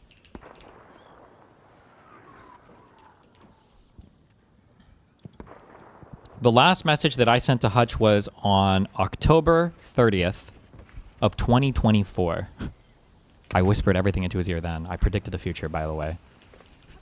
That would be the case. No, but you did a switch up. Like- You did a switch up on Monday, and you went into switch up? you got into a mode where it was like, I think you kind of seamlessly segued where you were talking about how what Hassan said was bad when he said he would vote third party, and then you were like, but I want to focus on you, Hutch. And then you got into a mode, and it was like I felt like I was not your boy in that moment. I felt like I was your In front of a your- guest, your- too. Like bullying you? your man enemy. I was your woman in that moment. Man, That's what I felt like. So I have this long-standing view, and Josiah shares it with me. And so on any score like this, Josiah and I are going to be equally situated. That it's folly to spend most of our time, or an inordinate amount, what we feel to be an inordinate amount of time, focused on the doings of Hassan Piker and people like him. Now, you could disagree with that for sure, but it isn't, I think, unsurprising that I would raise this long-standing concern, which has been, amply discussed in our show. Again, I mean, there's nothing that's new about that. Why do you think I It's do just that? reasserting Why do you think I do that? Why do you think I focus on Do that? what? Why do you think I focus on Yeah, left you thesis? think it's worth? Yeah, you think it's worth the time. I think it's more efficient. It's a way. It's because it's under talked about. There's a niche for it. That these people are fundamentally. Notice how much you could trace so many different through lines between the bad faith argumentation that Pisco engages in. But like, notice how much now Hutch's motivation has changed. When Pisco first brought it up, it was, oh, you're personally motivated. Then the second time it was, well, you might be personally motivated, but like there could be other motivations as well that are more important. And now when Pisco is asked, why do you think I talk about Hassan, as much as I do? Why do you think I'm so fixated on this particular thing? Now all of the reasons come out. And this is why I said in the beginning, this is why I said, no, it's bullshit to pretend like he didn't understand or didn't know. He knows all of these things and he knew them right at the beginning. Now all of the rationalizations, or I shouldn't say rationalizations, all of the good reasons that Hutch might have for being concerned about this thing, all of them pour out of Pisco's mouth now. So he knew this the entire time. It just took this much conversation to get there. Be discussed in our show. Again, I mean, there's nothing that's new about that. Why do you think It's I just do that? reasserting Why do you think I do that? Why do you think I focus on that? what? Why do you think I focus on left thesis? You think it's worth? Yeah, you think it's worth the time. I think it's more efficient. It's a way. It's because it's under talked about. There's a niche for it. That these people are fundamentally liberal. That they are enemies. Like I understand your view 100%. I mean, I think there it is. But, like, Cool. Like me raising Wow. the point about, well, I don't think that this should, why as between this and Piers Morgan, I'm offended by both. I'm offended by fucking both. Whenever I see these enlightened centrists start fucking talking about Trump and sucking his dick, it makes me want to vomit. And so Can I try to explain myself a little bit Yeah, 100%. to help you understand? Sure. The way that I see it is Hutch should have okayed that because it was a good explanation that Pisco gave. And for that was like the first time that Pisco was able to mirror a thing that Hutch had actually said to show that he had some level of understanding there. you have a collective pool of political content creators, and they all kind of specialize in different things. Like you, like I would go to you and ask you a question about the newest Supreme Court decision. Well, what does that mean? What is this other case they're referencing? What's the implications of that? Is this just at the state level? Like I trust you with a lot of that information because I have not been to law school. I really know very little about the law. Just the same as you might have YouTubers that are exclusively focused on, say, gun rights issues or issues of tax policy, economics, anything you can think of. There's like different specializations that liberal pundits that they fulfill, that they are qualified to opine on. I don't have a degree. I did not study economics. I did not study the law like you did. I don't know what kind of degree that Josiah has, but what I can tell you is that I've been on the internet for 17 years now, and I've been kind of politically engaged for about 10 years now. And as that time went on, I got more and more engaged, and eventually I just abandoned gaming altogether. And so I have had, like, ask my chat, thousands of conversations with different types of people, MAGA, centristy type people, far lefties. Okay, and so I'm like a lore master when it comes to like these arguments and fallacies that I have picked up on over time. And I think that this movement that they've built is very corrosive. And so if you want to focus your time talking about MAGA and the law, we are actually working towards the same goal, I thought, which is netting more votes for Democrats. Like sounding the alarm about the danger that MAGA and Trump pose, the potential danger that JD Vance poses. That is what motivates me. It is not spite. It's not personal animus. It's not spite. I feel like they are a threat to the country, literally. And I mean like the people with the highest levels of influence that are bad faith, that are malicious actors, who will not hesitate to make something up and smear you. I'm watching that cult of personality, and to me, when I look at it, and you can say this is not reasonable, it looks like MAGA. It looks like MAGA inversed. There's a lot of connective tissue between this cult of personality. Oh my God. Bro, just again, Pisco's chat. Now this is 10 minutes in the future, but Hutch says PV didn't pay him well. You got $2,000 for doing nothing, dude. Behind right now, but Hutch is really, really concerned for poor baby Israel. We get it. Hassan bad. Yep. What? You can't even get your story straight. I'm not taking Hutch's word for it or accepting his evidence. Hassan can't do hyperbole. That means he's a Chinese agent. Hutch frames everything in a lie. Hutch has got to stop dodging, answer the question. LOL, Pisco's getting tired of this. What happened to vote blue no matter who? Guess you're not part of the coalition. Oh my God. Jesus Christ. Hutch could barely handle Vadim. Hassan would own Hutch. Hutch would get blown the fuck out. Oh my God. Hutch, you don't believe socialists deserve to have their own party. That would terrify you. You don't want them to have a voice. You want them to do what the Dems say. If that would terrify us, then go make one. Now over here and Trump. God. Interesting. I think we are going to the same place. And if what you would like is for me not to like raise my views on the concentration thing, and just like let it go. The concentration thing? Oh, you mean my focus? Do you want me not to like be like, oh, you know what? I just don't know what like was gained by us spending our time going over what Hassan said about this or that. Unless there's something like truly offensive and truly whatever, right? Like obviously there's always opportunities to do that when it's relevant to do it, and sometimes it is, sometimes I don't think it is as much. But if you would like me to not, I would have to see how this comes up on Live and Learn, obviously, because I only watch when these types of debates are happening. Well, not true. I watch others too. But like, if the show was like just focused on here's what liberals are saying, here's the current fight against MAGA, and like here's what's going on, and Hutch was constantly trying to bring up Hassan or whatever, I would say like, okay, well, this is kind of cringe. But I feel like when the people that are visiting your show are people like the fucking Vanguard or like these other like Hassan Dick Sucks or these like tankies that are coming to your show all the time, I feel like the conversation is much more likely to veer in that direction. And I think it's fair to say that like deservedly so, you know? But I don't know, I guess, what the root is or the source of these types of conversations coming up all the time. If Hutch is provoking all the time, then I'd say maybe this is more legitimate. But, you know, if they're just having these tankies everywhere, then, you know, maybe that's not a legitimate criticism. Maybe Hutch is right to bring it up, you know? I don't know. To like speak up and be like, I don't know if I like, what do you want me? Do you want me like not to, like to disagree? No, so for me, I don't know. I think those arguments are like fun. They're fun until. Do you want me to just agree? Bruh, he's a master. When your partner brings up a genuine issue that you have and you realize that you're wrong on it, then you catastrophize and hyperbolize the entire thing, right? I don't think it's fair that when I come home every day, you call me a stupid fucking bitch cunt. And you're like, fuck. That's probably a good argument. And then you turn it into like, okay, fine. So you just don't want me to talk to you ever. It's like, I didn't say that. Oh, so you don't want me to tell you when I'm annoyed? Well, no, I didn't say that. Okay, so I can never say a cuss word at you ever. No, obviously I'm not saying that. Okay, so I can never say a mean thing to you? Like, what is the fucking argument, right? It's like, Jesus Christ, what the fuck are we doing here, guys? Intellectual exercises. It's exhausting. And they force me to think about, like, they force me to reflect, like, why am I doing this? Because if I haven't thought about it, I haven't reflected, I'm not gonna have a good answer. And so, like, I appreciate these kinds of exercises because it forces me to be sharper and more intentional. Like, I should be able to articulate very clearly what motivates me. And I think at this point in my career, I am. I could go into so much more detail and cite you like so many thousands, like probably hundreds of examples of this kind of disruptive things off the top of my head. That's not the issue. To the point of unitary executive theory, the Constitution is pretty clear that the executive authority lies in the president, not the branch. I get what you're saying about it seeming authoritarian. You're completely and totally fucking wrong, and I don't know what single quote from the Constitution you got from whatever retarded fucking politician or pundit you listen to, but the Constitution clearly states that Congress is allowed to create offices and then vest particular responsibilities and powers into said offices, and there are a ton of norms that have governed the behavior of the executive branch and the relationship to those offices for centuries at this point. So to pretend that like, oh, well, actually, I read the Constitution and all those people were wrong, and all the president was wrong, and all the norms were wrong, and all the prior rulings were wrong, is fucking retarded, but thank you. The issue is that I don't feel like I'm your boy. Like, I just want you to grant me good faith. at minimum, like, don't assume that the thing that drives me is like personal spite instead of, holy fuck, you know, the Trump administration has been an absolute fucking disaster. The Republican Party have lost their minds. If we continue to go down this path, we will have a new kind of American neo-fascist movement in this country with the world's most powerful military and a fucking stockpile of nuclear weapons, and it horrifies me. Which says nothing of all the other cultural like unravelings that are happening right now and the ways that that impacts like disproportionately impacts people like trans people. And so these are the things that I'm thinking about first and foremost. But sometimes I feel like you don't think that that's what's driving me. Well, I think that I think you granted that there's a personal aspect about it, and maybe even one that's justified. I think that there's a reflexive, I don't know, intuition that people have that personal means bad or something. I would agree that like personal in the context of political conversation, when there's like principles at play that go beyond oneself, that's like probably improper. But I don't think that it's wrong to say that there's a personal aspect to you. Like the whole, what was the progressive victory stuff, lying about the nature of the Epstein hypothetical, which I do think is a lie and mischaracterizing your position. I'm happy to say that. I think it's mischaracterizing your position to say that you actively like Jeffrey Epstein, that you actively like sexual assaults. He did the PV thing. He did the PV thing like 2 weeks ago, bro. Like he did come out and say, like hinted, you know, you had to infer what he meant, but it was obvious. He said, you know, like PV was paying me to, and not very well, to do Israeli propaganda. But he can't. Yes, specifically to do Israeli propaganda. Yeah. That's what he said about me. It's crazy. And so, you know, yeah, there's like a personal element there, but I have been talking about like this destructive thing before Hasan. Like I've been talking about like the crazy burn your bus people that the sincerity of that. I don't think that I ever said that you're bad faith or personal to the exclusion of a sincere belief that these people are. And if I said that, then I'm sorry. I don't think I did. You did say that on Monday. You did say that. And I didn't feel like that was your point. I said it feels personal. This shit feels fucking personal. The implication being, the implication being that I was primarily driven. Wait. If I said that, then I'm sorry. The sincerity of that. This destructive thing.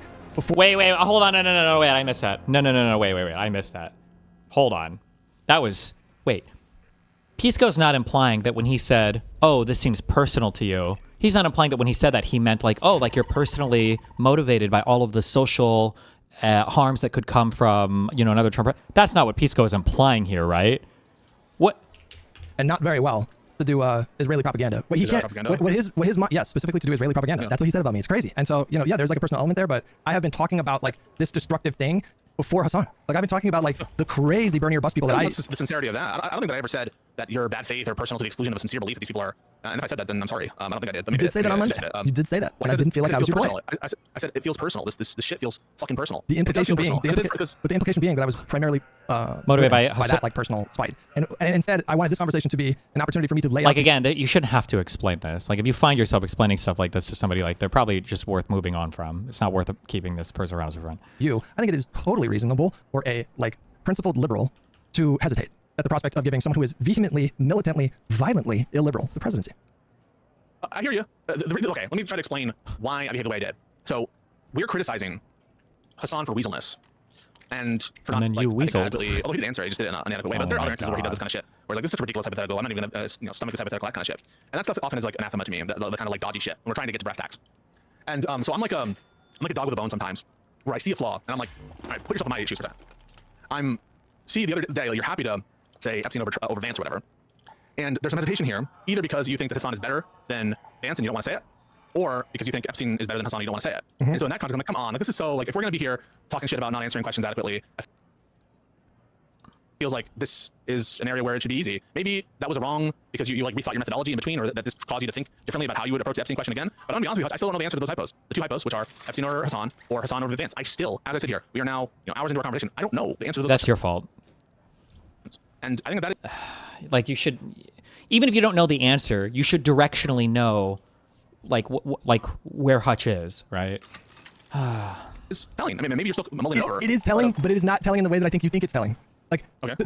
I don't even know the answers to those questions. That's the point. The fact that I don't know should tell you that I view Hasan, if you would give him like ultimate power, to be extremely dangerous. So, like for example, what do you think? Like, would you feel confident that Hasan gets sworn in on January 20th, 2029? Would you feel confident that he would not call Xi Jinping and summon him to the White House and share really valuable, sensitive nation secrets with Xi Jinping? Am I confident that he wouldn't do that? Yeah. I'm not confident that he wouldn't do that. I don't have a view on how likely that is. I'm not sure. Oh, hold on. I feel like we're about to play another little tricky trick.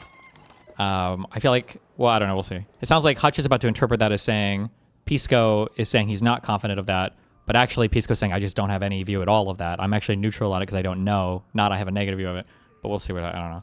Alone, I think, should move you But that is pretty crazy, right? That, like, if Pisco's saying he's not sure if Hasan would, on day one, sell us out to foreign enemies, but you're saying it should be obvious whether we would choose Hasan or Vance or Hasan or Epstein or whatever. That's kind of crazy that you think that that's such an obvious answer at that point. But confident that he wouldn't do that. I don't have a view on how likely that is. I'm not sure. That alone, I think, should move you to my side of things where it's like, well, I don't know if it's an easy call. Because I think if he did that, the consequences of that would be catastrophic for the world, would be catastrophic. Yeah. Potentially existential. Yeah. I don't think that's unreasonable. So like, if you agree with me that you don't know that he wouldn't do that, then you should understand my hesitancy. What are the secrets we're talking about? Like unilaterally nuclear. Oh my God! What are the secrets we're talking about? Like, what's in Area 51? How is this relevant at all? Oh my God! Oh my God! Oh my God! Oh my God! Oh my God! Oh my God! Oh my God! Oh my God! And what are we saying? Like, I will donate my entire life savings and everything I own and everything I have. This is a verbally binding contract to Pisco. If Pisco follows this up, and it's already happened now, so I can't. It's too late. He either had to have done it. If Pisco says, well, actually, I wouldn't be worried about Hassan doing that at all because I don't think Hassan can even speak Chinese.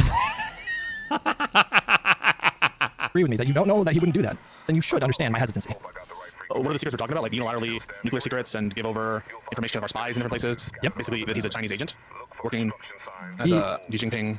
Do you dispute the fact that, I don't know how many Hassan clips you've seen. I think I've probably seen a lot more Hassan stuff than you have, but... One tactic that Pisco has, this is a tactic of a good interviewer or an evil debater, is how Hutch is uncomfortable waiting for the answer for a question sometimes. I have this issue too. And Pisco is not answering the question. Notice how Pisco like answered his question with a question and kind of threw up some irrelevant bullshit. And now Hutch is rambling again instead of holding him to actually answer that. Pisco does this quite a bit. It's how he's able to get out of answering questions so much sometimes. You aware that, or do you agree with the premise that he thinks that China is morally better and morally better suited to be a superpower than America? Have you seen enough clips to know that about him? No. I know that he was super simby to China on his, and is like an apologist for the DCP, but I don't know enough to know that he comparatively views China as superior to America. But I do. You know, like I know, for example, that he thinks that China was the more moral actor in the Korean War. You know, like it was like proxy, right? Like he thinks that the China and North Korea were like the morally better kind of group in that conflict. I mean, there's like so many other examples. But, like he talks about there was an incident where there was a, I think a dam, like some kind of central position that was surrounded by high ground, and it was like 200,000 UN soldiers, I think, that were killed by the forces in the north. And he talks about that very like, yeah, that was based. Like he thinks that China is the more like morally better country, and he thinks that he also thinks that the two most evil institutions in the world are the Republican National Committee and the Democratic National Committee. He told me that directly when we had a conversation. But when I say that he thinks that America is the most evil country, oh, I didn't see that. That's the first time I'm hearing of it. On the face of the planet. I mean it literally. Like that is his stated beliefs. You know. Did you see, for example, his? I basically think that he'll be less likely to institute authoritarianism because I think that the sort of military, the courts, the sort of states are much less tolerant given Trump-like constraints. Those institutions are much more like him than they are to answer Trump.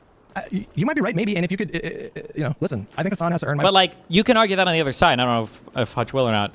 I don't know if the states would acquiesce to Vance, because I don't think, despite how depraved the Republican Party's become, I don't think that they would have gone this way on their own. They needed somebody like Trump and the popularity that Trump has to push them in that direction. Like, I've said this multiple times. People are like, if Trump dies, it's going to be Vance, or Vance is going to run for re-election. I'm not really that concerned about Vance. I think Vance has a much, much, much worse ideology than Trump. Well, Trump has no ideology. He's just narcissistic. But I don't think that Vance would ever be able to muster the same level of popular support that Trump does for insane shit. Like, he might be able to do some standard, you know, annoying fucking conservative shit, but I don't think he could muster enough for, like, authoritarian. I think people would look at Vance as, like, an authoritarian leader and just laugh and just move on. Including Republicans. Vote. I don't know why I would give up leverage. We haven't even had a primary yet. So, like, he could persuade me to vote for him versus reanimated whoever, Pol Pot or whatever the fuck. He could persuade me. And if he did persuade me that he wouldn't give up our nation's secrets, that he wouldn't try to end liberalism, you know, maybe there's a pragmatic side of him where he thinks, you know what, I don't think I can do that. Why don't you have a conversation with him? I mean, listen, I would be down, but he does not have these kind of conversations very often. I think you mentioned that he's having a conversation with Mockler later. We'll see how that. Why not just have a conversation with Hassan Piker, a challenging conversation about his ideology? Like, yeah, Hassan loves those. Why did he just close the door on us?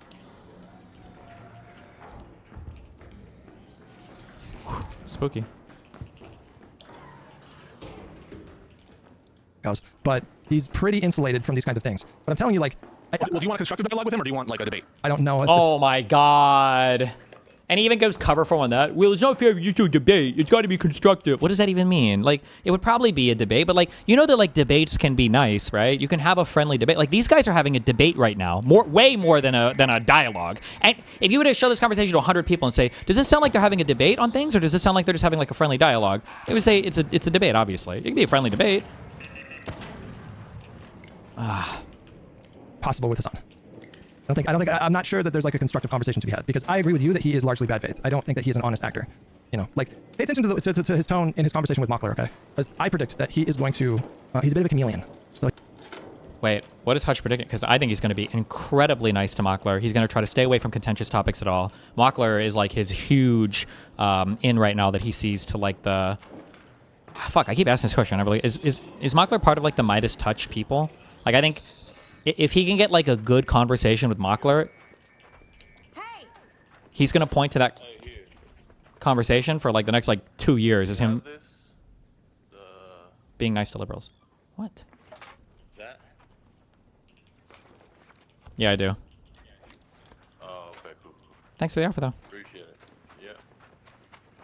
Yeah, that con was in like an hour. But yeah, Hassan will point to this conversation. It'll be like my fucking conversation with fucking conservatives, although mine will be more contentious, or probably than the one that's coming today. But yeah, Hassan's going to use this as like liberal credit forever, showing that he can talk to liberals and talk to people with dramatically opposing views. But he's going to be such a little soft femboy twink fuck conciliatory bottom bitch for the whole conversation.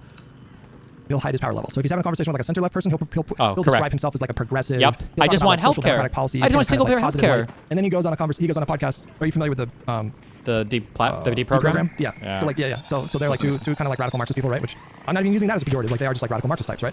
He'll go on there and he'll talk about social democratic policies as a temporary necessary evil. That's how he'll frame it in that kind of setting. And so I think he is like Littlefinger. You know, like I think he sees chaos as a ladder, which is why, frankly, I think he prefers. And you even have proof of that of the beginning of the show that Pisco pretended not to understand when he's talking about how like, oh well, we need to get in good with Brian Tyler Cohen guys, so we need to be nice, you know, right? That was literally the start of this whole conversation, basically. Trump won in 2024 because I think for him it seeds ground, or it makes the ground kind of more fertile for like a left-wing populist, maybe even revolutionary movement. That's what I think motivates him. And so. Interesting. Well, listen, I hope that one day you guys are able to talk. I mean, I would talk to him, and I think that it's important to use these platforms, these different people to try to convince as many folk about the need to fight this administration. And I think that, for better or worse, and there are people in his audience who are willing to hear that message. I want you to be aware that, like, I just behave on that podcast the way I do in any of these discussions. Like when I say, I want you to say da-da-da-da-da, that's just a formulation that I will often put in any kind of like debate situation that I'm in. It's not like I don't want to give lefties more opportunities to farm you for clips. It's not my motivation. And on the personal thing, I think that that's, the implication was you're not sincerely motivated by the threat that they pose. I withdraw that, and I'm sorry. My whole point of it was to more argue that, like, I think it's not the most efficient. I would prefer if we spend more time on MAGA. But I'm not trying to like fuck with you or anything. I'm just like, I like to argue. And when I see someone kind of like weaseling on some shit, and remember, Soy Pill started that. Soy Pill was the one who asked you, hey, Epstein or Vance? And I just noticed your answer. I'm like, what the fuck is bullshit? You have to answer. And so, oh my god, he's so good at also like rallying support. He really is. He's like a male Kelly Jean. I think that's a good descriptor. Because like notice before he's like, me and Josiah are aligned on this. And also Soy Pill, he's the one that started this fight. It's like the problem wasn't Soy Pill asking the question. It was you drilling on it like crazy. That's my instant reaction to it. It's not like I'm preparing to ambush you or anything. It's just like me reacting in real time. And if that offended, he never said you were ambushing him. No, listen. It may be difficult to believe in this moment, but I mean this with all sincerity. I fucking like that about you. I like tangoing with you. I think it's fun. Like, I don't know if you've ever hurt my feelings. Maybe a little bit. Maybe a little bit on Monday. Maybe you hurt my feelings a little bit on Monday. But like generally, I genuinely like it, and I fucking empathize that the idea of like somebody says something to me and it doesn't make sense, and I think it's inconsistent. It's like a splinter in my mind that I can't remove, and so I can get singularly focused. I think that's on full display this last week. I can get singularly focused on, oh my god, this is a really stupid bad idea, and hella people think the thing. Like it's the same kind of morbid fascination that I have with MAGA. Oh my god, they're saying cannibals are eating cats and dogs, and rapists are gonna come in and fucking eat your children. This is crazy. And so I have a similar kind of draw to that. But your experience of, I just get into a mode and I just kind of, I like to argue about these things. I'm the same way. Just notice, I don't Ogre and I, like, I know that he's a deranged lefty, whatever. But I think that he's, I'm friendly with people who I find are insane on politics a lot. And I can even have like a good time joking around with them sometimes, whatever.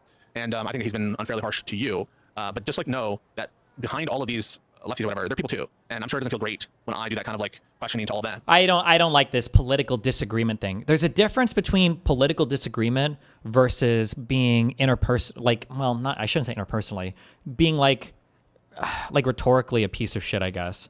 That even goes beyond just being friendly or not friendly with somebody. Like there are people that I know that are politically similar to me and that are politically different that I could have good conversations debates with and really bad conversations debates with. I don't think that has to do with how different their politics are. It's just some people are just geared more towards it or not. And it doesn't matter what their politics are. And I know this sounds super soy as fuck for me to say to an audience of like probably mostly liberal people, but it is also the case that when I do that to conservatives, there's a person behind there, they feel bad about it, and lefties as well. And I know that there's like a difference between a fellow lib and a lefty and a conservative and all that stuff in terms of the friend-enemy distinction. But sometimes it's like, I'll acknowledge it's just like, I will just want to say what I feel is on my mind, and that Oh my god. I don't want to ascribe too many fucking. I don't want to go into the full Kiwi Farm psychoanalysis route, but like, there's so many like red flag things. I just want to say what's on my mind. There's a way of like framing. Oh, fuck, I don't want to do this analysis. This will be the only one I do this one because it feels weird to get into this. But like, there's a way of framing disagreements such that you're only doing a particular thing, and that thing has been like stated so broadly and generally that for you to oppose it would be basically abusive, or it would be unreasonable. And people that can consistently do that are very mindfucky to deal with, right? It goes back to that example I gave earlier, where like somebody calls you a stupid bitch cunt coming in. And you're like, can you not do that? And they're like, oh, well, you know, I'm sorry, but like, you know, sometimes I just really want to express my feelings. And it's like, fuck me. Like, okay. Well, I'm not trying to, I guess I don't want to tell you not to express your feeling. Right now you feel like, now you somehow, they take the complaint that you've given to them and they've flipped it on you. Now you actually feel like the asshole somehow, you know? You're like, fuck. Am I telling him not to express his feelings? Maybe that is unreasonable for me to make that ask, you know? Ugh. Sometimes cause people to be uncomfortable in terms of the nature of a conversation, which is more combative than they expected. You know, I can try to tone it down a bit. Like all of this, like, and then these like bullshit. Oh, fuck me, dude. I'm sorry. All these bullshit concessions, like, oh, like there could be a conversation that makes them feel more uncomfortable and blah blah blah. Like, I don't like it too because it makes Hutch seem like a bitch boy, right? And he's not really. Like for whatever reason or whatever. I don't know where he got his fucking black belt in fucking conversational whatever at. But Hutch has done a very very very good job at engaging very well in these conversations. And for Pisco to be like, I guess it's just too combative, bro. Like, I guess your like shiny bald ass head just can't really hack it. And I you know, I'll try to tone it down for you, I guess, you know? And it's like, excuse me. No. The issue isn't how combative you're being. It's that you're basically ascribing malice to his arguments. You could be not combative much at all and still do that. My guess, no, I don't know this. I do know this, actually. I would say with 100% certainty. Hutch would prefer somebody screaming at him like, you're so fucking stupid. Obviously the choice is Hassan over Vance. This is such a dumb fucking opinion. I can't believe it, blah, blah, blah, and going back and forth like that versus like the calmer being like, I understand why you'd say that. I think you're just personally motivated though. I think it's just spite-based, you know? And I don't really want to get into it more, but like, I think you're just spite-based, right? Like the first one is more quote unquote combative, but like the second one hurts more, especially if it's coming from somebody who's supposed to be your friend or knows you, right? Ugh. But yeah, that's just my nature, man. And I think it's good content for some people who, oh my you know, maybe God. the Monday went too far. But yeah. What was the thing about Monday? Okay. Like at the start there, it got off on the wrong foot because I heard Jose, who seems like a chill dude, say something I found like more offensive in the dead ending Gaza voters, which was like, even if it would hurt Democrats, we should have stayed with Biden. And I'm just like, that is worse than being a dead ender on Gaza and on genocide. Like that is such a stupid line to draw. And so when that happens, you're like, oh my God, why do you start so combative? Not you necessarily, but people, like, you have to understand, I'm hearing that, I'm like, what the fuck? Even if Democrats would lose down the line, like, you would stick with Biden just because that's what strong is? Like, that's so stupid. And so I felt that you were like, was that his whole argument? I don't think I heard that part of it, so I don't know. I made this wrong, not letting me put that out in front of the audience so they can understand how evil that is. No, as soon as he said that, I knew you were going to jump in and like really push back. And I had a similar reaction, I guess, with Jose. Jose is like very, very normal. He's like a very, very normal person. He was like too normal.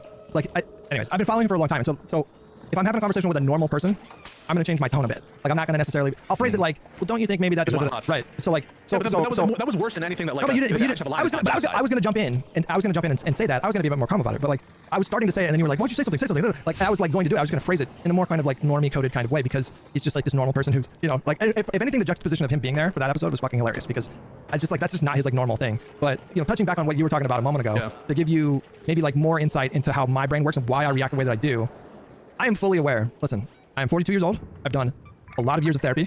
I should probably start making sessions with my therapist again.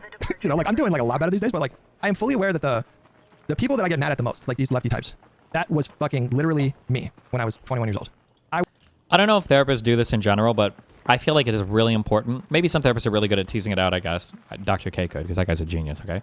But you really need to see the fights that people have with their significant others, or whether that's like a recording, or whether that's like having them both come in, although the circumstances might change the way they interact, but like you really need to see how people are engaging with others, because like there's a lot of times where I'll hear somebody say something, and if you had enough experience seeing toxic relationships or not toxic relationships or just seeing different communication styles, a person can describe a thing that seems completely reasonable, and then once you actually get the context of it, it's like, okay, well, hold on. Actually, maybe this is like a completely different thing, you know, where your therapist like susses it out though over time. Hopefully. Yeah, if they're good. Yeah, it's hard to tell because I've heard like Anna was a great example. It's the Anna Frills or Anna War or whatever. Sometimes people weaponize the fuck out of their therapist, which is super toxic. But I don't know if that's just them doing things that their therapist would advise them against, or that they're just like making up or inventing. It's hard to tell, obviously, because I'm not at their therapy sessions. Yeah. Was the guy that was just like, Democrats and Republicans are two sides of the same coin. It's not left or right. It's the billionaires. It's capitalists. Like, I was fully Noam Chomsky coded and Howard Zinn coded for years. I mean, I had a picture of Noam Chomsky up on my wall until just recently with all the Epstein stuff. I fucking took it down. But I think that's like one of the things that motivates me. Epstein's friend, right? Is like, it's like I'm yelling at my younger self, and I'm fully aware of it. It doesn't always produce like the best conversations, and there are ways that I can be more effective in my rhetoric. And like, I know that about myself. And it's like the same thing with like MAGA types. Like MAGA is like, my dad is like a prototypical MAGA person. And we get along really good these days. We're like bonding over guns and stuff like that. But, you know, we didn't always get along. And so like when I was yelling at MAGA people before, you know, that's like proxy shit for it. Like, I firmly believe it just all goes back to your family. And so like, we're all kind of like working through our family shit. And so I'm aware of these things. I could be more productive in many ways. I will continue to work on that, and that's fine. But like, I just want you to know, I really like that you're very argumentative. And I do generally, like 99.9% of the time, like sparring with you. It is fun. I don't think that you're this like bad person. I've never thought that. So I just want to put that out there. No, I appreciate it, man. Like, honestly, I also, like, everyone has their fucking shit. Like, I know that I will come across as, like, arrogant, obnoxious, whatever, and shit sometimes. And, like, I think sometimes it's about time and place and whatever. But yeah, no, I can totally get that. It can be, you know, looking back at who you are in a previous life and be like, no, don't do that. I mean, frankly, that's how I felt in the 2024 election generally. I'm like, guys, we can't make this mistake again. It almost sometimes feels like we're doomed to have these cyclical little, you know, fucking moments in resolving similar questions. Even sometimes questions about, like, Pisco's like trying to all find this shit an comes back answer, again. though, And it or can be like suss out what is like the correct. Hold on. God damn it. Haha, debit card. I'm still on hold. Yeah. Or suss out what is like the quote unquote correct opinion. I think he's literally just trying to win. I think so, yeah, because now they've rooted it down into this like kind of personal argument. Hello? Yeah. Wait. Oh, there's like this kid in the game sounds like he's like 8 years old. Okay. Yeah, like now you're in some like personal area where it feels bad to even push on a debate topic. Like my guess is, I don't know, I could be wrong. Maybe they'll find a way back to it, but I feel like the actual substantive debate is probably over, and now it's just going to be this like this weird jerk sesh. We're like, are we both good? I'm using a lot of fucking abuser language. Fuck, but like this is unironically like some fucking like cycle of abuse shit. Where it's like you do a thing that you shouldn't really be doing, and it's not just being combative or being argumentative. It's like ascribing malice or bad faith to somebody, especially in front of like a guest or whatever, like all of that. And now we're in some form of like almost like performative aftercare where we're going to explain these things happening. Oh, it's in his house. We're going to explain the things that are happening and then just say it's like, well, we chalk it up to some random differences, but it's not going to change. The same thing is going to come up over and over again going forward. And I think it's worth asking the question, like, why does this issue keep coming up? And why doesn't it seem like there's much or any progress being made on it? Maybe, I don't know, but maybe they would feel like there is. I mean, technically I'm an outsider here, so maybe they do feel like they've advanced something, but it feels like this keeps popping up over and over again. And it's not just, and I don't like how it all got framed back to like, oh, you know, sometimes I'm just argumentative, bro. And it's like, well, no, that's not really what's going on, you know? Yeah, it like the argument started over like the Epstein versus Hassan kind of thing, but like they never broke down at all into that. No, like, nothing of substance. Like, okay, what are the Hassan issues you have? Like, yeah, why Pisco wouldn't you want is him? like getting closer and closer, I feel like, to kind of like Andrew Wilson, to where all of it becomes like meta or philosophy informed, like argument structure informed debates, and you don't actually really talk about the substance of almost anything, which is funny because But that's the most Pisco, important part. Yeah, I know, but Pisco found a way to throw that back to Hutch earlier, which was funny when Pisco was like, I feel like it's 2 hours in and I don't even know your position on this thing or whatever. It's like, that's, yeah, no shit, Sherlock. That's every conversation everybody seems to have with you. Why do you think that's happening? Yeah, that's because it's like we're always having a meta conversation about the next thing or something down about the our line, feelings like or defining something. Like, like it, and then it moves and moves and moves and moves to where we're not even talking about what we called about. Yeah, and yeah, like I said, I'd be surprised if they found their way back to the original conversation, but who knows? We'll see. And sometimes to see people fall into similar mistakes. I don't doubt that. I do think that sometimes though, you should you get a lot of hate, and it's tough. I mean, that is something that you know, I think oftentimes is very unfair, and I hope that sometimes you unplug because it can be not healthy. I think always to be in the. I've been in the reply sometimes, but no, I value our podcast. I value inputs and stuff, and I don't take it personally when we disagree like that. And you know, maybe I wasn't as charitable as I should be in that moment. I'll think about that. I was definitely having my response definitely like affected by your answer to the JD Vance versus Epstein question, which was like unequivocal and without any kind of further thing. So that was like very much coloring why I was doing what I was doing because it felt like such an easy thing. And also, I'm very like hypocrisy aware. Like I don't want us to be like caught up. Like I want to be like better than the lefties who don't answer questions. And so God. that's something I try to enforce in the conversation. So all that being said, like yeah, I mean no hard feelings, and I appreciate that we could have been a little bit more, or I could have been more like tolerant of your view there. Well, now I'm curious about your past. Are you trying to get out of here? Yeah. Are you trying to get out of here? I have like 30 minutes. Okay. We don't need to take up the whole time. First, I want to say that sometimes I like hardcore relapse on social media. Because there were especially in the peaks kind of during the pandemic lockdown stuff where I would spend like 14 hours on Twitter, like not even kidding. Like I wouldn't even stream because I would just be straight up. Like it was just and I would do that sometimes like for days and days and days. And sometimes I wouldn't even stream because I was like too busy arguing on Twitter. And so there are some times where I go back to that and it's like it's not great when I do that. It feels like a relapse. And then but unbalanced things are better. But I do want to say that I feel so unwavering about my perspective on things.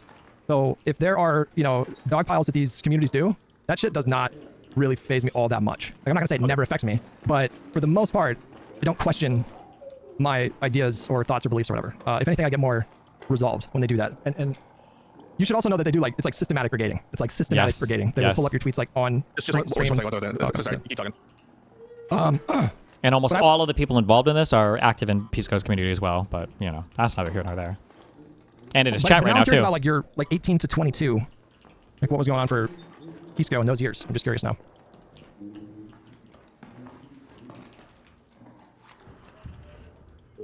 I bet. Oh, there you go. Go for it. Yeah, no, I was asking what was 18 to 22 Pisco like? Like what was your political like awakening genesis, whatever? I've always been a Democrat. I've always been left wing. My influences were Jon Stewart, Chris Hitchens. Hitchens. That is the least surprising thing you've ever told me. Yeah. People like. Did you read the? Who else? Did you read the God Delusion, Dawkins? I did, yeah. And God is not great. I was also influenced by people more local to me, teachers and stuff who were liberal and Democrat. But in college, I took an active stance against identity politics. I never fell into that Sargon of Akkad, Milo Yiannopoulos sort of cycle. But I remember feeling a little bit excited, but also sometimes a little sad at the following. I published, I think, some articles. I know some articles that upset certain left-wing identity politics sensibilities on campus, and I found that exciting. I found that being I don't know, contrarian in that moment. Most of these are opinions that still hold, which is you should let people wear sombreros and stuff like that. But it also had its effects in terms of people being oh, you're an Uncle Jose, you don't really, you're not a real Hispanic, which isn't true. I'm a first generation. My family's from Peru. But so in that context, I was very much I don't know. I disliked this totalizing framework of identity politics. I really didn't like it at all. But over time, and especially through law school, I think I always viewed Trump as a humongous threat. I voted for Hillary. I voted for Biden. And then obviously Kamala. But through law school, I felt that, I reasserted my priorities in that, to be honest, I don't spend much time at all worrying about CRT or safe spaces and stuff like that, because even though I think that a lot of my positions on that were right, I thought that it wasn't worth my time. I joined an affinity group, and it was a lot of fun. And I don't think that there's anything wrong with that.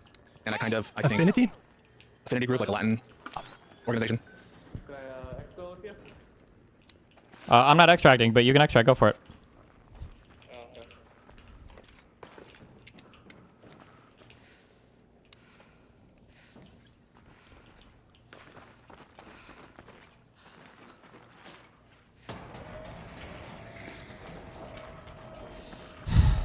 This motherfucker try to fucking kill me.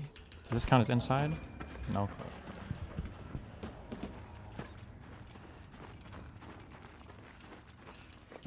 Stop. From my law school, and it was it felt really good to be able to, notwithstanding my massive disagreement on some of these issues and whatever, and they did still rear their head from time to time. It felt good to know that we're all in it against this this tyrant, and he was a tyrant in his first administration too. So yeah, that influenced a lot of what happened, which is maybe that experience of having certain ideas that were, again, I'm not gonna lie and say it was all negative. I definitely got a thrill out of knowing that I would trigger some people, right? But maybe that experience put into perspective the relative harms. I don't think I ever had it so out of whack that I was gonna vote for Donald Trump, but it did, I think, impact me. Oh, that's interesting. Didn't know that about you. ¿Tú sabes que yo hablo español, más o menos? No sabía, no. Yeah, a little bit. ¿Dónde eres? Yo nací en el Bay Area de California. Pero yo estudiaba español en la escuela secundaria por 4 años y 2 más años en la universidad. Era mi minor. Oh, how do you say my minor? I don't speak very much anymore, so I can understand most Spanish, but I can't necessarily speak everything. No, muy bueno. Your Spanish is really good. I think it's good. Practiced a lot. Raised beef. I worked at a lot of restaurants, and so like there were a ton of people back of house that spoke Spanish, so I would just practice every fucking day. So, yeah. I was in between college and for 1 year as I studied for LSAT, I bartended. One of the reasons my name is Pisco is it's obviously like Peruvian heritage. The drink Pisco is like a liquor from Peru. There's some dispute Peru, Chile, but I think it's Peru. I think that's evidence. That said, also I was a bartender, and honestly there were so many debates that we had at the bar I worked with like the kitchen staff and shit. Sometimes they even go all the way to in front of the patrons where they would participate. And so really like this has just always been my personality. It's like obsessed with these arguments, whether it's at college where the argument's supposed to happen, or whether it's at a bar when I'm supposed to be like, not having those. I think one time we had to have like a manager talk. It was like no more political debates. We did it anyway. So yeah, I mean that's. I think everyone should do some food service or some retail work. I think it really rounds you and it makes you nicer. I think. I don't know if it makes you nicer. It's a bond. It's like when you see someone that you worked at a restaurant with years later, there's like a feeling like you're two survivors of the Titanic reuniting like 20 years later. There's like a bond that you make, I think. But I had the same like.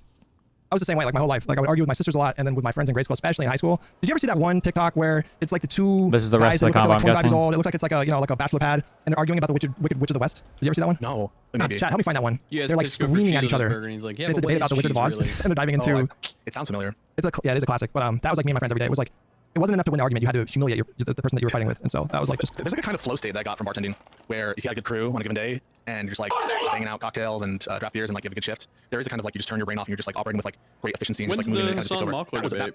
30 minutes. felt very valuable. I mean, at one point I was like I think juggling. I still wanted to work at the bar. I think my 1L summer I tried to juggle my summer associateship from 1L with bartending and just I can do it.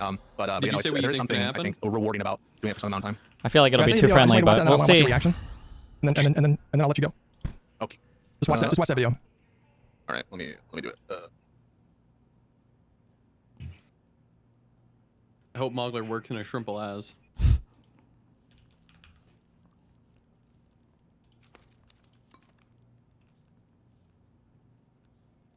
Wait, what'd they say they were doing? Why'd they mute? I think they're watching a video or something. I don't know. Oh, well, that's gonna be Okay, interesting. all right, Pisco. Listen, enjoy your weekend. Thanks, brother. Hey, so I want you to think about this hypothetical because it's really important. No, I'm joking. I thought you were serious. I was like, no. No. I don't think we need to like to relitigate all that shit, but just keep in mind, I'm not coming from a place of like I want to fucking destroy you. It's counter to my interest. And if I was just trying to grip for lefties, I would be doing a better job at it and saying anything. I can get them to fucking share my name. I have genuinely never thought about you. Like I've always had the thought that you like arguing. That's always been my position. Chat will back me up on this. I've told Chat 1,000 times. I think Pisco really likes arguing. But yeah, anyways, enjoy your weekend. We're gonna have Rashad Crenshaw on Monday, and we're gonna be so normal, right? We're gonna be so we're gonna give normal. some segregation examples. Zoom not. If What you bring did up, did we get anywhere with all this? I don't think so. Did anything change? Nope. Nothing? Nope. Just like every other Pisco conversation. Didn't really. Yeah. Nope. What are you going to do? Okay. Nothing ever happens. Chud wins again. True. Holy shit, there he is. It's a king. segregationist. No, When he comes on the podcast, I will fucking walk. Okay, I will walk. Just so you know. All right. All right. Well, stay cool and we'll talk soon. All right, brother. All right, bye bye. All right, later. I swear to God, if they bring up segregation, when we have a black guest, I will fucking lose my mind. Okay. We do have to watch this. Hold on. We do have to watch this. This is like literally one of the greatest internet videos of all time. Hold on. This is right. Hold on. Her sister was a witch, right? And what was her sister? A princess. The witch was the East, bro. You're gonna look at me and you're gonna tell me that I'm wrong? Am I wrong? Like, she wore a crown and she came down in a bubble. Grow up, bro. Grow up. Oh, fuck. To this day, that is one of my favorite videos on the internet. Oh my God, it's so good. I identify with that video on a spiritual level. I have been that guy. On a spiritual level, I've been that guy hundreds of times in my life. On this stream, probably thousands of times. Back up with $10. Ooh, I feel, listen, I'm just gonna read these, okay? But we ended on a positive note. So it's like debating Mockler. It feels very counterintuitive to what Hassan usually does of go after people with more clout. Why do I feel like he's going after Mockler? Why do you feel like he's even debating him? Oh, because he's like gonna he's gonna go mask on progressive, and he's gonna try to build a big bridge so that he can insulate himself from a little bit of the mainstream shit he's getting right now for not willing to endorse Newsom over Vance in a hypothetical race. So he's just trying to. It's basically the Brian Tyler Cohen like grift that we were talking about earlier. What do you mean? Where he's trying to have a talk yeah. with BTC. Yeah, 100%. Okay, makes sense. Mm-hmm. Revisiting trauma. Back with $10 shouldn't let him weasel away with I feel it's personally driven. Pisco explicitly said you only critique AOC or progressives because you have personal vendetta with Hassan. Ace with $5. Hutch, thanks for being a good dude. The internet sucks, but you don't. Still down to talk to Sitch and Adam even though the last combo was tense. Actually, the last combo was not tense. I don't know if you guys recall, but the last time I went on their platform, it was pretty chill. Like we did not we disagreed, but we were not screaming at each other. It was more the first time. And I think me and Josiah went on Stitch and Adam together, and I think that one was pretty tense. Or am I remembering it wrong? But the last one I think was fine because I did make a concerted effort, like a conscious effort to be kind of more normal. Oh, that lawyer dude with 8 months, Pisco isn't dumb. He knows how to speak with specificity when he asks you about Epstein's policy. You're clearly thinking electorally. Him wanting to ignore that and yelling Josiah seems better. Yeah. Using only moral framing. Yes. Only makes sense if he's clip farming. Yes. Slate King with $2. You need to watch Sitch v Pisco combo for tips. Silent Assassin with 102 months. JB's box with $5. Pisco's not Hassan supposedly, but he's extremely skeptical of anti-Hassan rhetoric. Why? What is his objective? Please ask him as such. I think it's not even just about me, guys. Just so you know, I think it's about bigger than me. I think for whatever reason he is I think sensitive has a negative connotation, like vigilant about anti-lefty rhetoric, and I can't really tell you where that comes from. I don't really know, but I think it's about like more than just like me. Travakia with $10. The whole point of hypotheticals is to see if at the end of the day will these lefties go online and vote against MAGA/fascism. We and make so a bingo far, card no, for Mogler and toss their vote away. No, but if I were to make one, mentions Israel guys. would be the free spot in the middle. It took us a minute to get there. You might say that we stumbled a bit to find our footing, but we got, like, ladies and gentlemen, we got him. Okay, like we got him. We fucking got him. If anything, I am so mad that I didn't think of this on the fly on Monday. My wife's patient last night in the ER. What? Oh.